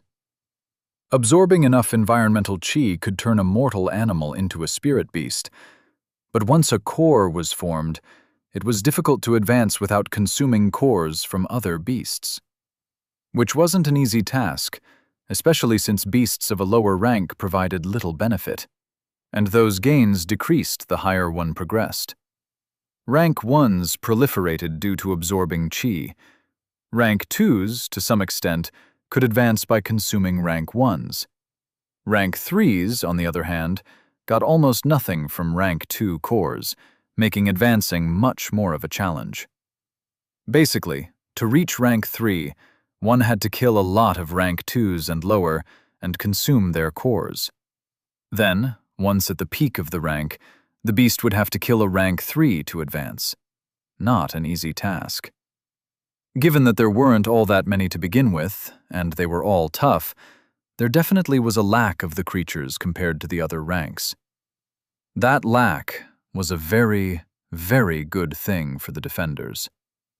Arrows that would have killed a rank 1 or severely injured a rank 2 bounced off the tough skin of a rank 3 or simply missed as some of the spirit beasts were able to dodge. In the time the previous waves took to run from the edge of the forest to the wall, dozens were killed. During the same sprint for the third wave, Benton counted 2 deaths. He glanced at Yedzan. The guard captain implored silently with his eyes, but Benton shook his head. No special arrows or FEDs. They might need all those munitions later. Actually, even if he was positive that the weapons wouldn't be needed, his answer would have been the same. The sect members could and would kill the rank 3s. It would be more difficult, sure, but adversity led to growth. As long as no one died, the harder the battle, the better. Zedalan had never faced anything like a beast tide while running his small gang in Vermilion incomparable Raintown. He'd never really faced any challenge much greater than finding food to supply his crew. He tried using a bow, but his technique was barely at small success. He was pretty sure that the string hitting his arm harmed him more than the arrows injured any of the rank 3 beasts he aimed at. Luckily, the barrier Master had created was incredible, and no one inside the wall was in any real danger. Even luckier, many of the archers were much better than Zedalan was, and slowly the number of attacking beasts dwindled. When there were only about half left, Yedzan gave the signal for the melee fighters to engage. Since Zedalan was only in the 6th minor realm of Qi gathering, and rank 3 beasts covered minor realms 7 through 9, he normally wouldn't have been able to participate in the fight with his spear. As a designated member of the martial pavilion from the beginning, however, he and his team had been included in the first round of body cultivators, and all of them had reached the peak of bronze. That last factor swayed Master and Yedzan to allow them to contribute to the fight on the ground. Within reason, of course. They were instructed to stay together as a team and to watch each other's backs, and Yedzan had commanded them to withdraw the moment any of them became seriously injured. None of the crew had any problem following those orders, as none of them had any desire to die anytime soon. Food was plentiful. They had learned good skills. People respected them. They were all willing to put their lives on the line for the sect if necessary, but were more than happy when told that their safety was the most important consideration. Well, second most important consideration. If saving a fellow sect member required them to risk themselves, it was understood that there was a price for all that they had been given. Considering where they were in life versus where they'd been such a short time ago, it was a trade all of them were willing to make, even if they hoped such a thing would never come to pass. Zedalan looked to his left and to his right, meeting the eyes of each member of his team. 3, 2, 1. Jump! With the delay from getting ready and from the count, they were far from the first ones down from the wall. At least 10 of the main sect guards and a dozen assorted other sect members who'd already reached the peak of bronze body cultivation had immediately entered the fray, as had 2 Qi-gathering cultivators from the Poison Claw sect. Zedalan frowned. The allied sect members didn't have any body cultivation and weren't all that high-ranked otherwise. He was almost positive they weren't supposed to be fighting. None of that was his concern, however. Master and Yedzan would figure all that out. Zedalan needed to concentrate on his mission, not dying and killing as many beasts as he could in that order. If sparring with Senior Brother had taught Zedalan anything, it was how to concentrate on the fight. As soon as his feet hit the ground, all thoughts of anything else fled his mind. His spear flashed out, catching a squirrel darting toward Liao Guanyu. The hit was good, the tip penetrating the beast's back. Zedalan allowed himself a small smile.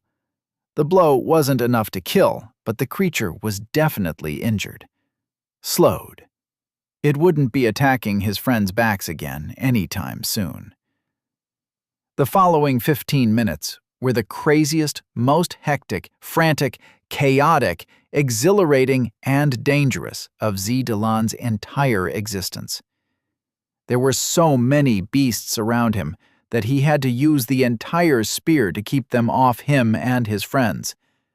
A thrust to stab a rabbit transitions to a parry with the haft to swat away a rat, thoroughly devastating the inside of the rabbit's body at the same time.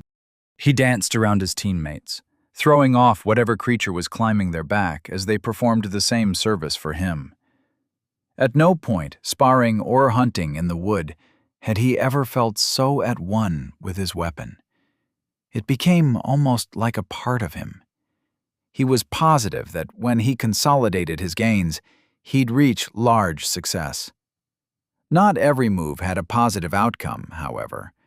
A bird dive-bombed him, and neither he nor his team noticed it until it drew blood from the top of his head. The grass hit a small green snake, and it slithered up his leg, biting him before he knew it was there. He could only hope it wasn't venomous. Numerous other scrapes and cuts and bites added up, but nothing was so bad that it endangered him or prevented him from fighting. Facing such a relentless onslaught, one of the 6 of them was destined to eventually take a serious wound. Like the beasts that had most injured Zi Delan, Zhong Kun never saw the one that got him. From what they could piece together later, a jackal had been fighting Ho Yaju and losing. It withdrew and, instead of directly attacking a nearby sect member, seemed to retreat.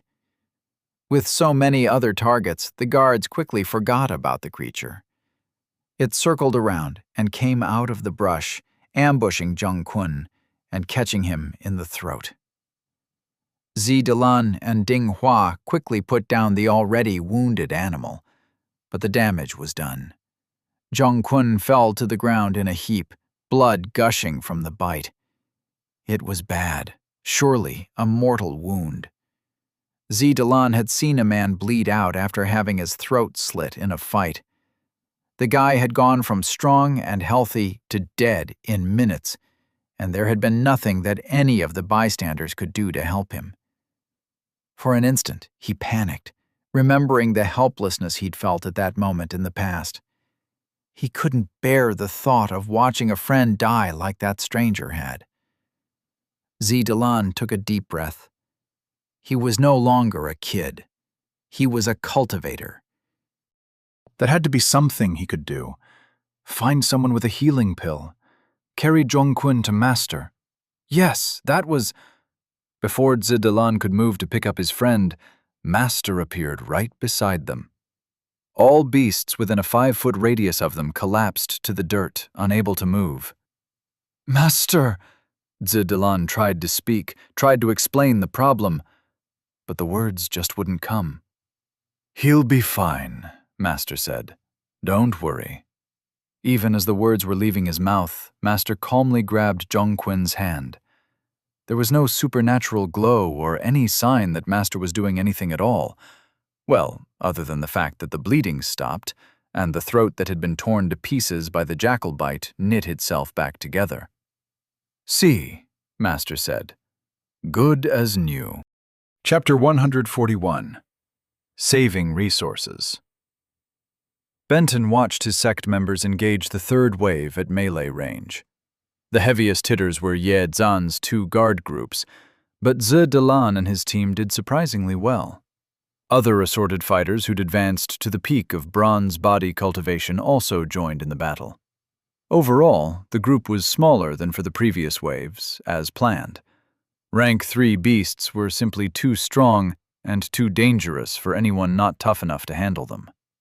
The surprising addition to the defenders outside the wall was 2 of the Poison Claw sect members. Not Pan Zhang or Kang Lin, obviously. Benton honestly had no idea the names of the 2 combatants, one using a spear and the other a sword. If he'd ever been introduced to them, he'd forgotten it. Neither of them had asked for permission to join the fight against the rank 3s, and they had not been asked to do so either. They were at Qi Gathering Minor Realms 7 and 8, respectively, and had thus been welcomed to participate in the previous 2 melee battles. They simply didn't meet the criteria to face rank 3s. Not a mass of them, anyway. If they were facing a beast 2 against 1, or maybe even solo, Benton wouldn't have had any concerns. Considering how outnumbered they'd be, though, he doubted the 2 Poison Claw sect members would last long. He considered grabbing the 2 of them by their necks and removing them from the fight, but he refrained. For one thing, such a loss of face would be devastating to the young cultivators. Normal teenagers back on Earth didn't deal with embarrassment well, but they had nothing on kids in a cultivation world. Causing someone to get momentarily flustered could lead to a blood feud impacting generations. Seriously. Sue's memories contained historical accounts of at least 3 major disputes that cost dozens of lives each that had resulted from just such an occurrence. Cultivators could go absolutely nuts about the smallest perceived insults. Honestly, if that were the only reason, Benton would have pulled them in a heartbeat. But the second justification was more consequential. His main goal was to teach his sect members, and any other youngster, important life lessons, and failure was an even better teacher than success. Besides, with his speed, and given how much he outranked the beasts, Benton had no doubt he could rescue the two before anything truly bad happened. They did have enough sense to work together and minimize the danger by landing far from the scrum. Even cautiously approaching the outskirts of the teeming mass wasn't enough to prevent them from being quickly overwhelmed, however. There were simply too many beasts versus a relatively small number of cultivators. Deng Mei Xiang, the Poison Claw sect archer on the wall, was paying attention and picked off as many of their attackers as she could, but her aid was like trying to bail out a boat with a bucket when it was already underwater. The 2 melee cultivators were subsumed by a furry multitude, and unlike his Rising Tide sect members, whose high-ranked body cultivation provided decent protection, the toughness provided by their spiritual cultivation couldn't hold up against similarly advanced opponents. The 7th Minor Realm cultivator was the first to fall, followed quickly by the one in the 8th Minor Realm. Each curled into a fetal position, protecting their vital parts from claws and jaws. Benton waited, giving them a chance to fully realize their mistake in taking on a foe they weren't ready to face. With any luck, the lesson they learned today would prevent them from a situation in the future where they couldn't be as easily saved. He slowly counted to 5. There. That should be enough. A quick step brought him almost instantly to the 2 downed allied sect members. He just had to figure out the best way to save them. Because, unfortunately, none of his techniques that were capable of killing many foes at once were great for use when a friendly fighter was nearby. Sometimes, one just had to get their hands dirty. Well, not too dirty. It wasn't like he was going to crush the creatures with his bare hands or anything. That would be messy, and hardly an action befitting an unfathomable old monster. He first created a ring of high gravity around him and the 2 injured cultivators to keep any more beasts from intruding on his rescue operation. Both the spear user and the sword wielder were bleeding in multiple places, and while not in any danger of dying for a little while, were suffering quite a bit. Charging into a battle half-cocked wasn't a mistake they'd repeat. Benton touched each of them and channeled healing chi into their bodies, closing up their wounds and alleviating their pain. None of that solved the source of the problem, though, namely, the dozens of spirit beasts trying to burrow into their bodies. He grabbed a muskrat, threw it into the air, flung a metal ball at it, and, as soon as the sphere made contact, triggered his technique for delivering void chi. The beast disappeared, which, in retrospect, was a bad thing. A rank 3 core, along with the meat, skin, and assorted other parts, were worth a decent amount of tails. He snatched a raccoon off one of the cultivators and threw it even higher into the air than the muskrat. Instead of using a metal ball and his void technique, he triggered chain lightning, which worked, but again, it worked too well. The first strike fried the raccoon, but the technique was named chain lightning for a reason. Several smaller bolts forked off the initial victim and slammed into the scrum, killing 3 more beasts. And, okay, the extra damage wasn't the bad part, but only because it was just beasts that had been struck. It could just as easily have been his sect members. Careless. That was way, way too careless. Screw it. He tossed a monkey into the air, pulled his bow from his ring, and shot it with an arrow. There. Using archery wasn't the fastest way to deal with the problem, but it guaranteed no collateral damage and left behind valuable materials he could sell or use. In that manner, he killed the rest of the beasts trying to eat the 2 Poison Claw sect members, and once done, he healed both of them again, before quick-stepping them back inside the village. So, was it a good idea to take on rank 3s in melee at your cultivation level? He said. No, sect leader, The 2 said, chastened.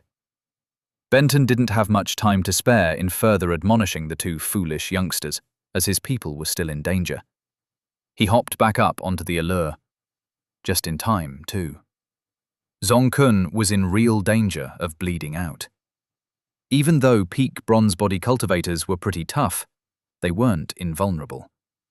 One of the spirit beasts must have had a special bite ability to have torn through the sect member's throat like that.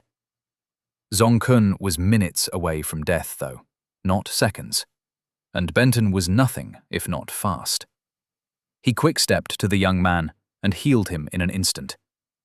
The others were hale enough to jump back over the wall on their own as Benton transported Zong-kun. Once Zidalan's crew was all settled, Benton turned back to watching the battle, but it was winding down by that point. The remaining melee fighters were a little more seasoned than the kids from Vermilion incomparable Raintown, and had spent more time fighting together. The value of that experience was proved against the beast tide. Ye Zan's guards really showed a lot of promise. Thinking of things that performed their function really well, he had to add his healing technique to that list.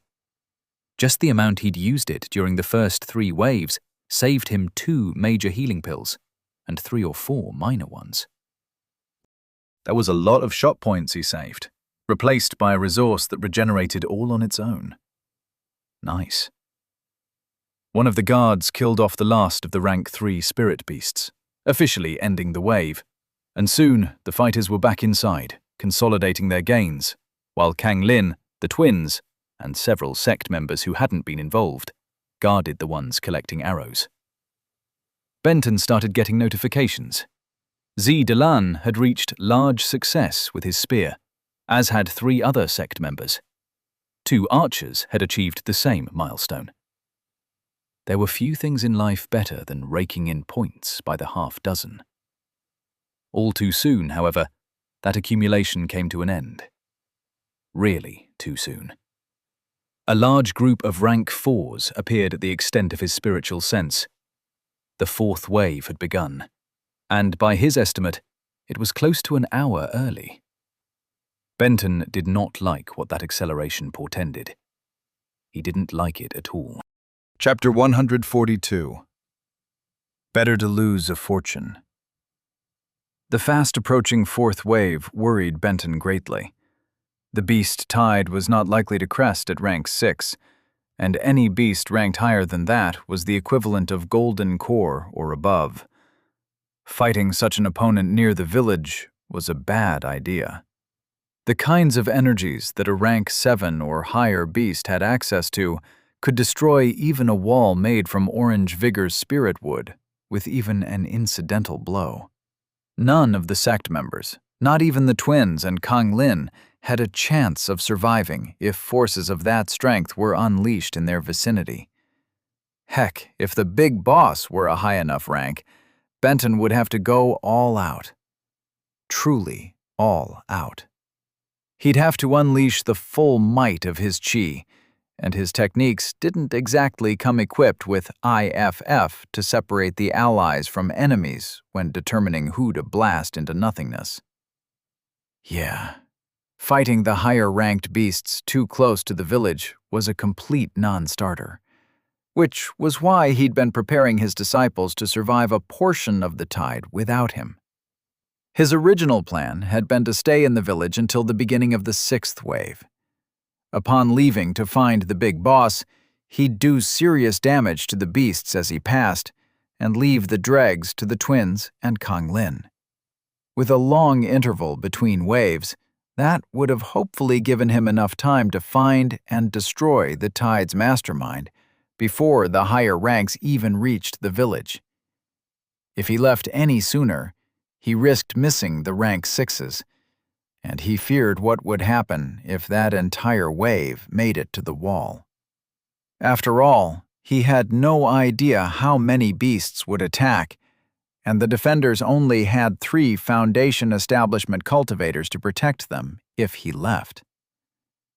Crap. The village only really had one true protector, as neither Yang Shu nor Kang Lin were powerful enough to kill a rank 6.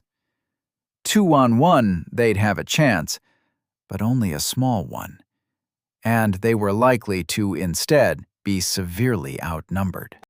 Benton had been hoping that the experience they gained versus the rank 4s and 5s would trigger skill and slash or cultivation advancements that would assist them with the 6s. Which wasn't an absurd hope. The twins were 2 of the top 3 most talented sect members, and considering how much benefit even the low-tiered disciples were getting, both of them should get significant gains. That was really the best-case scenario. The twins would get stronger. Between their advancement and the special arrows Benton provided, they'd be able to handle the 6s and, hopefully, weather the storm brought by even higher-ranked beasts. With the interval between waves shrinking, though, there would not be enough time for them to finish one properly, much less consolidate their gains. They'd have to go into each fight no stronger than they were at the moment, a losing proposition. They'd basically have to rely on the shield holding just to survive. That plan obviously would no longer work. Instead, Benton would have to choose between the least bad of 2 options. Do his best to find and destroy all the waves himself as he journeyed to find the big boss, knowing that if any escaped him could prove disastrous for his disciples, or stay at the village and attack with and defend enormously powerful chi techniques that would absolutely destroy any of the lower-realmed cultivators if they were even so much as grazed. Either way, there was nothing he could do about it for the moment. In no case did it seem to make sense for him to leave prior to the start of the 6th wave. He motioned for Ye Zan to signal Kang Lin and the twins to the gate. Even though the 3 of them moved with all due haste to heed the summons, the beasts reached the wall first. The speed of the beast equivalent of a Foundation establishment cultivator was an order of magnitude greater than that of a chi-gathering cultivator. The journey from the edge of Benton's spiritual sense to the village took less than 10 minutes total for the rank 4s, and hundreds of them arrived to siege the village. Everyone knew the plan. Once the 4th wave arrived and Ye Zan signaled for the twins and Kang Lin, the 3 were to engage at will. Yang Shu took up a position on the allure and began shooting. Each shot hit, of course, but though her rate of fire had improved, she couldn't quite get 2 arrows on a target fast enough to take advantage of the beast's chi shield being momentarily overwhelmed. Instead, she chose a different quarry each time, until finding one that reacted poorly to her ice chi, mainly those with the fire aspect. Those targets she took down, fast and hard. Unfortunately, there just weren't that many of them. Still, she managed to down 2 beasts before Yang Ru and Kang Lin jumped over the wall. Those 2 faced an unenviable situation, as they were each outnumbered several hundred to 1. It quickly became apparent that the danger to them outweighed any possible benefit. Yang Ru had killed 1 beast immediately, having transferred the momentum from his jump, but he wasn't able to build up any additional energy as he was swarmed with beasts. Kang Lin was more agile and was able to use her spear to deflect most of her attackers, but she wasn't able to land any truly damaging blows either. Benton had Ye Zan sound a retreat. Yang Ru and Kang Lin ran around the wall, beasts in hot pursuit, with her helping him to remove all the creatures clinging to him. Once he was free, they leaped back inside the wall. "Well, that didn't work," Benton said to no one in particular. He basically had 2 choices. 1, kill all the beasts himself, which he could easily do with little effort and barely even expending any chi. Or 2, he could allow the sect members to break out the special arrows and FEDs. Both options had benefits. maintain that the defenders' higher-ranked beasts later, but using the special munitions allowed the defenders to gain benefits from the fight. What to do? What to do? Using the wisdom of Solomon, he split the baby right down the middle. Well, kind of. It really made no sense at all to use a consumable when his very presence negated the necessity. It wasn't like shooting the externally charged munitions would provide much enlightenment to his sect members, and the arrows would be much better used as a failsafe when he wasn't around to protect the village. No, the split would be to have him kill a great number of the rank 4 spirit beasts, while allowing his 3 Foundation Establishment cultivators to finish off the others. That solution wouldn't provide them the benefit of a true life-and-death struggle, but it was a lot quicker. At the moment, speed counted. He quickly drew the 3 and Yezan to him and explained the plan. "Yes, Master." Benton jumped up to the top of the allure and called chain lightning, targeting beasts furthest from the wall. Each use of the technique killed 4 to 6 beasts, but also held the slight risk of spreading inside the village. Once there were no beasts he judged a safe distance away, he was forced to switch to another option. Gravity was great for immobilizing a great number of enemies, but both cultivator and beast bodies were extraordinarily resistant to being damaged by it. It took a lot of effort to kill by burst alone. Temperature differences were good, but not when the enemies were so close to his allies. Which left his void technique. He really needed to come up with a technique that could be used in close proximity to his sect members. Benton pulled a handful of tiny metal spheres from his ring and tossed them down in a wide arc.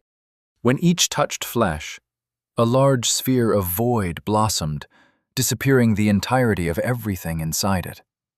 He winced.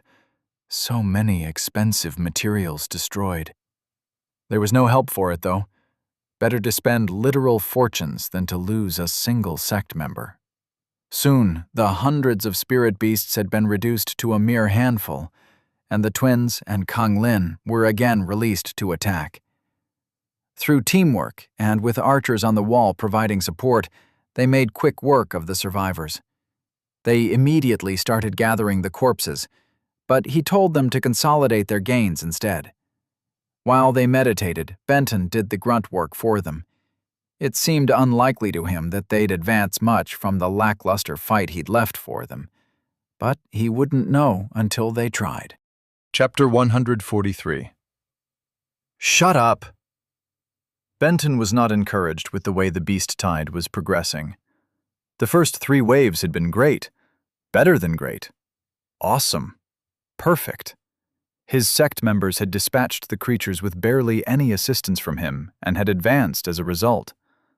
When it came down to brass tacks, however, meaning the performance of the 3 Foundation Establishment cultivators, the acceleration of the waves signaled disaster. Still, it wasn't out of the realm of possibility that the supremely talented twins could have gained something from the most recent fight. Getting any of their techniques from small success to large success would be enough to give them an all-important advantage for what was to come. Alas, it was not to be. Time passed as the twins and Kang Lin meditated, and soon the rank 5s appeared within range of Benton's spiritual sense. He gave the 3 until the last possible second, but when he had Yezan blow the whistle to call them back into action, none of them had yet advanced. At least, with the numbers decreasing with each wave, Benton could finally get an accurate count. 63. That was how many rank 5 spirit beasts assaulted the wall. One by one, and in groups, they slammed against the orange vigor spirit wood, and unlike with the previous assaults, the wall trembled. Benton didn't waste any time. There was no cause to prolong matters by waiting to see how the defenders performed against the latest threat. His disciples simply weren't strong enough to deal with so many beasts of such a high rank. He destroyed most of the wave, leaving 5 for his disciples to kill. Yang Ru had shown the ability to solo beasts of an even higher rank. The two girls could take foes of that caliber out by tag teaming. With support from the archers on the wall, Benton had no doubt that they'd be able to eventually win out. Victory would take time, though. A half hour, maybe more. The battle would challenge them to their utmost, but he had confidence they'd prevail. And it was the very nature of that trial, the requirement to truly push themselves, that would give them the opportunity to advance. As their mentor, their master, it was incumbent upon him to give them that chance, which meant leaving them behind. The waves had all come from the same general direction, southeast toward the mountain, but the exact location each appeared varied by up to a half-mile either side of a center point. To optimize the village's prospects of survival, he'd need to find and completely obliterate the sixth wave. He'd go to that midpoint and remain on constant alert. If too much time passed and he hadn't sensed the rank 6 beasts, he'd assume he missed the wave and head back. That was the best he could do. As Yang Shu began peppering the beasts with arrows, Yang Ru sprinted far into the village to prepare his charge. Kang Lin waited anxiously to enter the fray in concert with him. "I'm going now," Benton said to Ye Zhan. "Use the special munitions as you see fit, but it would be better if you can handle those 5 beasts without them. Best of luck with the rest of the tide." Benton quick-stepped far from the village, hoping that his sect members could handle the challenge he left for them, and even more, hoping that they'd gain from the experience. Young Shu stared after Master as he disappeared. With her enhanced senses, it hadn't been hard to hear what he'd told Ye Zhan, even as she concentrated on shooting arrows at the beasts below her. Master was leaving. She knew it had to happen at some point. He'd explained to all of them multiple times that his job was away from them, but it was still a shock to see him go. There were slightly over 1,000 people in the village, and without him there, it fell to her, her brother, and Kang Lin to keep everyone safe. If anyone died, it would be on the 3 of them. She'd never felt such a heavy burden in her life, especially after their clear failure with the previous wave. Their task felt enormous. Even the longest journey began with that single first tiny step. Concentrate on making the best first move she could, and then the next, and the next. That was what Master would advise. She returned her focus to the beasts. A hyena, a dog, a turtle, a zebra, and a salamander were the 5 creatures Master had left for them to fight. Briefly, she wondered if the choices were intentional, before realizing that they had to be. Master never did anything on a whim. Each must provide either some important lesson or represent some specific challenge he wanted his disciples to face. She had enough on her mind just trying to figure out which beast to kill first to determine what those lessons might be, though. The turtle stood over 4 feet tall and was more than 6 feet long. Its shell would be nearly impenetrable. Surely it would be the most difficult of the 5 to kill. Likewise, the giant salamander's scales would armor it against their strikes. Killing the 3 softer targets would allow the defenders to focus their efforts on the tanks, as Master would call them. Obviously, she and Kang Lin should focus on one of the beasts, and leave one for Yang Ru to solo. But which one should they attack, versus which one should she direct him to take? Yang Shu's spiritual senses weren't nearly adept enough to determine chi aspect, and she didn't know enough about the creatures to match their weaknesses to the sect members' strengths. The hyena looked at her and laughed. It was a rude, arrogant sound, as if it knew it would kill every being inside the wall, and there was nothing anyone could do about it. She instantly grew to hate it with a fiery passion, which settled the one she'd be focusing on. Her brother should probably engage the soft target farthest from the others. "Yang Ru, left!" Yang Shu yelled. Kang Lin, focus on the hyena.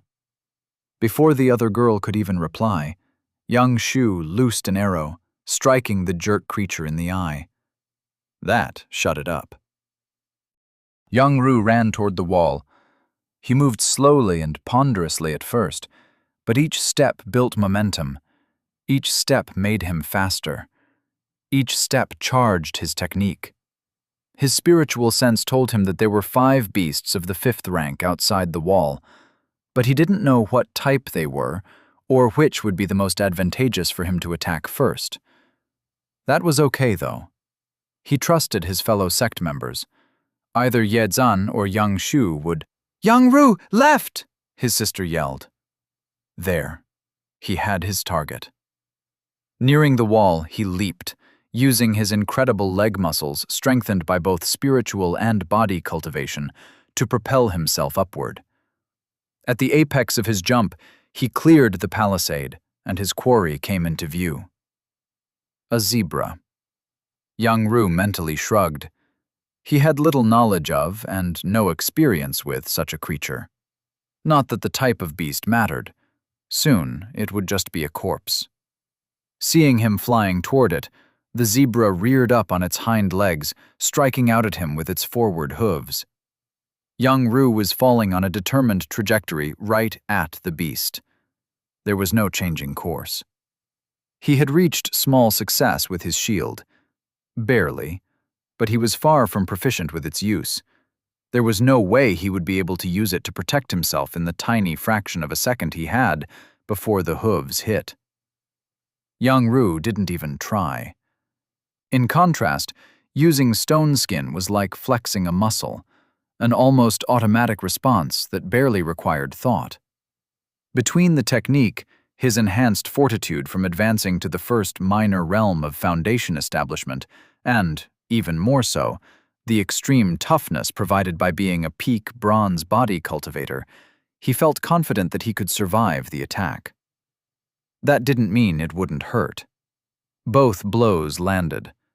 It felt like he'd been kicked in the chest by a horse. Oh wait, he had. Heavens, that hurt. If there was anything that becoming a cultivator had prepared him for, however, it was dealing with pain. His very first experience was taking pills to improve his spiritual roots. That process had felt like someone had poured fire into his stomach. In comparison, the attack from the zebra was nothing. He pushed past the momentary sting and concentrated on simultaneously triggering his 2 primary techniques. All the momentum he'd accumulated by running and jumping and falling was converted to force and concentrated on the tip of his spear. The zebra, its instincts surely telling it that its shield would protect against the tiny human's weapon, didn't even try to dodge. The spear tip struck the beast's forehead. An enormous burst of momentum chi erupted from the metal, blowing past the zebra's chi shield and into its body. Its head burst into a shower of blood, muscle, and bone. 1 down, 4 to go. Chapter 144. Razor's Edge. Kang Lin was more than a little nervous about jumping over the wall and into the fray. Her last battle hadn't gone very well. Sure, she'd survived without any serious injuries, but she hadn't done much damage to the beasts either.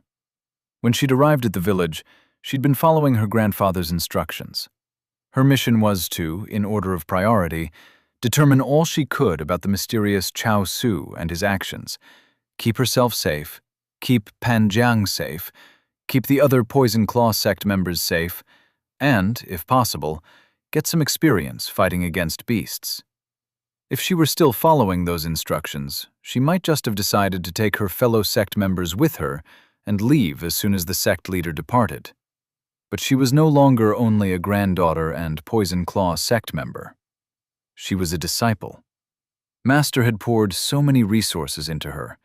A pill to ease her advancement, a new cultivation method tailored specifically to her chi aspect, 2 techniques, one for launching bolts of lightning from her spear, and one ridiculous shield technique that would automatically respond to threats once mastered.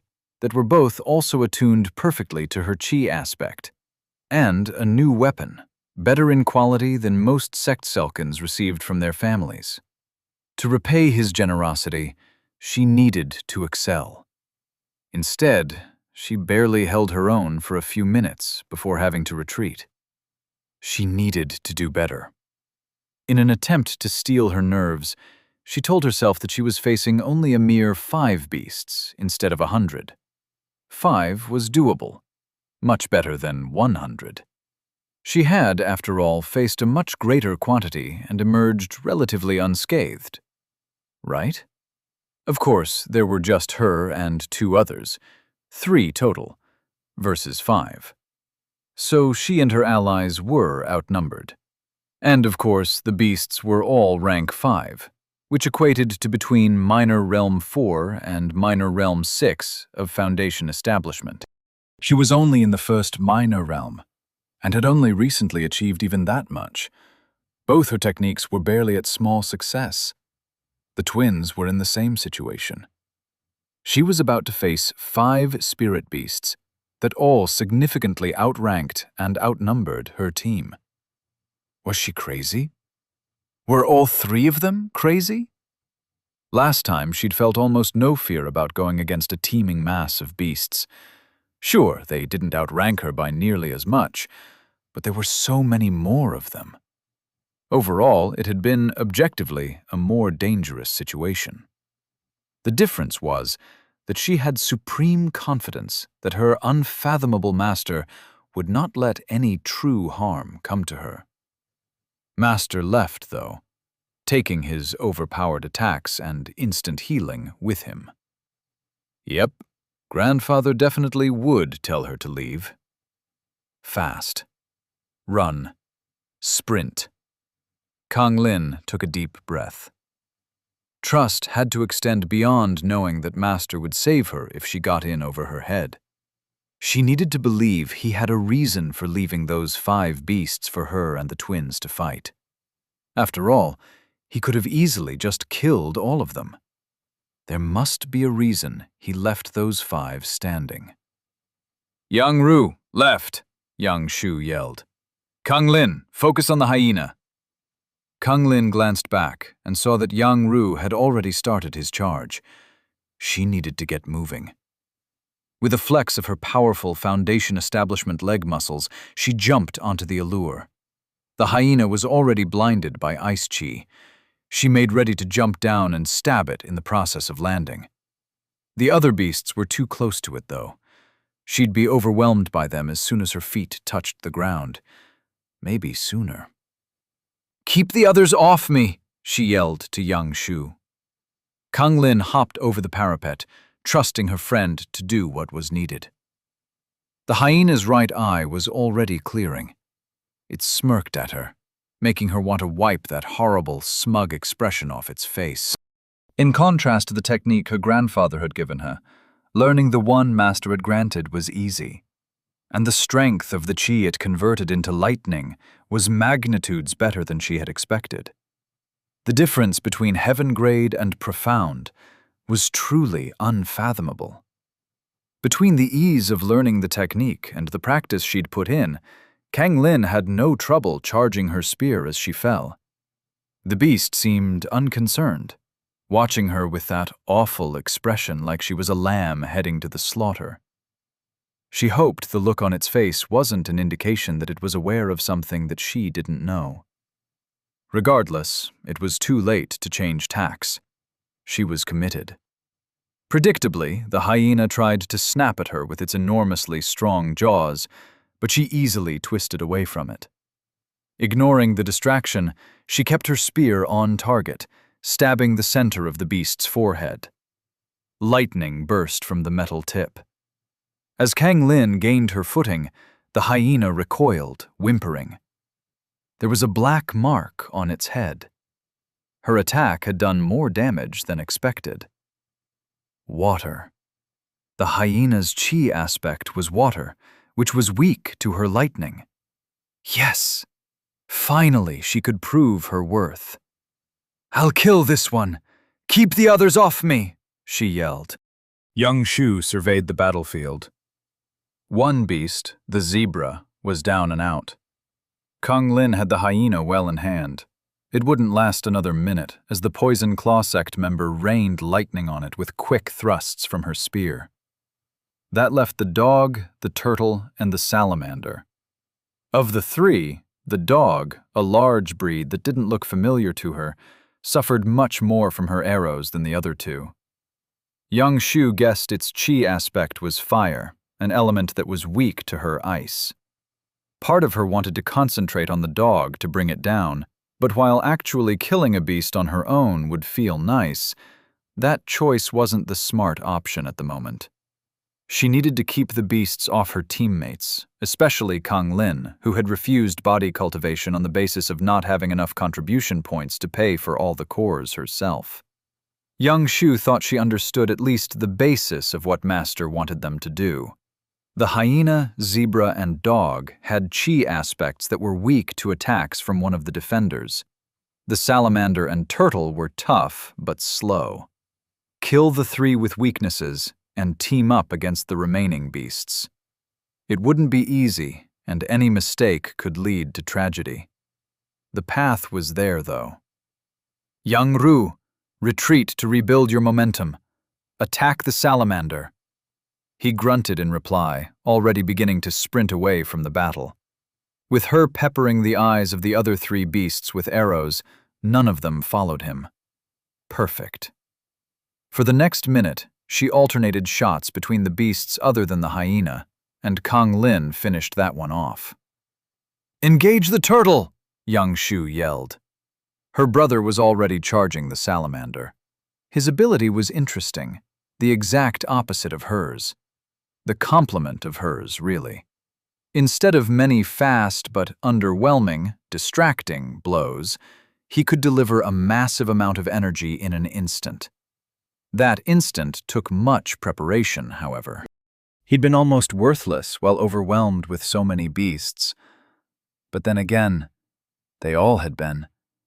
The current battle gave all of them a chance to shine. With him approaching the amphibian and Kang Lin engaging the shelled tank, Yang Shu could finally focus on the dog. When she'd been a mere chi-gathering cultivator, attacking rank 4 spirit beasts and above, her arrows had done literally no damage at all. All physical force created by the impact had been absorbed by the creature's chi shields. By coating the tips in chi, she was able to deliver force through both physical means and aspected chi. The arrows still didn't deal devastating damage, but the offensive chi overwhelmed the shield enough to allow some actual injury to the beast. Using an offensive aspect that was strong against the shield magnified the amount of force getting through by somewhere between 1.5 to 2 times, depending on a lot of factors that Master had a hard time simplifying enough for her to understand. The result was the important thing, though, not the way that it was achieved. For each shot, the dog received extra damage. Not much. No single blow was ruinous for the beast. But where the other 2 beasts found the arrow's impacts irritating, the dog flinched. Previously, the canine had only received 2 shots out of every 6, 4 total, 2 on each eye. With the extra damage, the beast had been blinded, leaving it unable to even attempt to dodge. Not that its previous efforts in that regard had done much good. Her arrows were too fast as they slipped through the air.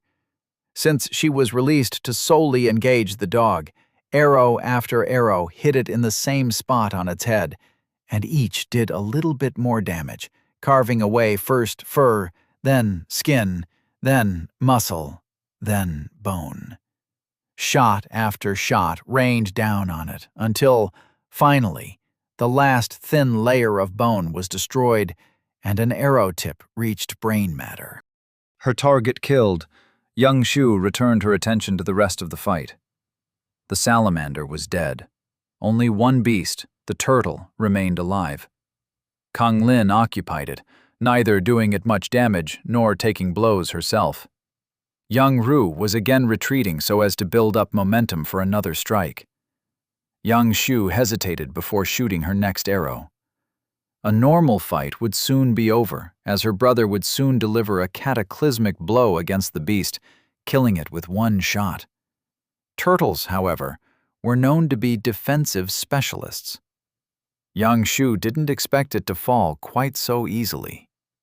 Master could have killed it easily, though. Why leave that particular beast for them? The answer came swiftly. The target was a defensive whetstone to sharpen their attacks. "Killing the beast doesn't matter," she yelled. "Focus on making your attacks stronger." Putting into action her thoughts, she concentrated on each step of her process of loosing an arrow. At some point, she was sure that she would be able to improve the purely mechanical aspects of archery, but that technique was already mastered. The important current consideration was applying qi to her arrow. Or was it?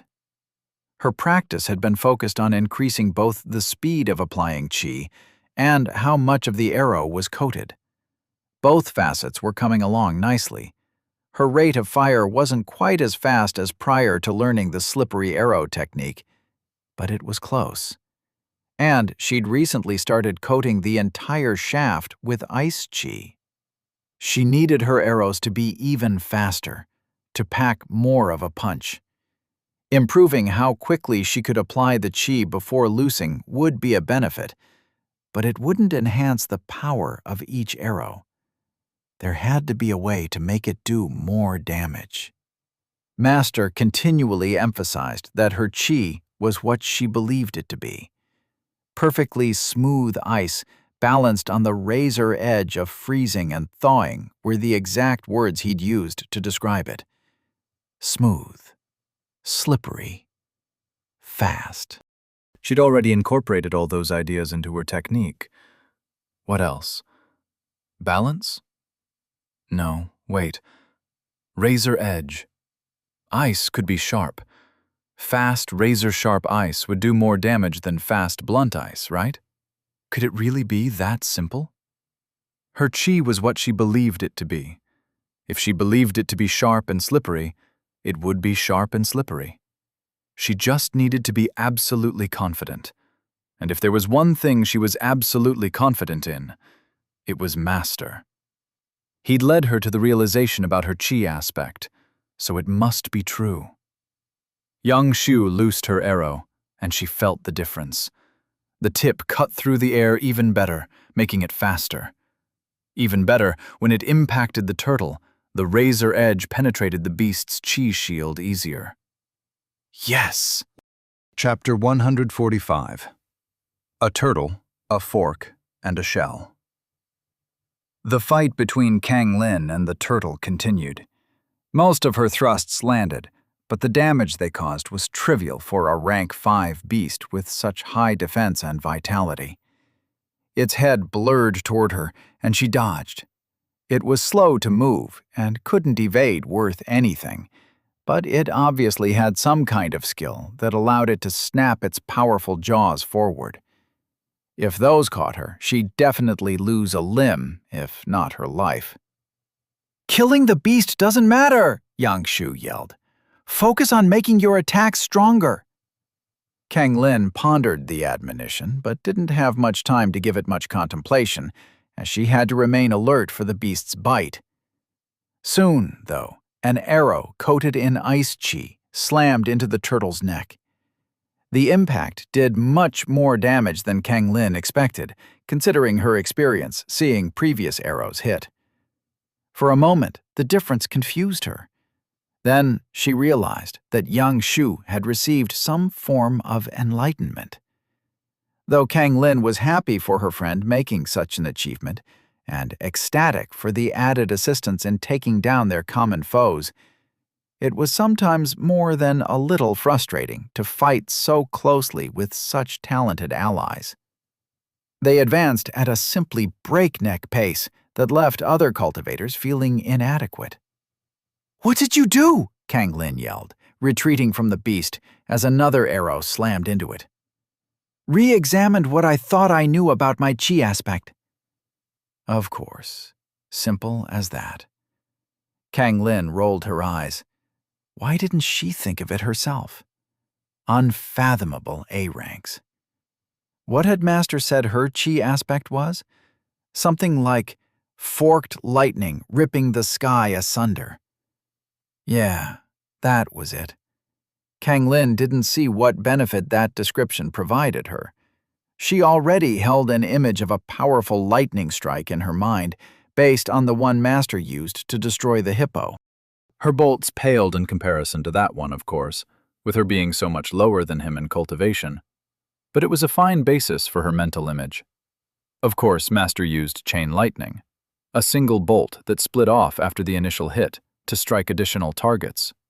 Kan Lin's technique only generated a bolt that hit a single target.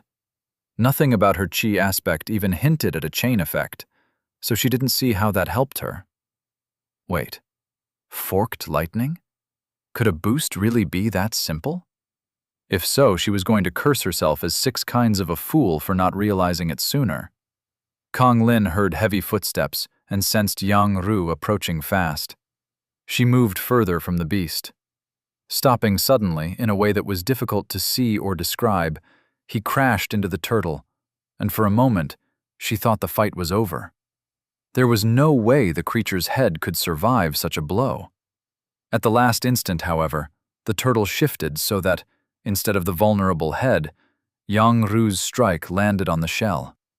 Even considering the incredible magnitude of the force involved, the shell won. He was blasted back several feet and stumbled, falling on his backside. On the plus side, there was a definite crack in the shell, so that was something. Of course, Yang Ru wasn't to blame for the failure. Given the plodding, ponderous movements of the turtle to that point in the fight, it was against expectations that it would be able to move so fast. Just like with its bite, though, it must have an ability that allowed it to intercept big attacks with its shell. Another arrow smashed into the beast's neck, reminding Kang Lin of her own responsibilities. And her idea. Replacing the image of the thick, powerful flash of lightning that Master had summoned with one just as thick, just as powerful, but forked so that 2 prongs struck her target, she charged the turtle. The change felt right, and as she struck, a split bolt hit the beast, one part on the neck and the other on the cracked shell. Yes! The 2 bolts hadn't been twice as powerful, of course. That result would have required her to use more chi, but the combined strike felt more powerful. Or more like the chi felt less restrained. Like letting it fork instead of constraining it allowed more of it to be converted to force. Kang Lin doubted she'd reached large success with the technique yet, but her discovery had boosted her power. Keeping up with the twins for the long term obviously wasn't possible, but for the moment, she was proud of herself.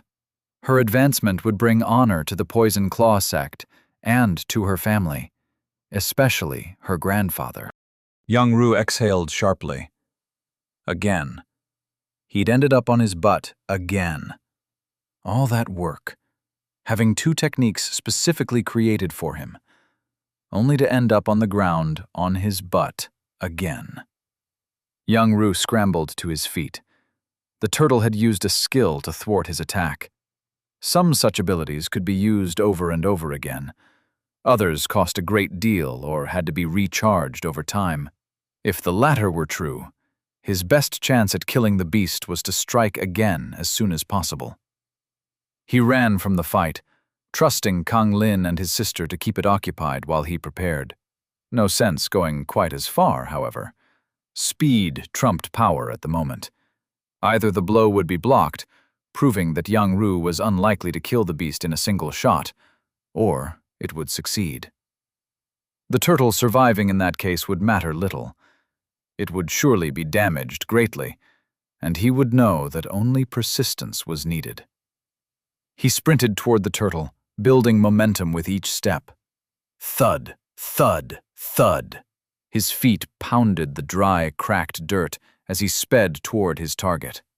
He was inexorable, inevitable. He would not be stopped.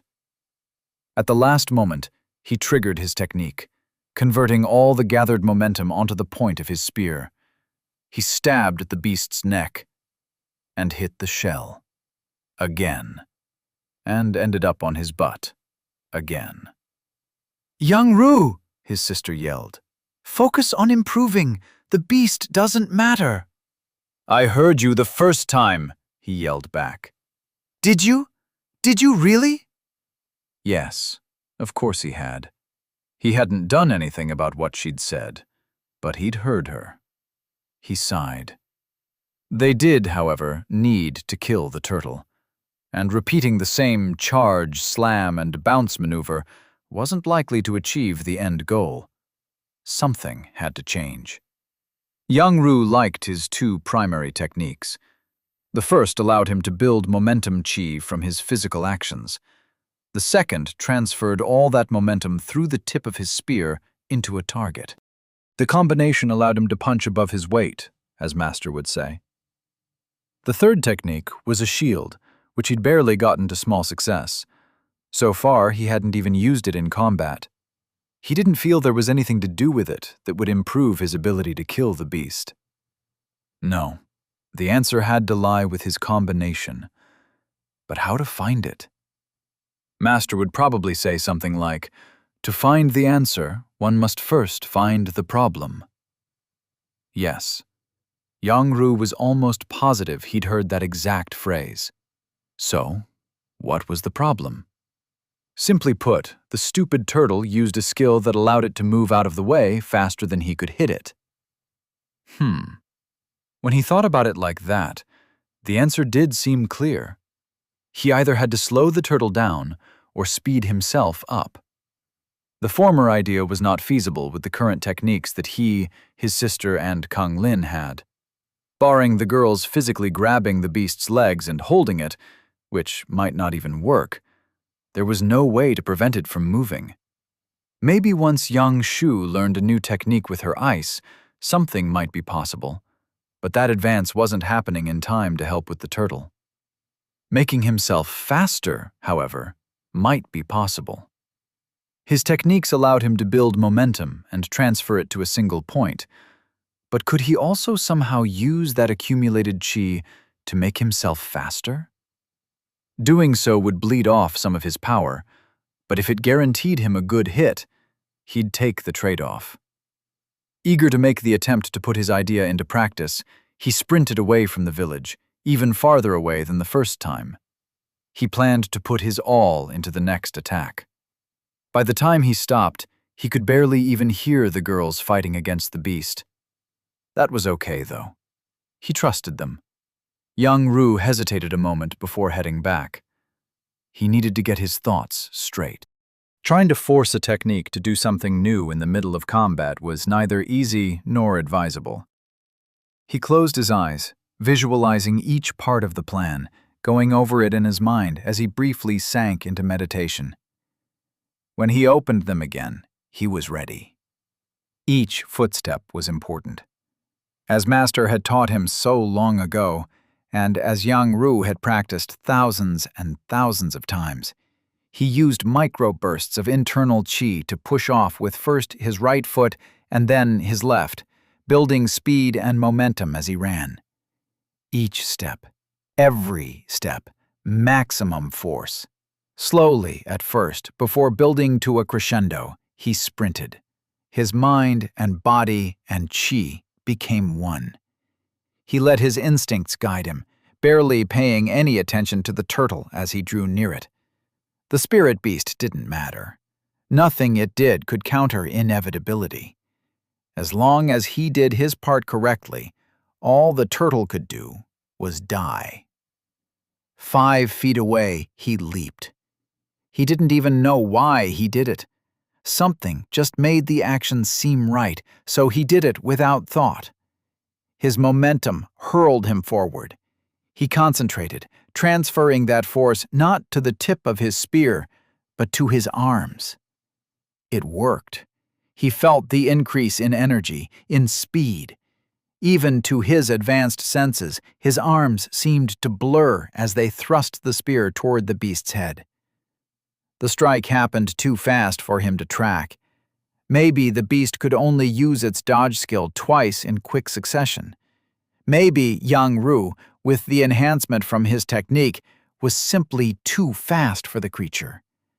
Either way, his spear did not hit the toughened shell, instead impacting the relatively unprotected head of the turtle right between the eyes. The Qi shield had no chance against the supreme force Yang Ru used against it. His spear thrust through it, and skin and bone, like all those elements, were so many layers of paper. The beast died. "Quick!" Yang Shu yelled. "Meditate! Consolidate your advancements!" Yang Ru didn't have to be told twice. Heck, he didn't even have to be told once. He was already sinking into a lotus position before the first word left her mouth. Chapter 146. That didn't work. It wasn't long after Benton sensed the last of the rank 5 beasts near the village dying that he received the notifications. Yang Shu advanced her attack technique to large success. Even better, Yang Ru did the same for both his primary techniques. There was no similar notification for Kong Lin, but that lack was fine.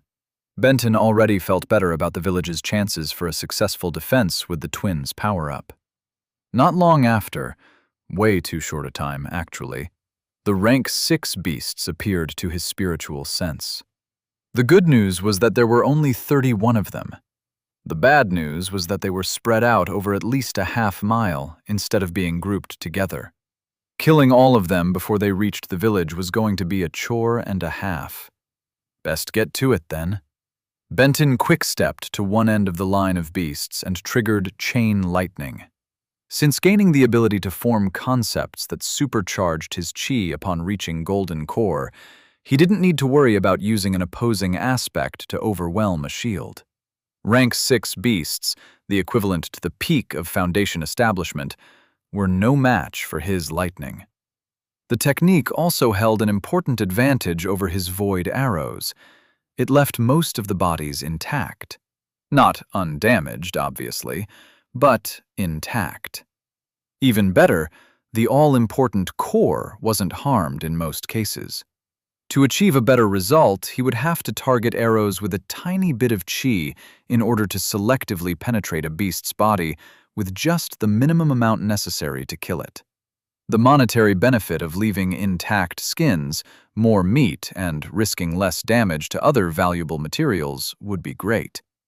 The cost, however, would be in time. Dedicating that much effort to each creature would mean that some, perhaps a lot, would get past him, making him choose between going back to eliminate them or continuing forward. Too many rank 6s chanced overwhelming the defenders and trusting the static defense of the shield with their lives. If he instead retreated back to the village, he risked the very real chance of the next wave catching him there and having to engage Golden Core equivalent enemies in close proximity to the people he was trying to protect. Frankly, he just wasn't all that worried about preserving every single tail. Benton electrocuted the beasts with abandon. The only real disadvantage of the technique was that it required line of sight to target, meaning he had to move to the beast, find it with his eyes, and then trigger the lightning. Lather, rinse, repeat. That procedure quickly revealed the problem with his plan. As beasts increased in rank, the disparities between physical characteristics grew. Some were focused on strength, some toughness, some stealth or perception, others speed. As soon as his first attack landed, the fastest among the horde stopped maintaining pace with their fellows. They scattered, all making for the village with haste. There was no way to prevent all of them from getting past him. He ended up killing 29 of them. Not a bad number. Well over 90%.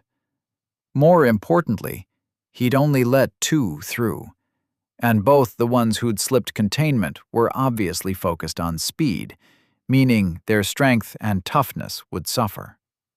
Benton felt that the twins and Kung Lin should be able to handle 2 rank 6s, especially with their recent advances. Even if they couldn't, The combination of the wall and the shield should be enough to hold the beasts off. There was no way just two of them could overwhelm both barriers. Concluding that there was no need to abort his original mission, he quick-stepped closer to the mountain, moving only 1/10 of a mile at a time and stopping to fully explore the area with his spiritual sense before moving forward again. It was imperative that the rank 7s not get past him. He just wished he had some way of warning the village to expect 2 attackers. As soon as Yang Shu felt her attack technique, Slippery Arrow, advance to large success, she ended her meditation and leaped back up to the allure.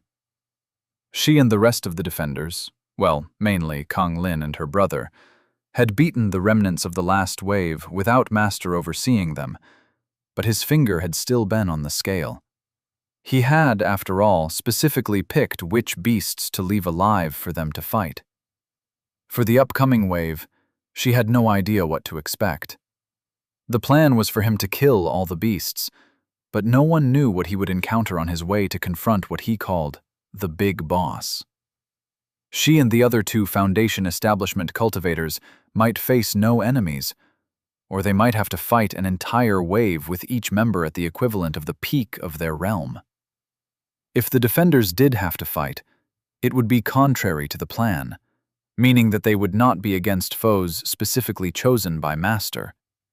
They'd be effectively, and in fact, all by themselves. Which was why she watched the forest from behind the palisade, her senses expanded to their maximum. Of the defenders, no one besides her had gotten a perception technique to mastery. There was definitely no one who had access to spiritual sense, who had access to any kind of perception technique besides her. Zhou Tian, Ye Zan, and a couple of the guards with a perception technique at small success were next to her, all watching just as intently.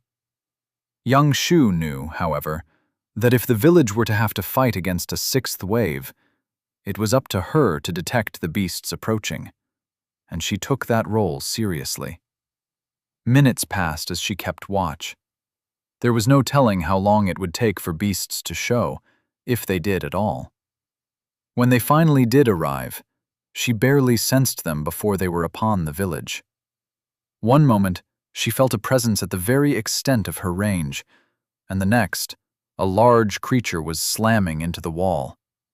And then, another, a cheetah and a mongoose. She drew and loosed an arrow at the cat. It dodged. She drew another, concentrating as hard as she ever had in her life on making her chi speed the arrow to its target. She loosed. The cheetah hopped to the side, and the arrow plunged into the ground. At the height of its jump, Kang Lin leaped down from the allure. She'd timed the attack perfectly to catch the cat off guard, and in a position where it was least likely to be able to react in time. But her tactical acumen didn't seem to matter. The cat simply moved out of the way of the spear thrust and countered with a vicious swipe of its paw that Kang Lin was barely able to dodge. With the cat occupied, Yang Shu switched targets. The mongoose didn't even bother to hop. It simply arched its back, and the arrow impaled the dirt instead of its flesh. She turned her attention back to the cheetah and, with her bowstring drawn back to her cheek, waited for the perfect moment. Kang Lin was having a hard time of things. The beast was simply too fast and too powerful for her. In a series of 3 quick exchanges, she barely managed to keep herself out of the reach of its teeth and claws. Yang Shu had hoped to find a perfect moment while the cat was distracted to finally get a hit. Instead, she had to use her arrow to keep it off Kang Lin as the girl stumbled. Finally, though, Yang Ru entered the fight. He came over the wall with all the power of a 50-foot-tall orange vigor spiritwood tree crashing to the ground. With Kang Lin pressing the cheetah with her spear and Yang Shu harassing it from above, she thought there was a possibility for him to hit and kill the beast, especially with his newfound ability to convert part of his momentum into speed. As he neared the cat, his body blurred as he used his technique to quicken his strike. Yang Shu tensed. hoping. It was not to be, however. The cheetah skipped backward out of reach, snarling. Unnoticed in the commotion, the mongoose slipped in and took a bite out of Kong Lin's leg. The girl screamed. "Retreat! Retreat!" Yezan yelled. "Retreat!" Yang Shu did all she could to keep the two spirit beasts off her friend, but seeing the blood sent them into a frenzy. Both lunged at the girl. Yang Ru interceded, getting scratched deeply despite his stone skin and body cultivation. As the mongoose latched onto his calf, an arrow finally landed. Though the arrow didn't penetrate the beast's skin, it had a definite impact. The mongoose let go, staggering to the side. Yang Shu would have loved to take advantage of its momentary vulnerability, but she was forced to focus on the cheetah, making it dodge instead of clawing Kong Lin. The twins gave her enough time to gather herself and leap back over the wall, landing with a thud as her injured leg failed her. In addition to the bite, Yang Ru took a swipe from the cheetah, but his enhanced body shook off the blow. He was able to extricate himself from the beasts by jumping back over the wall. The cheetah tried to follow, but the shield put a stop to that. Well, Yezan said, that didn't work. Chapter 147. The Kobayashi Maru. Yezan watched the two injured cultivators leap back over the wall. The cheetah jumped after them, but the shield held, repelling it. He struggled with what he'd just witnessed. Frankly, Yang Ru and especially Kong Lin had been lucky to escape the rank 6 beasts with their lives. In the right circumstances, Senior Brother could one-shot a creature of that rank. But the matchup against two highly agile foes that focused on speed was absolutely not the right circumstances. Having there be two enemies, both at the equivalent of peak Foundation establishment, versus 3 defenders who'd only recently advanced to that major realm, made the situation extremely disadvantageous for the sect members. That factor, combined with barely being able to hit either of the beasts, created an unwinnable scenario. Once the 2 injured cultivators had consumed a healing pill, major for Kong Lin and a regular one for Yang Ru, Yezan huddled up with the 2 of them, Yang Shu and Zhou Tian. "These are not foes that we can beat," Yezan said. Yang Shu scoffed. "We should give up at that first sign of trouble? So much for challenging the heavens." "We should fulfill our mission, which is to keep everyone safe from harm. Staying behind the barrier and monitoring what happens outside accomplishes that goal just as well as killing the beasts." "Just as well? Really?" Scenario A. Master comes back and kills a bunch of high-ranked beasts milling around outside the wall after he deals with the big boss, Yezan said. Scenario B. The beasts outside are dead, but so are 1 or more of the sect members who attacked them. So really, my idea accomplishes the objective better. "Until enough of the beasts pile up outside to overwhelm the shield," Yang Shu said, "and we all die." Senior Sister had a very aggressive mentality, and he normally really respected that attribute of hers. It made trying to convince her to follow a more conservative route frustrating, however. "That's not a valid concern, and you know it. If any more beasts show up, they'll be rank 7 or higher, not something we can deal with. We'll have to trust the shield either way." "Not to mention that you're basically saying you don't trust Master's work," Yang Shu said. "Master doesn't trust Master's work. He urged us caution many times, calling it unproven in battle. Its first test was the first wave of the tide." "Look, Senior Sister," Yezan said, "I am quite willing to put my life on the line stepping between danger and the rest of the sect members. That's my job. Right now, that extreme is not required of me or you, or more specifically, of Senior Brother and Kong Lin, who both could have easily been killed had things gone differently just a short while ago." Yang Shu sighed, relenting somewhat from her aggressive stance. I do not want to risk lives any more than you do. But there's a big difference between coming up with a good, safe plan for killing the beasts and simply giving up. Surely someone has an idea of how we can dispatch these foes without putting anyone in undue danger. Zhou Tian tentatively raised his hand. I think I might have something. Each quick step made Benton more nervous. He trusted his disciples to handle a couple of rank 6 beasts, but rank 7s were on a whole different level. A full major realm above the twins and Kang Lin, in fact. They could not be expected to face even a single creature that highly ranked and survive. That simple fact made it imperative that he not allow any of the 7th wave to slip past him. Not allowing such a thing was a challenge. His spiritual sense was quite impressive for one of his realm, but it was not infallible. Neither was it omnipotent. It had limitations of range, as in beasts more than several miles away simply didn't register at all. Creatures that were heavily shadow-aspected or had stealthy abilities could also hide from him unless he was very close to them. And finding the wave was merely the first obstacle. He'd never actually faced a beast higher ranked than 6. Theoretically, defeating a creature at the low end of the realm while he was at the peak should be simple, but he wouldn't know until he actually fought one. He did have 2 big advantages. First, he expected the wave to be much smaller than the previous one, and since that one only consisted of 31 beasts, a total of less than 20 was likely. Second, his spiritual sense, while not perfect, was pretty darn good.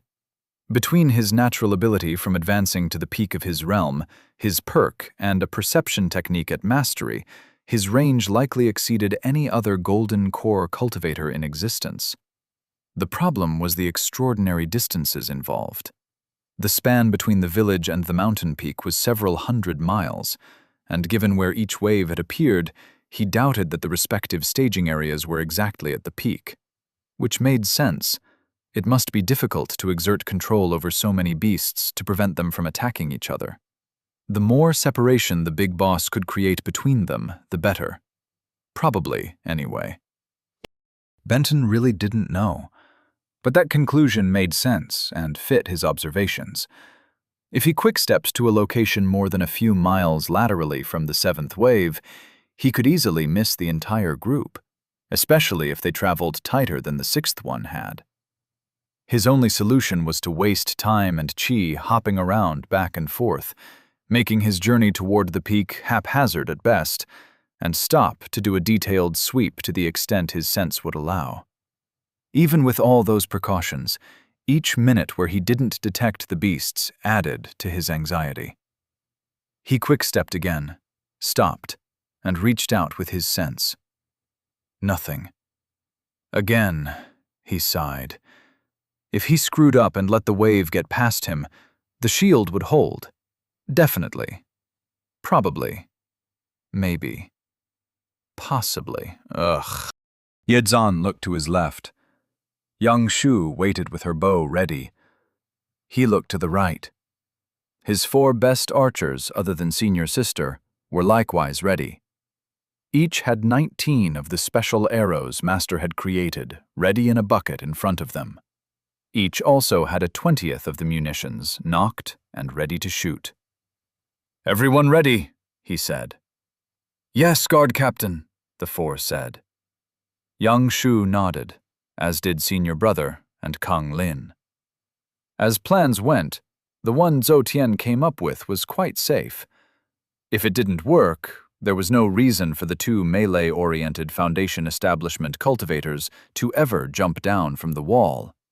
And if it did, hopefully the beasts would be in bad enough shape that they'd be easy prey.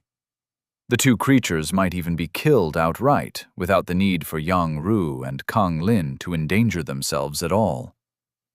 "On my mark," Yezhan called.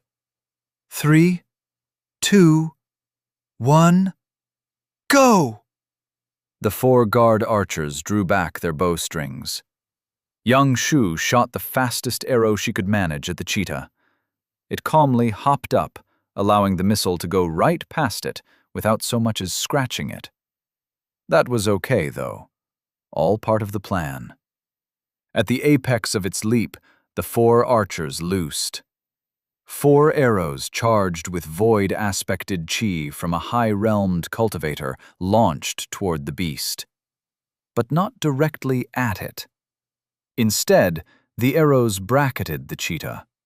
One was aimed in front of it, one to the right, one to the left, and one behind. Slightly, that was. Less than half its body length from it. The beast had no idea what it was in for if one of them hit. Master had instructed them to use void chi on a creature after its chi shield had been disrupted, but the disciples were disobeying that directive for a very good reason. Void chi erupted in a sphere as it detonated, making it what Master called an area of effect weapon. That trait was what made it perfect for hitting the fast and agile cheetah, especially since any chi charged by Master was likely to overwhelm a mere rank 6 beast. The big cat twisted its body to avoid the arrows, and to its credit, it succeeded. Each of the 4 shot past it, and Yedzan imagined a smug look on the beast's face. If so, the expression was wiped off soon enough. When the arrows slammed into the ground, void chi erupted from each of them. 3 of the 4 spheres buffeted the cheetah. Sections of its body simply disappeared wherever the energy impacted it. The best-case scenario was realized, as Kang Lin and Yang Ru's services weren't even needed. "Next target!" Yedzan yelled. 3, 2, 1, go! It was imperative to hit the mongoose before it processed what had happened to its ally. The sect members succeeded again. Just like with the cheetah, the mongoose couldn't prevent large spheres of void chi from touching it, and with each point of contact literally dissolving large chunks of it into nothingness, it didn't survive the process. Yedzan looked at Zhou Tian, who grinned widely. Yang Shu did the same. With the slaying of the 2 beasts of the 6th wave, they all had every right to believe that the tide was over. Master was going to be very proud of them for the way they handled the village's defense. Shadow clung to the badger as it watched the cheetah and the mongoose assault the village. The wood was tough, as the powerful cat's claws did not so much as scratch it. Even more worrisome was that some force prevented the beast from simply jumping over the wall. The attacks of both the mongoose and the cat proved the humans were weak. If the badger could get past the defenses, it would feast. As it watched, though, the humans used fearsome weapons to kill its allies of convenience. The badger wasn't all that worried, though. The events simply proved what it had known all along. A frontal assault was stupid. It wondered if the force extended under the ground like it did through the air. Only one way to find out. The badger began digging. Chapter 148. Worst Nightmare. Finally, Benton found the 7th wave at the edge of his spiritual sense, and he quick-stepped several hundred yards in front of them, placing himself between the beasts and the village. Immediately, he activated his stealth technique and quick-stepped up to a branch of a tall tree so he could get a visual. He counted 18 in the wave. Perfect. Less than 20, as he'd predicted, and a reasonable number for him to attack on his own, even given his lack of experience with beasts of that rank. Time for some experimentation. First, gravity burst. As he expected, the technique was not nearly as overpowering against the equivalent of a golden core cultivator as it had been on the lower-ranked beasts. Instead of being completely immobilized, the creatures could resist the area effect, but with difficulty. While they could crawl, they could not walk. They definitely could not run. Benton had enough practice using the technique by that point that the strain of keeping it going was negligible, as was the drain on his chi pool. Worst-case scenario, he'd consume one of his many spirit coins. The next test was chain lightning, and, as he had feared, it was almost worthless against the rank 7 beasts. Well, worthless was only in comparison to the results he expected from his recent fights against relatively weak opponents. But still, he couldn't just fling a few bolts and wipe out the entire wave. In fact, though the lightning penetrated chi shields and did damage, none of the beasts happened to have a chi aspect that was weak to the attack. Not only did all of them survive, but it would likely have taken dozens of direct hits to kill any of them. He considered testing temperature manipulation as well, but he already had a good idea of how that would go. It would definitely be possible to kill the beasts in that manner, given enough time and enough chi. That method just wasn't helpful to him at that moment, though. No, his best attack was the first one he'd conceptualized, the one meant for just such a scenario where he was fighting opponents of an equal or greater realm. He pulled his bow from his ring and nocked an arrow. Benton didn't consider himself nearly as good an archer as young Shu, because he hadn't put in close to the amount of time practicing that she had. Still, with Chao Su's training and Benton's mastery of both a general archery technique and a specific arrow technique, he was more than competent enough to hit a mostly immobilized target at a distance of a few hundred yards.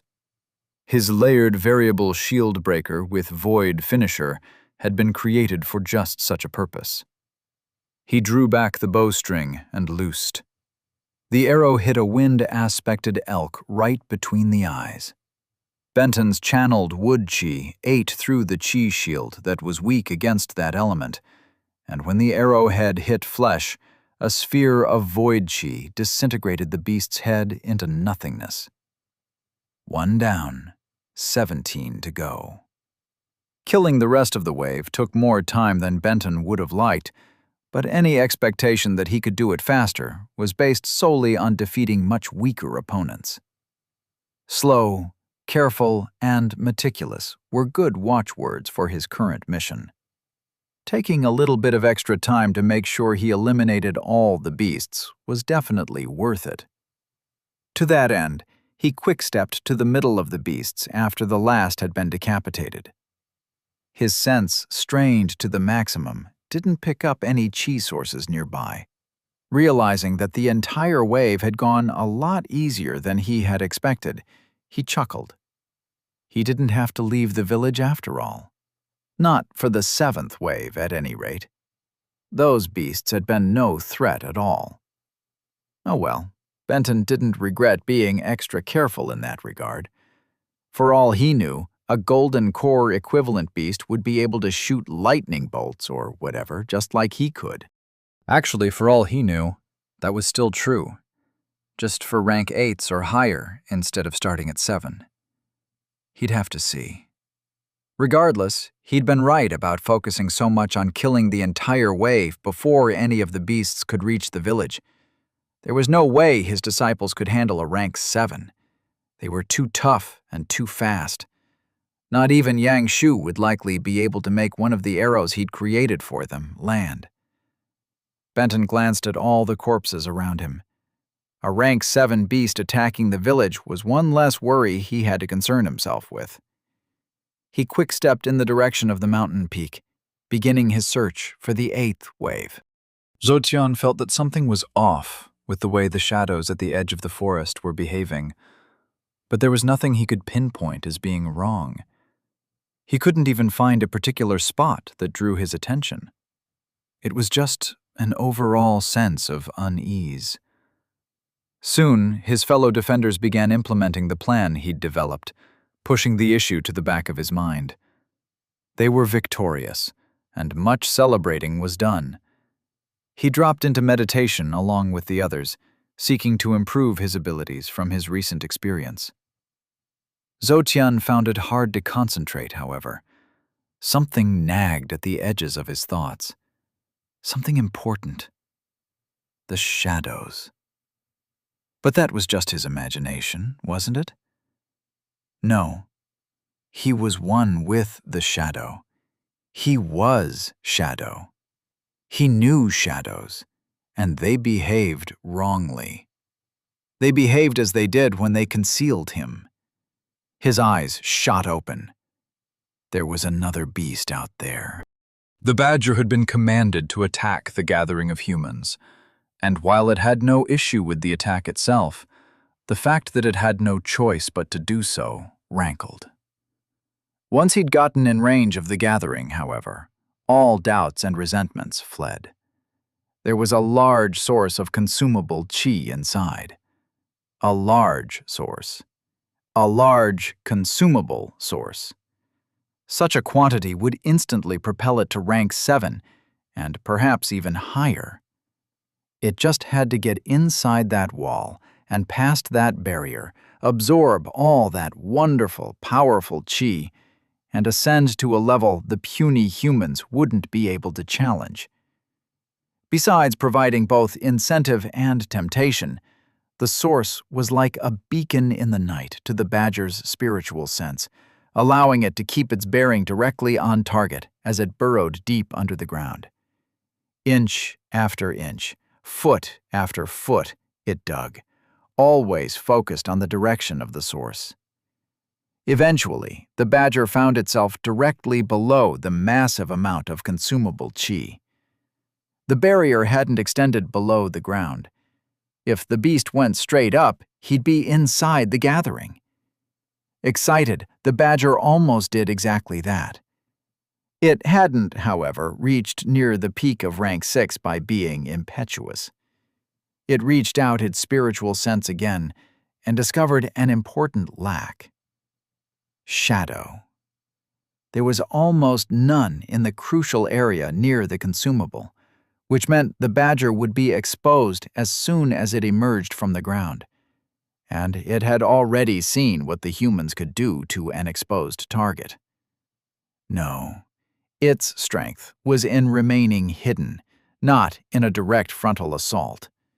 It would find shadow, and there it would rise. Zhoutian experienced a moment of panic. A stealthed beast was their worst nightmare. If it somehow found a way into the village, there was nothing any of them could do. He took a deep breath. They had Master's shield to keep it out, to keep them safe. It didn't matter that the sect members couldn't see their foe. The barrier would still detect it. A warning, however, was definitely called for. "Beware!" Zhoutian yelled. "There's a shadow-aspected beast lurking, and I don't know where it is." Yedzan, a bunch of the guards, the twins, and Kang Lin were all meditating, and Zhoutian felt horrible about interrupting them. Master had drilled into them that there was almost nothing more important than immediately going over a battle in one's mind to learn from what one did right and what one did wrong.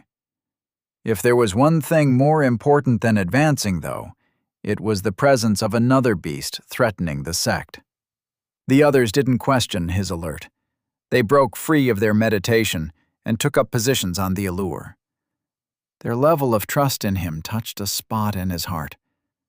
No longer was he a street rat lookout for a gang paid with just enough food to keep him from starving. Instead, he was a respected member of a sect, one of their leaders, in fact. Not for the first time, he dedicated himself to doing whatever was needed for his master and his sect brothers and sisters. And at the moment, that whatever was finding the beast. Chapter 149. Alert! Benton grew concerned as he continued his search for the 8th wave. His disciples should have long since been able to dispatch the 2 rank 6 beasts that attacked the village and followed that fight up with consolidating their gains. So far, though, he hadn't received a single notification about any of his disciples advancing due to that battle. Of course, it was possible that none of them had gained enough to move any of their techniques or cultivation forward. He frowned. Surviving a life-threatening situation typically led to gains, and a bunch of cultivators in the chi-gathering realm or barely into Foundation establishment facing the equivalent of a peak Foundation establishment opponent should be life-threatening. Even if they'd simply bombarded the creatures with the arrows and FEDs he'd left them, he'd have expected at least someone to improve something. The lack did not necessarily indicate a disaster, however. Maybe the defenders had decided to simply depend on the walls to keep the beasts at bay instead of killing them. That result would be a lackluster one, as he hoped that he was teaching his sect members to be more self-sufficient than that, but he'd listen to their explanation were that the case. Besides, that decision being reached didn't sound right, if for no other reason than that he doubted young Shu would go along with such a plan. Of course, she could have been outvoted. Either way, he couldn't help but find the result worrisome, but there was nothing he could do about it. He had to find the next wave, and the next, and the next, until he finally reached the big boss. Returning to the village to check up on his disciples simply wasn't an option. Besides providing an unwanted distraction, his worries about how his disciples were faring also made him want to skip quickly ahead in order to end the tide as quickly as possible. Which was, of course, the worst thing he could possibly do. He had to trust his sect members to survive a couple of mere rank 6 beasts, as a defense against that level of threat was well within their capabilities. His job was to protect them from the dangers they couldn't face. In fact, he'd list that goal as one of his top 3 objectives as a sect leader. He wasn't sure about the exact order, but his priorities were well defined. 1. He needed to mentor his sect members to help them grow stronger. 2. He was to serve as the nuclear deterrent so that any foe thought twice about incurring his wrath when facing one of his sect members. And 3 was the aforementioned protection from greater threats. Yes, he liked that list of job responsibilities. And he really should be getting on with that 3rd objective, instead of letting his mind wander. Maybe advancing mind cultivation could help him with that. He was doing it again. Benton quick-stepped about a quarter-mile ahead, stopped, and extended his spiritual sense. Still nothing. He sighed and quick-stepped again. The badger sensed a nice amount of shadow above him, and carefully and quietly tunneled upward. As it neared the surface, it slowed, barely creeping along at all. It extended its spiritual sense and listened intently, but didn't detect anything in the area above it. Slowly, slowly, slowly, its claw broke the ground. It tensed, waiting. But there was no cry. Nothing appeared. It finished digging itself out of the hole and crawled into an alley between 2 buildings, cloaking itself in shadow. The chi element hid all of it, including its smell and sounds and spiritual presence. None of the humans gave any indication that they knew it was there. Exactly as planned. Back at the mountain, even many of the rank 7s and even some 8s failed to find it when it truly hid. The humans didn't stand a chance. Positive that it had not been detected, it focused on its quarry. The consumable chi simply lay on the ground next to the wall, guarded by a human female. She was small and weak, barely into the first step of the first major realm. 2 older, slightly stronger humans stood nearby. They, too, were not nearly strong enough to stand against the badger, and they seemed distracted, looking up at the humans on the wall. The badger would have laughed if it wasn't so focused on remaining absolutely still. The silly humans still thought that no threat could reach inside their gathering. Granted, the barrier was strong, but it wasn't smart. Not like the badger. It studied the obstacles to it gaining the prize and advancing. The 3 near the consumable chi source were pathetic. Killing all of them would take only seconds and could be accomplished making almost no sound. The real threats were on the wall. 3 of the humans had reached the beginning of the 2nd major realm and had combined strength enough to be dangerous. The archers also had access to weapons that could hurt the badger. Until it advanced, that was. Once it ascended to the next major realm, the humans would be hard-pressed to get a weapon near it.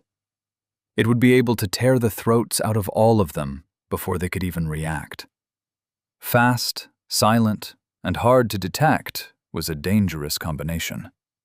Its priority, then, was to first kill the 3 on the ground without attracting the notice of the other humans. Next, consume the chi and advance. Finally, kill the rest of the humans. The plan was good. A big question remained. Approach at full speed or creep quietly? Both methods held advantages. Both methods held disadvantages. The badger deliberated for a moment before deciding on speed. Tactically, it wasn't sure the decision was the correct one, but it wanted the chi. It wanted to advance. The faster that happened, the better. Zotian was frustrated. Something was wrong. There was a beast nearby, but he couldn't detect it.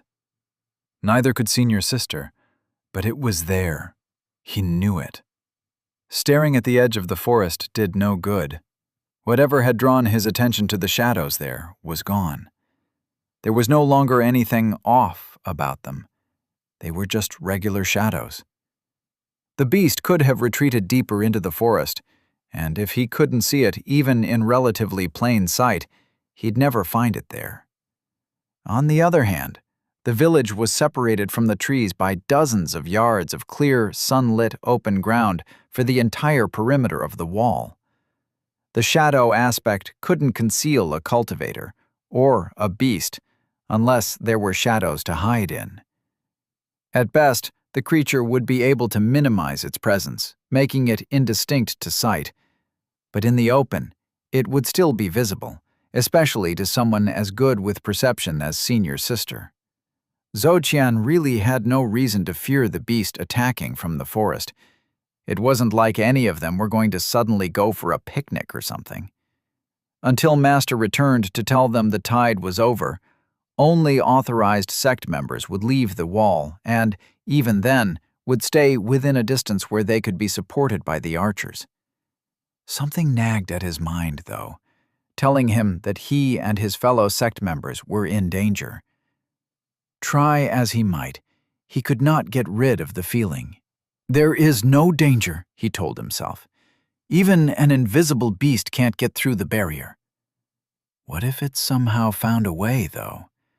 Like Yedzan had said, Master did not believe the shield to be infallible. The more Zotian thought about it, the more positive he became. He had no way to justify his conclusion, but he became absolutely sure that the beast had made it inside the shield. He didn't know how or where it was exactly, but they were all in danger.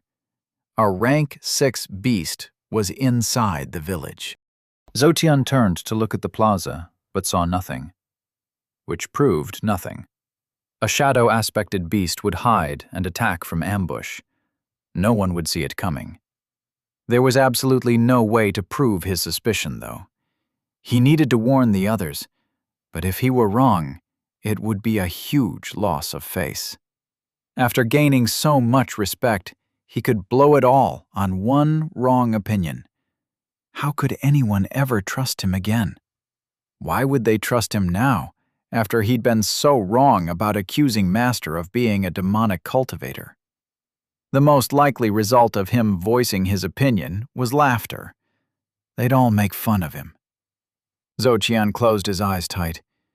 If he were right, though, and someone died, what if the beast went after one eye?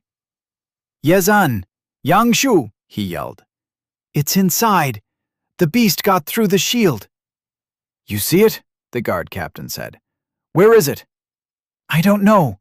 Yedzan's eyes narrowed. How do you know it's inside? Quiet! Yangshu yelled. From the tenseness in her posture, she was clearly concentrating intently. After a moment, she relaxed. I don't sense anything. Are you sure? I am, Senior Sister. My gut tells me it somehow breached the shield. Yang Shu nodded, but hesitated for a moment before finally speaking. Sound the alarm. Ye Zan looked doubtful, but an order was an order. He blew the whistle in the pattern indicating an incursion and rang each of the gong's 4 quadrants to tell everyone that they didn't know where the beast was. The loud noises, followed by the humans beginning to look inside the gathering instead of outside, told the badger that its presence had somehow been discovered. No one seemed to know exactly where it was, however, leaving it with a choice. Should it retreat, or should it attack? Both the command that had been given, which was so difficult to disobey that it bordered on impossible, and its greed made it want to attack.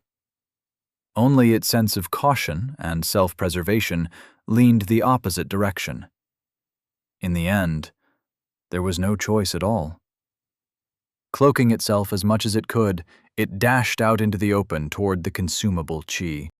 Yedzan didn't know if he believed Zhou Tian's instincts or not. On one hand, the boy was both competent and not prone to flights of fancy. On the other, he was unable to offer any defense for his warning, other than that his gut told him there was danger. No matter how high in the sect hierarchy the boy was, trusting someone else's intuition was a hard sale. The matter was quickly taken out of Yedzan's hand, however, when Yang Shu made it an order. If there was a line that he would not cross, it was disobeying a direct command. Besides, there would be only a small amount of harm if the alert turned out to be false. If nothing else, it would be a good drill for the sect members and villagers alike. Whether Zhou Tian was right or wrong quickly became a moot point, as a badger darted out from between 2 houses on the opposite side of the plaza. It sprinted directly toward Jin Li Huan. Master had said that the spirit coins would be a target if any beast breached the shield, and he was right. He had also said that a beast reaching those spirit coins and consuming them would be a disaster of epic proportions. There was enough qi contained in them to propel a beast a rank or 2 or 3 or more. If the badger reached that bag, it would probably end up killing every person in the village. Only Huang Yimun and Pan Jiang stood between the badger and its target. The 2 of them were only in the middle realm of qi gathering, just like Yedzan. None of them were any match for a rank 6 beast. All any of the 3 could do was delay it until the others could mount a more effective defense.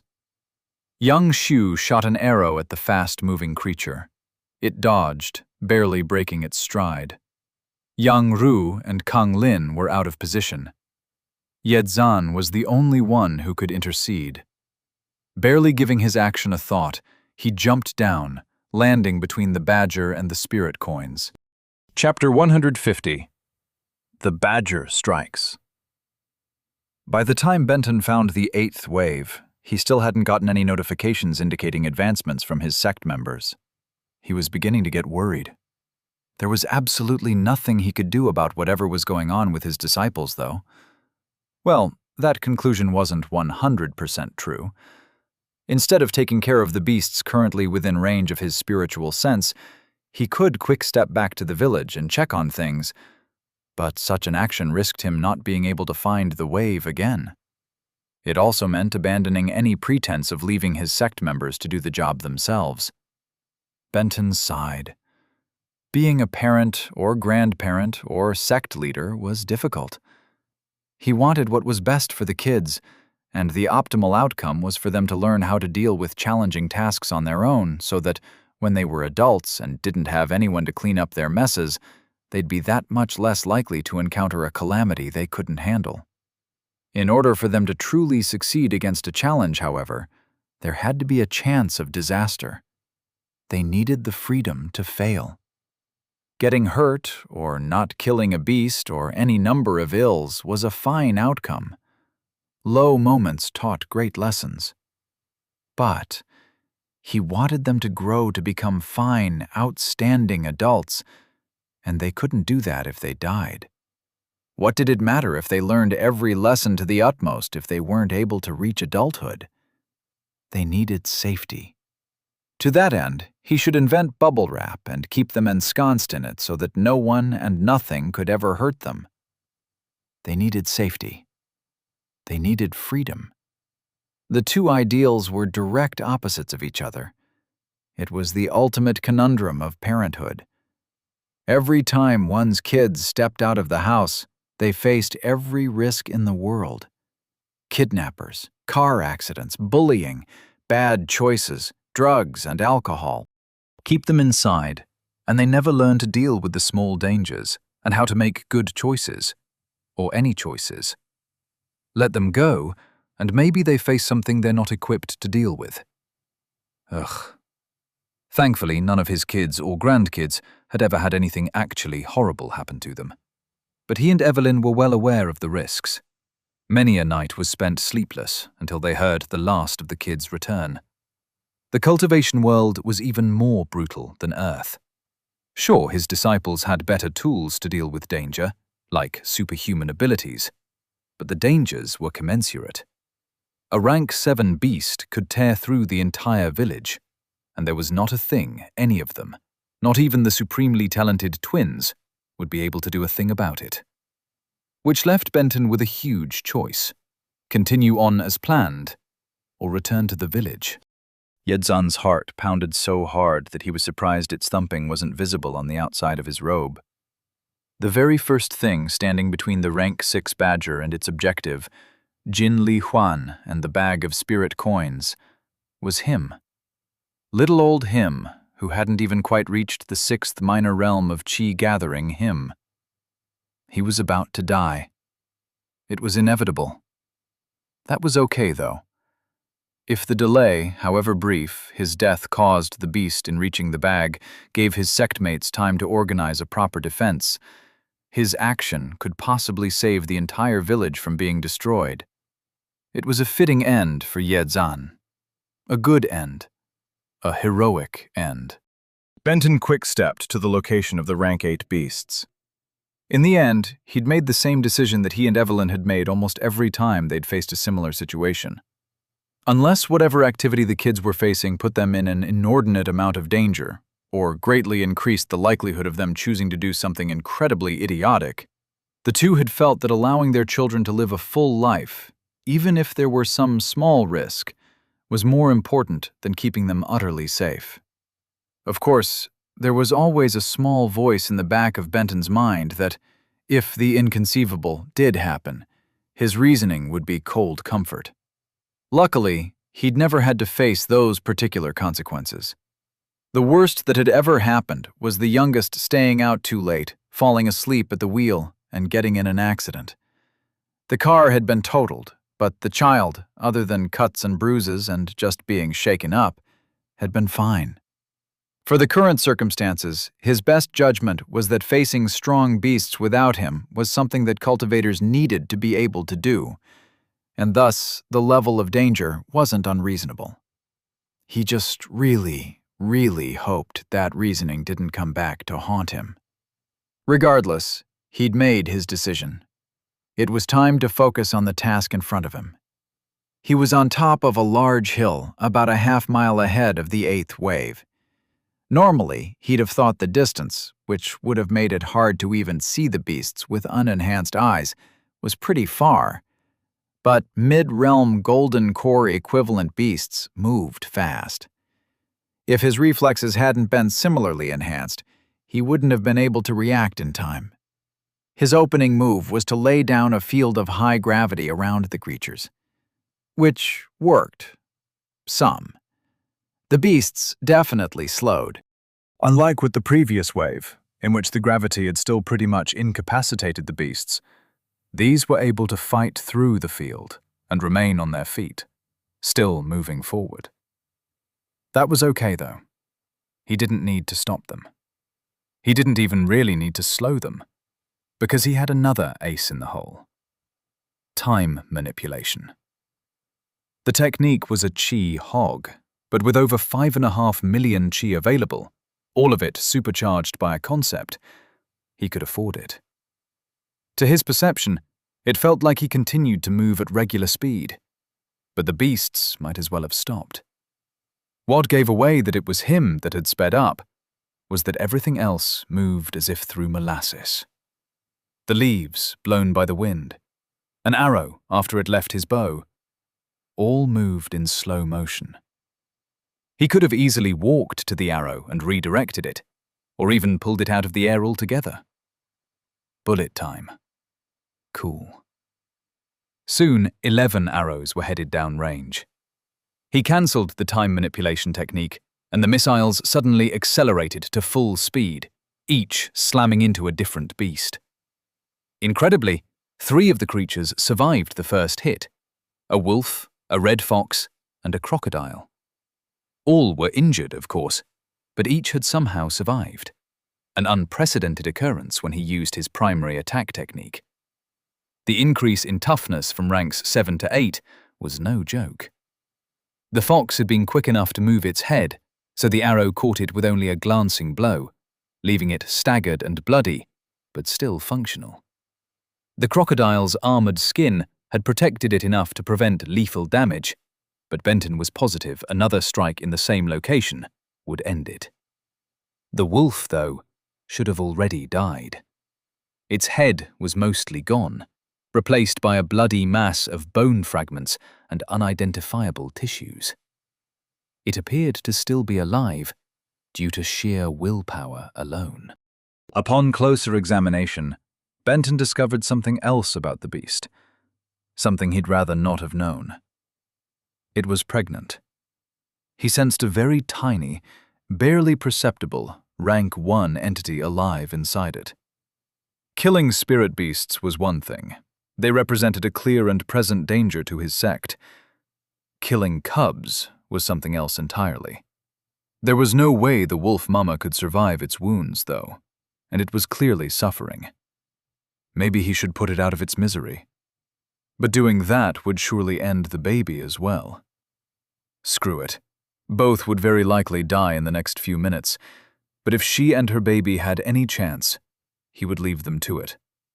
With the other 2 beasts injured and the increased gravity field still active, they moved slowly enough for him not to have any problem hitting them each with another arrow, which, as he suspected, was enough to put both of them down. With the wave over, he quick-stepped in the direction of the mountain peak, searching for the rank 9s. The badger rushed toward the consumable chi. There were now 4 humans in the way, as a new one had jumped down between it and its goal. No matter. The new one was just as weak as the others and would be just as easily killed. A jump and a swipe of its claw was all it would take to tear the human's throat out. It barely would need to pause. The badger had spent years and years and years killing beasts and consuming cores to reach near the peak of rank 6. The amount of chi contained at the source was enough to propel it multiple ranks. It had never seen so much concentrated in an accessible place. The amount rivaled what was held in the core of... Best not to even complete that thought. It dashed forward, claws ready. Yidzan tensed as he tried to anticipate where to move his spear. The badger was like nothing he'd ever seen. It moved so fast. The only thing he'd ever seen that came close to its speed was master. The only possible way to save himself would be to time his defense perfectly. As the beast moved to what he believed to be leaping distance, Yidzan chose to bring his spear to the right, guessing that was the direction the badger would pick. The beast went left. An arrow raced toward it. Senior sister. He had a chance. The badger twisted in the air, and the missile sailed right past it, not even making contact. That was it. He was dead. There was no one else who had a chance to. Senior brother flashed in front of him, falling from above faster than one of Senior sister's arrows. His momentum. Yang Ru had converted it into speed. Being in the air, the badger had limited options to dodge, and Yang Ru was a master of the spear. His thrust was aimed at center mass. The beast didn't stand a chance and was knocked back several feet. Yedzan stared at it. The instrument he'd been so sure was about to deliver his death. Its tan fur with black streaks was now marred with a spot of red. Unfortunately, Senior Brother had either not gathered enough momentum or had converted too much of it to quicken his movements, because the strike was not lethal. Far from it. The spear tip had barely drawn blood. "Stop wool gathering," Senior Brother yelled. "This fight has barely started." Yedzan let out a breath. True. And he was still alive, hopefully to remain that way to see the beast dead. Chapter 151. Into the Danger Zone. Benton stood atop a cliff, looking over a wide valley.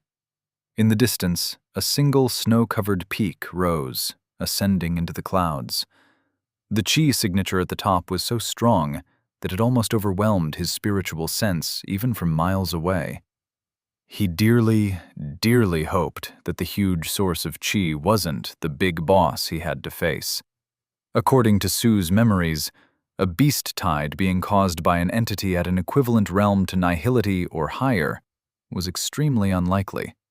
As in, no one had ever heard of such a high-ranked beast causing one. Of course, if such a high-ranked beast attacked, it was unlikely anyone would have survived to tell the tale. Still, Benton optimistically figured that the leader was probably somewhere in the nascent soul realm, and that determination wasn't just based on Sue's memories. From what Benton's research in the Poison Claw Sect library back in 6th Flawless Flowing City had revealed, the size of the waves launched against the village was indicative of a powerful beast, but not a heaven-shattering one. Ergo, the big boss was probably between rank 10 and rank 12, and most likely on the lower end of that range. At worst, Benton should be fighting one full realm above his own, a feat he hoped was doable, since he was much stronger than a typical peak golden core cultivator. If the beast were actually nihility, though, he might as well just flee, because it was unlikely he'd even be able to hit the creature, much less injure it. Before finding the big boss, though, he still had to deal with the creature's waves, starting with the 9th. There were 6 of the rank 9 beasts making their way across the valley. The fight should be interesting.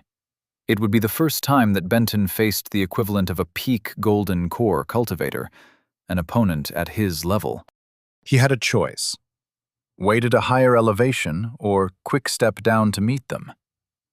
Well, as Anakin had found out, it was impossible to defeat someone who had the high ground. After all, what did having superpowers mean compared to a slight advantage in height? Benton chuckled. Still, he supposed there was some benefit to the old adage. He waited, watching, until the beasts chose a path up the mountain. From that point, it was easy to see where they would need to traverse a pass, so he quick-stepped to that point to set up an ambush. He found a nice high point and cloaked himself with his stealth technique, his mastered concepts ensuring not even a beast with the highest possible perception could detect him, and all for the very low cost of about 7 chi per minute. For that amount, he could remain cloaked for, literally forever, considering his regen rate was greater than 250,000 per hour, or about 4,700 per minute. The amount required to stay stealthed was basically unnoticeable. Combined with his perk that hid him from spiritual senses, he was completely undetectable. Except, maybe he wasn't? The beast slowed before entering the pass. A single one, an eagle, flew above the ground at a height higher than Benton's perch, obviously searching for something. Him, presumably. The creatures hadn't, after all, exhibited that type of behavior previously when he'd observed them down in the valley. One or more of them must be able to somehow sense him. Either that, or another factor had made them suspicious. Like, maybe the fact that he'd completely obliterated the last 2 waves? Oh well, it wasn't like he needed to ambush them. He felt confident in defeating the 6 beasts in a straight-up fight. After all, If he couldn't achieve such a feat, how was he going to defeat a creature up to a full major realm above him? He drew back his bowstring. Yangshu watched Young Ru jump from the wall, using his technique to accelerate, putting himself between the badger and Yezan. In the 10 months since she'd become Master's disciple, she'd spent almost as much time sparring and practicing with weapons and watching others do the same as she had cultivating. Her anticipation of what would happen next in a fight was pretty darn good. As soon as her brother's spear hit the beast's chest, she loosed her arrow, predicting where the two would intersect. And she was right. The badger was too surprised by getting hit to focus on her, and her shot hit the exact spot that Young Ru's had. Since its chi shield was already weakened, the arrow penetrated, sticking into the badger. Yes! As soon as the beast landed, though, it darted for the shadows before anyone could stop it, and disappeared from view. Crap. Yezan turned to Jin Li Wan as soon as the beast disappeared. Give me the coins. No. The badger is after the coins. It's too dangerous for you. Give them to me. No. Heavens. The girl was as stubborn as she was intense. Why not? He said. Master gave them to me. It's my job, my responsibility.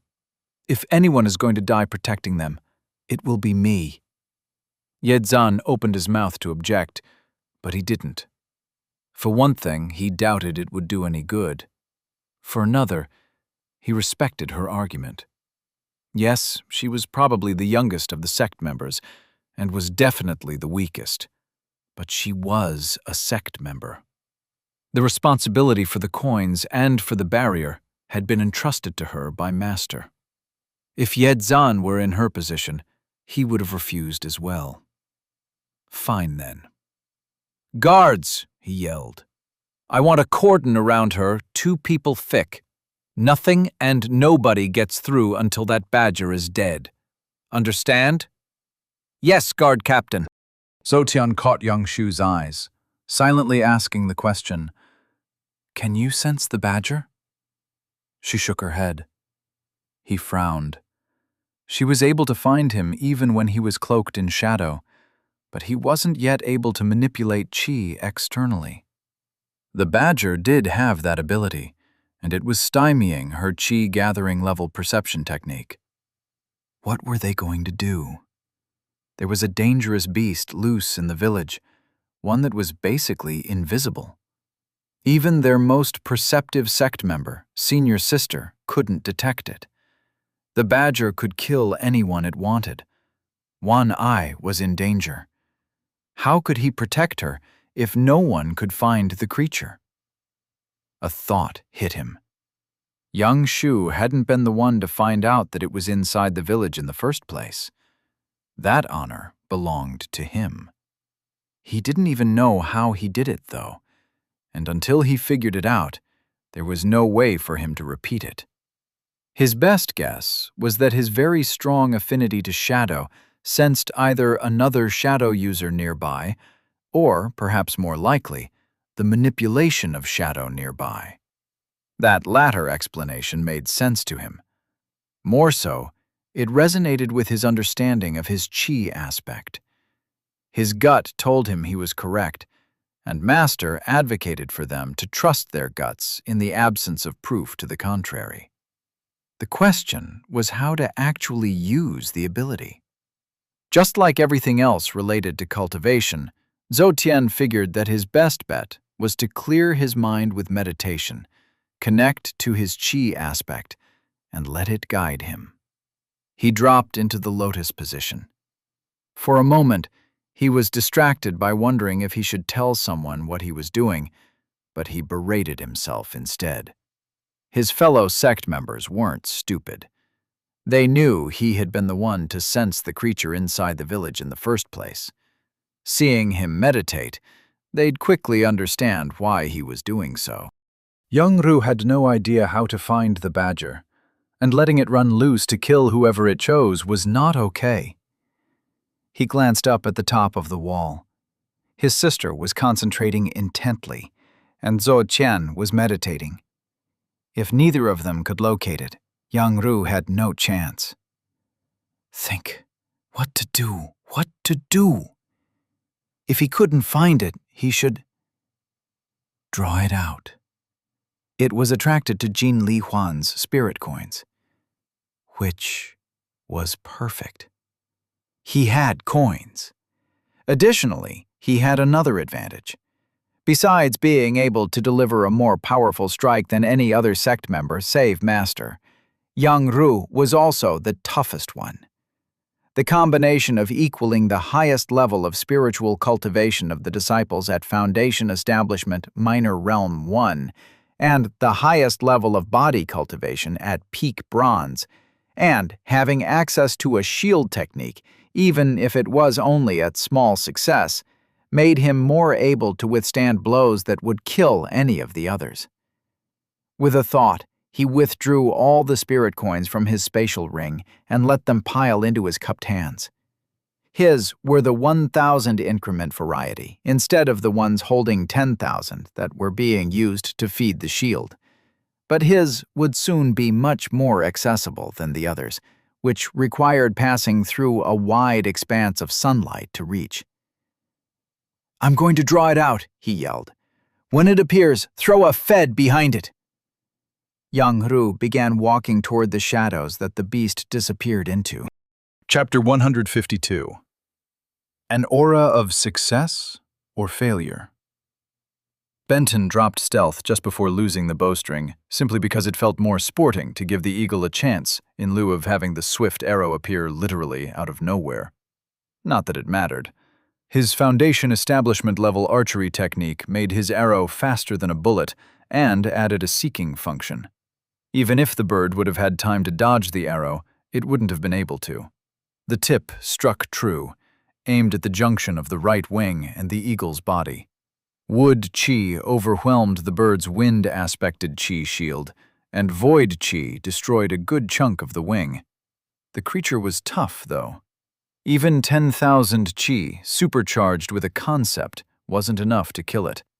In fact, if Benton hadn't hit a critical location, the beast might not have even been all that injured. As it was, the bird couldn't fly with only a single operatable wing, and soon crashed to the rocky ground. With its 5 allies still far off, Benton quick-stepped to it and finished it off with his spear. The tough bird took 3 more strikes to die. Rank 9 beasts truly were on another tier compared to the last wave. If there had been thousands of them like the rank ones in the first wave, he might have been in trouble, especially if each of them took 4 hits or so to kill. In the end, though, he still had way too many advantages over the rank 9s to consider them a true challenge. His gravity technique, while not slowing them to barely moving or anything, hindered their movements. Time manipulation sped his relative velocity so fast that it would have been like the beasts were standing still, regardless of the gravity. His attack technique countered each of the beast's chi shields with an opposing element, giving each of his strikes more penetration power and allowing his void chi to touch skin or fur or feathers or what have you. Between his extreme effective speed advantage, which allowed him to strike the beasts with impunity, and the absurd amount of damage each hit with his spear caused, the 5 didn't last long. And, bonus, the extremely valuable carcasses weren't too beat up to sell. Well, they were kind of missing chunks from the use of void-aspected chi here and there, but still, he'd be able to get some decent money for them. It wasn't like there were a lot of rank 9 beast pelts going on the market. Even scraps were worth something, and he had a lot more than just that little amount. Reflecting on his last couple of fights, though, he did have a worry. The overall toughness and prowess of the beasts steadily improved from rank to rank, which obviously was to be expected. But the magnitude of the jumps was still a bit disconcerting. The entire 7th wave had been completely incapacitated by his gravity field, and he'd been able to one-shot all of them. For the 8th wave, the beasts were able to still move in an equivalent gravity field, albeit slowly, and 3 of the creatures had survived his first strike, to be taken down by the second. Finally, for that last wave, the beasts were only somewhat slowed by the field, and all had taken multiple hits to kill. What was really bad about that progression was that all those ranks were jumps in minor realm only. They were still all the equivalent of golden core cultivators. Rank 10 represented an advancement to the next major realm, the realm above Benton, the equivalent of nascent soul. Such a beast would have developed an aura, which he knew about from his knowledge technique. An aura had the ability to suppress him in some way, hindering his attacks and defense, but he didn't know by how much. The knowledge didn't quantify anything. There was some good news. 1. His time manipulation worked great, no matter the rank of his opponent, as far as he could tell, and his attack technique did exactly what he expected it to do: deliver a much harder punch than would be expected for an attack that didn't utilize an opposing element to break a shield and void to consume flesh. 2. A beast was never as strong as a cultivator of the same realm.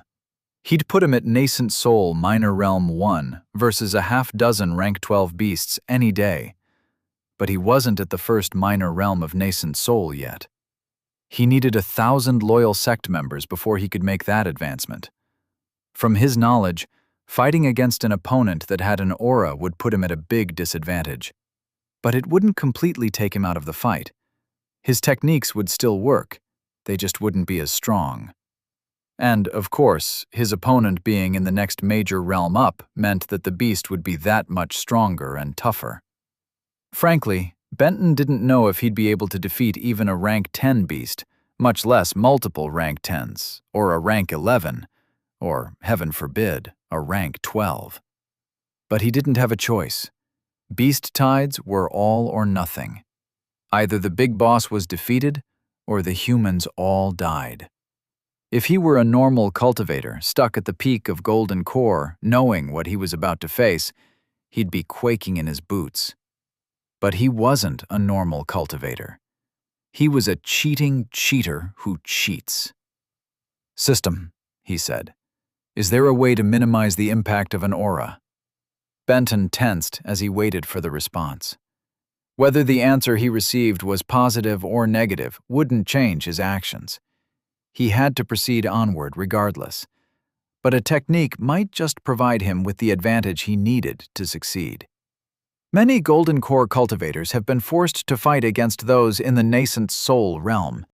Most die, but experiments have proven that coating one's body in a particular type of layer of chi, similar to a shield, but attuned to defend against an aura, reduces the negative effects of an aura. He let out a relieved breath. Perfect. System, I'd like to create such a technique and buy it to mastery. Technique creation confirmed. Host has learned the technique Aura Defense Mastery. Host has 842 sect points available. Nice. Benton still anticipated a difficult fight, especially if he had to face multiple rank 10s at once or higher-ranked beasts. But he was at least somewhat more prepared.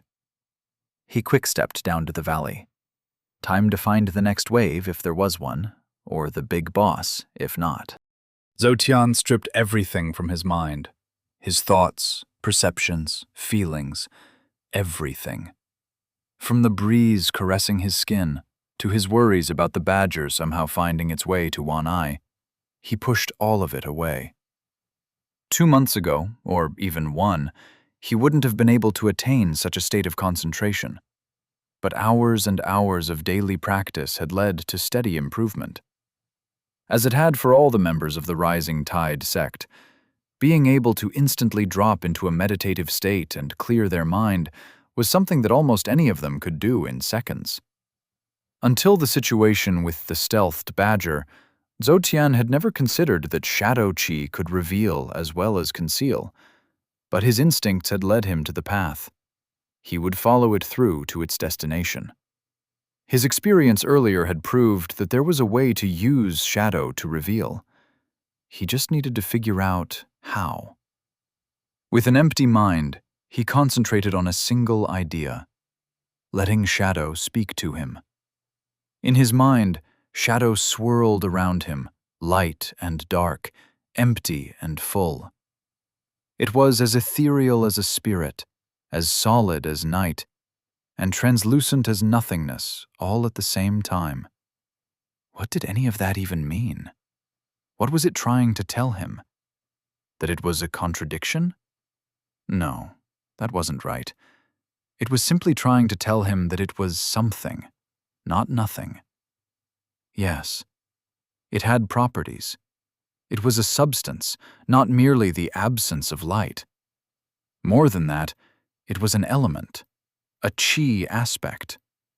It could be used to conceal. That was its most common purpose. But it could do so much more than that. One only had to embrace it, to become one with it, and open oneself to the possibilities. Zhoutian felt Hyde presence advance. He'd reached mastery. Never before had he been so connected to shadow, both as a concept and literally to the shadows around him. To the shadows between the houses that Senior Brother was walking toward. Wait, why was he doing that? Zhoutian hadn't been concentrating on his fellow sect members as he was focused on the shadows. He rewound their conversation in his mind.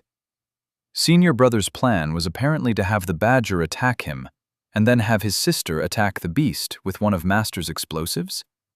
That was idiotic. Senior Brother's body cultivation gave him an edge, but it wasn't all-powerful. If the beast couldn't survive an explosion created by a golden core cultivator, then Senior Brother wouldn't be able to either. Zhoutian's eyes popped open. Young Ru calmly walked toward the shadows with a pile of spirit coins in his hands, determined to draw the badger out of hiding. Obviously, his actions were dangerous. The beast was at a much higher level than him, the equivalent of near the peak of Foundation establishment, versus him having barely began his journey in the realm. Young Ru had factors on his side, however. His body cultivation made him much tougher than other cultivators of the same minor realm, though he had no doubt that the badger could damage him if it got in a good shot. The beast was already injured, having retreated with one of his sister's arrows sticking out of it. Neither of those was his biggest advantage. That distinction belonged to his allies. As soon as it attacked him, he expected his sister to place one of Master's explosions perfectly to further injure it, and Kang Lin was watching him. She'd joined the battle as soon as the blast allowed her to. As long as he could survive long enough and keep the spirit coins from it, he had no doubt that the two girls would kill the creature. He was almost to the alley the beast had disappeared into. "Senior Brother!" Zhoutian yelled. "Stop!" Chapter 153. Attack a creature, a major realm and a half higher than me? Sure. Young Ru was a step away from the shadowed alley when he heard the call to stop. Already primed to react to the slightest stimulus, young Ru halted.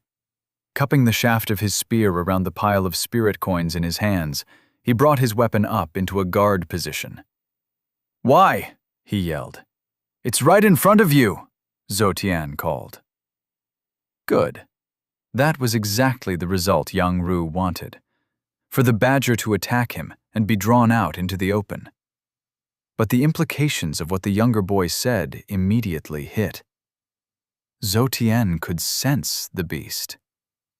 Young Ru stepped back, keeping his spear at the ready. The badger snarled. So close.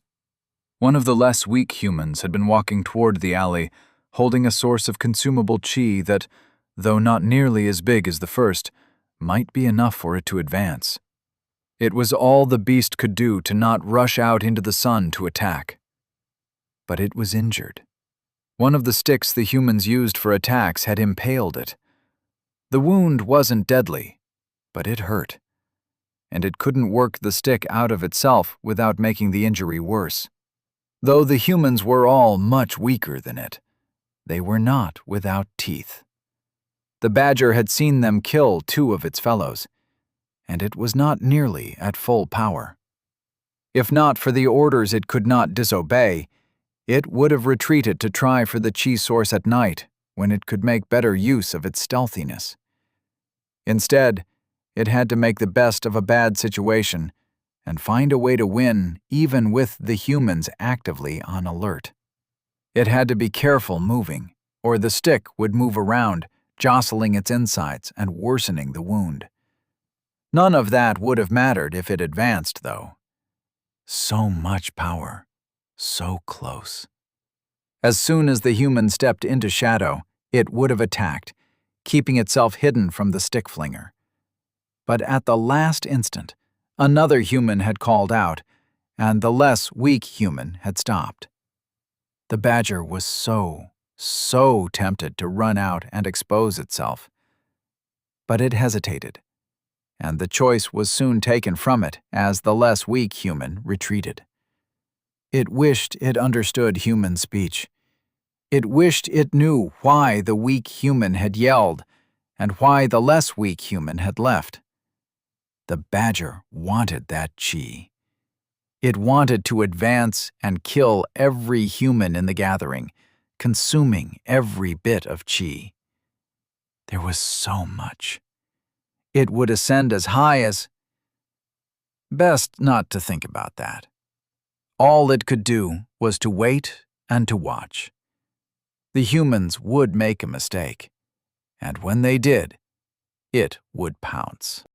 Zhou Tian, Yang Ru, Kang Lin, and Yezan huddled below the allure, with Yang Shu above keeping watch with her bow ready. You can see it? Yezan said.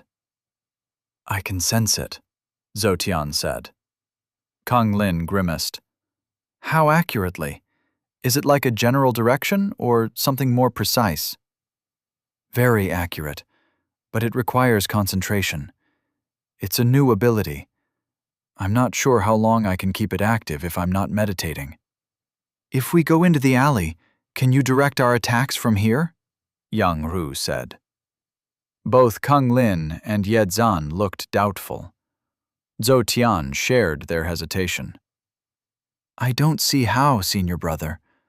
I'd tell you to attack your left, but you wouldn't know exactly where left.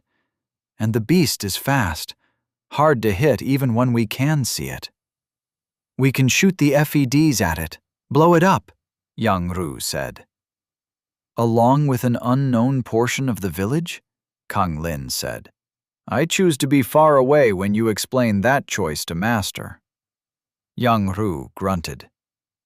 We need to get it into the sun, Yezan said. That way, we can all see it. Kang Lin looked at him like he was an idiot. Obviously, but how? If Yang Ru or I could sense it, maybe we could go into the alley, survive its attacks, and push it out. The implication was that Zhou Tian was too weak to do the same, which stung, especially since the assessment was accurate. He was at Chi Gathering Minor Realm 5, almost a full major realm and a half less than the Badger's equivalent of Peak Foundation Establishment. There was no way he'd be able to beat the beast one-on-one. But he didn't need to beat the creature. He just needed to push it into the sun. A plan began to form in his mind. Do we have a pike? No one had wanted Zhou Tian to carry through with his plan, but neither could any of them come up with a better idea. He was the only one who could sense the beast. Thus, he had to be the one to go into the alley. One of the village guards had found a pike with a 16-foot-long haft. It was a mortal weapon, and the metal piece on the end, combining a half-moon blade with a long spike, was rusted. Zhou Tian had never even held such a weapon, much less fought with one. Walking into a fight with a vastly superior foe holding an unfamiliar armament did seem pretty darn stupid. He was very glad that Wan Ai wasn't aware of what he was about to do. She was going to be so very upset with him when she found out. There was literally no one else for the job, though. Yang Shu's Qi gathering level perception skill simply wasn't strong enough to detect the higher-ranked beast. The only reason he could do it was because of his high affinity with his shadow chi aspect. If the beast had been using a different element for concealment,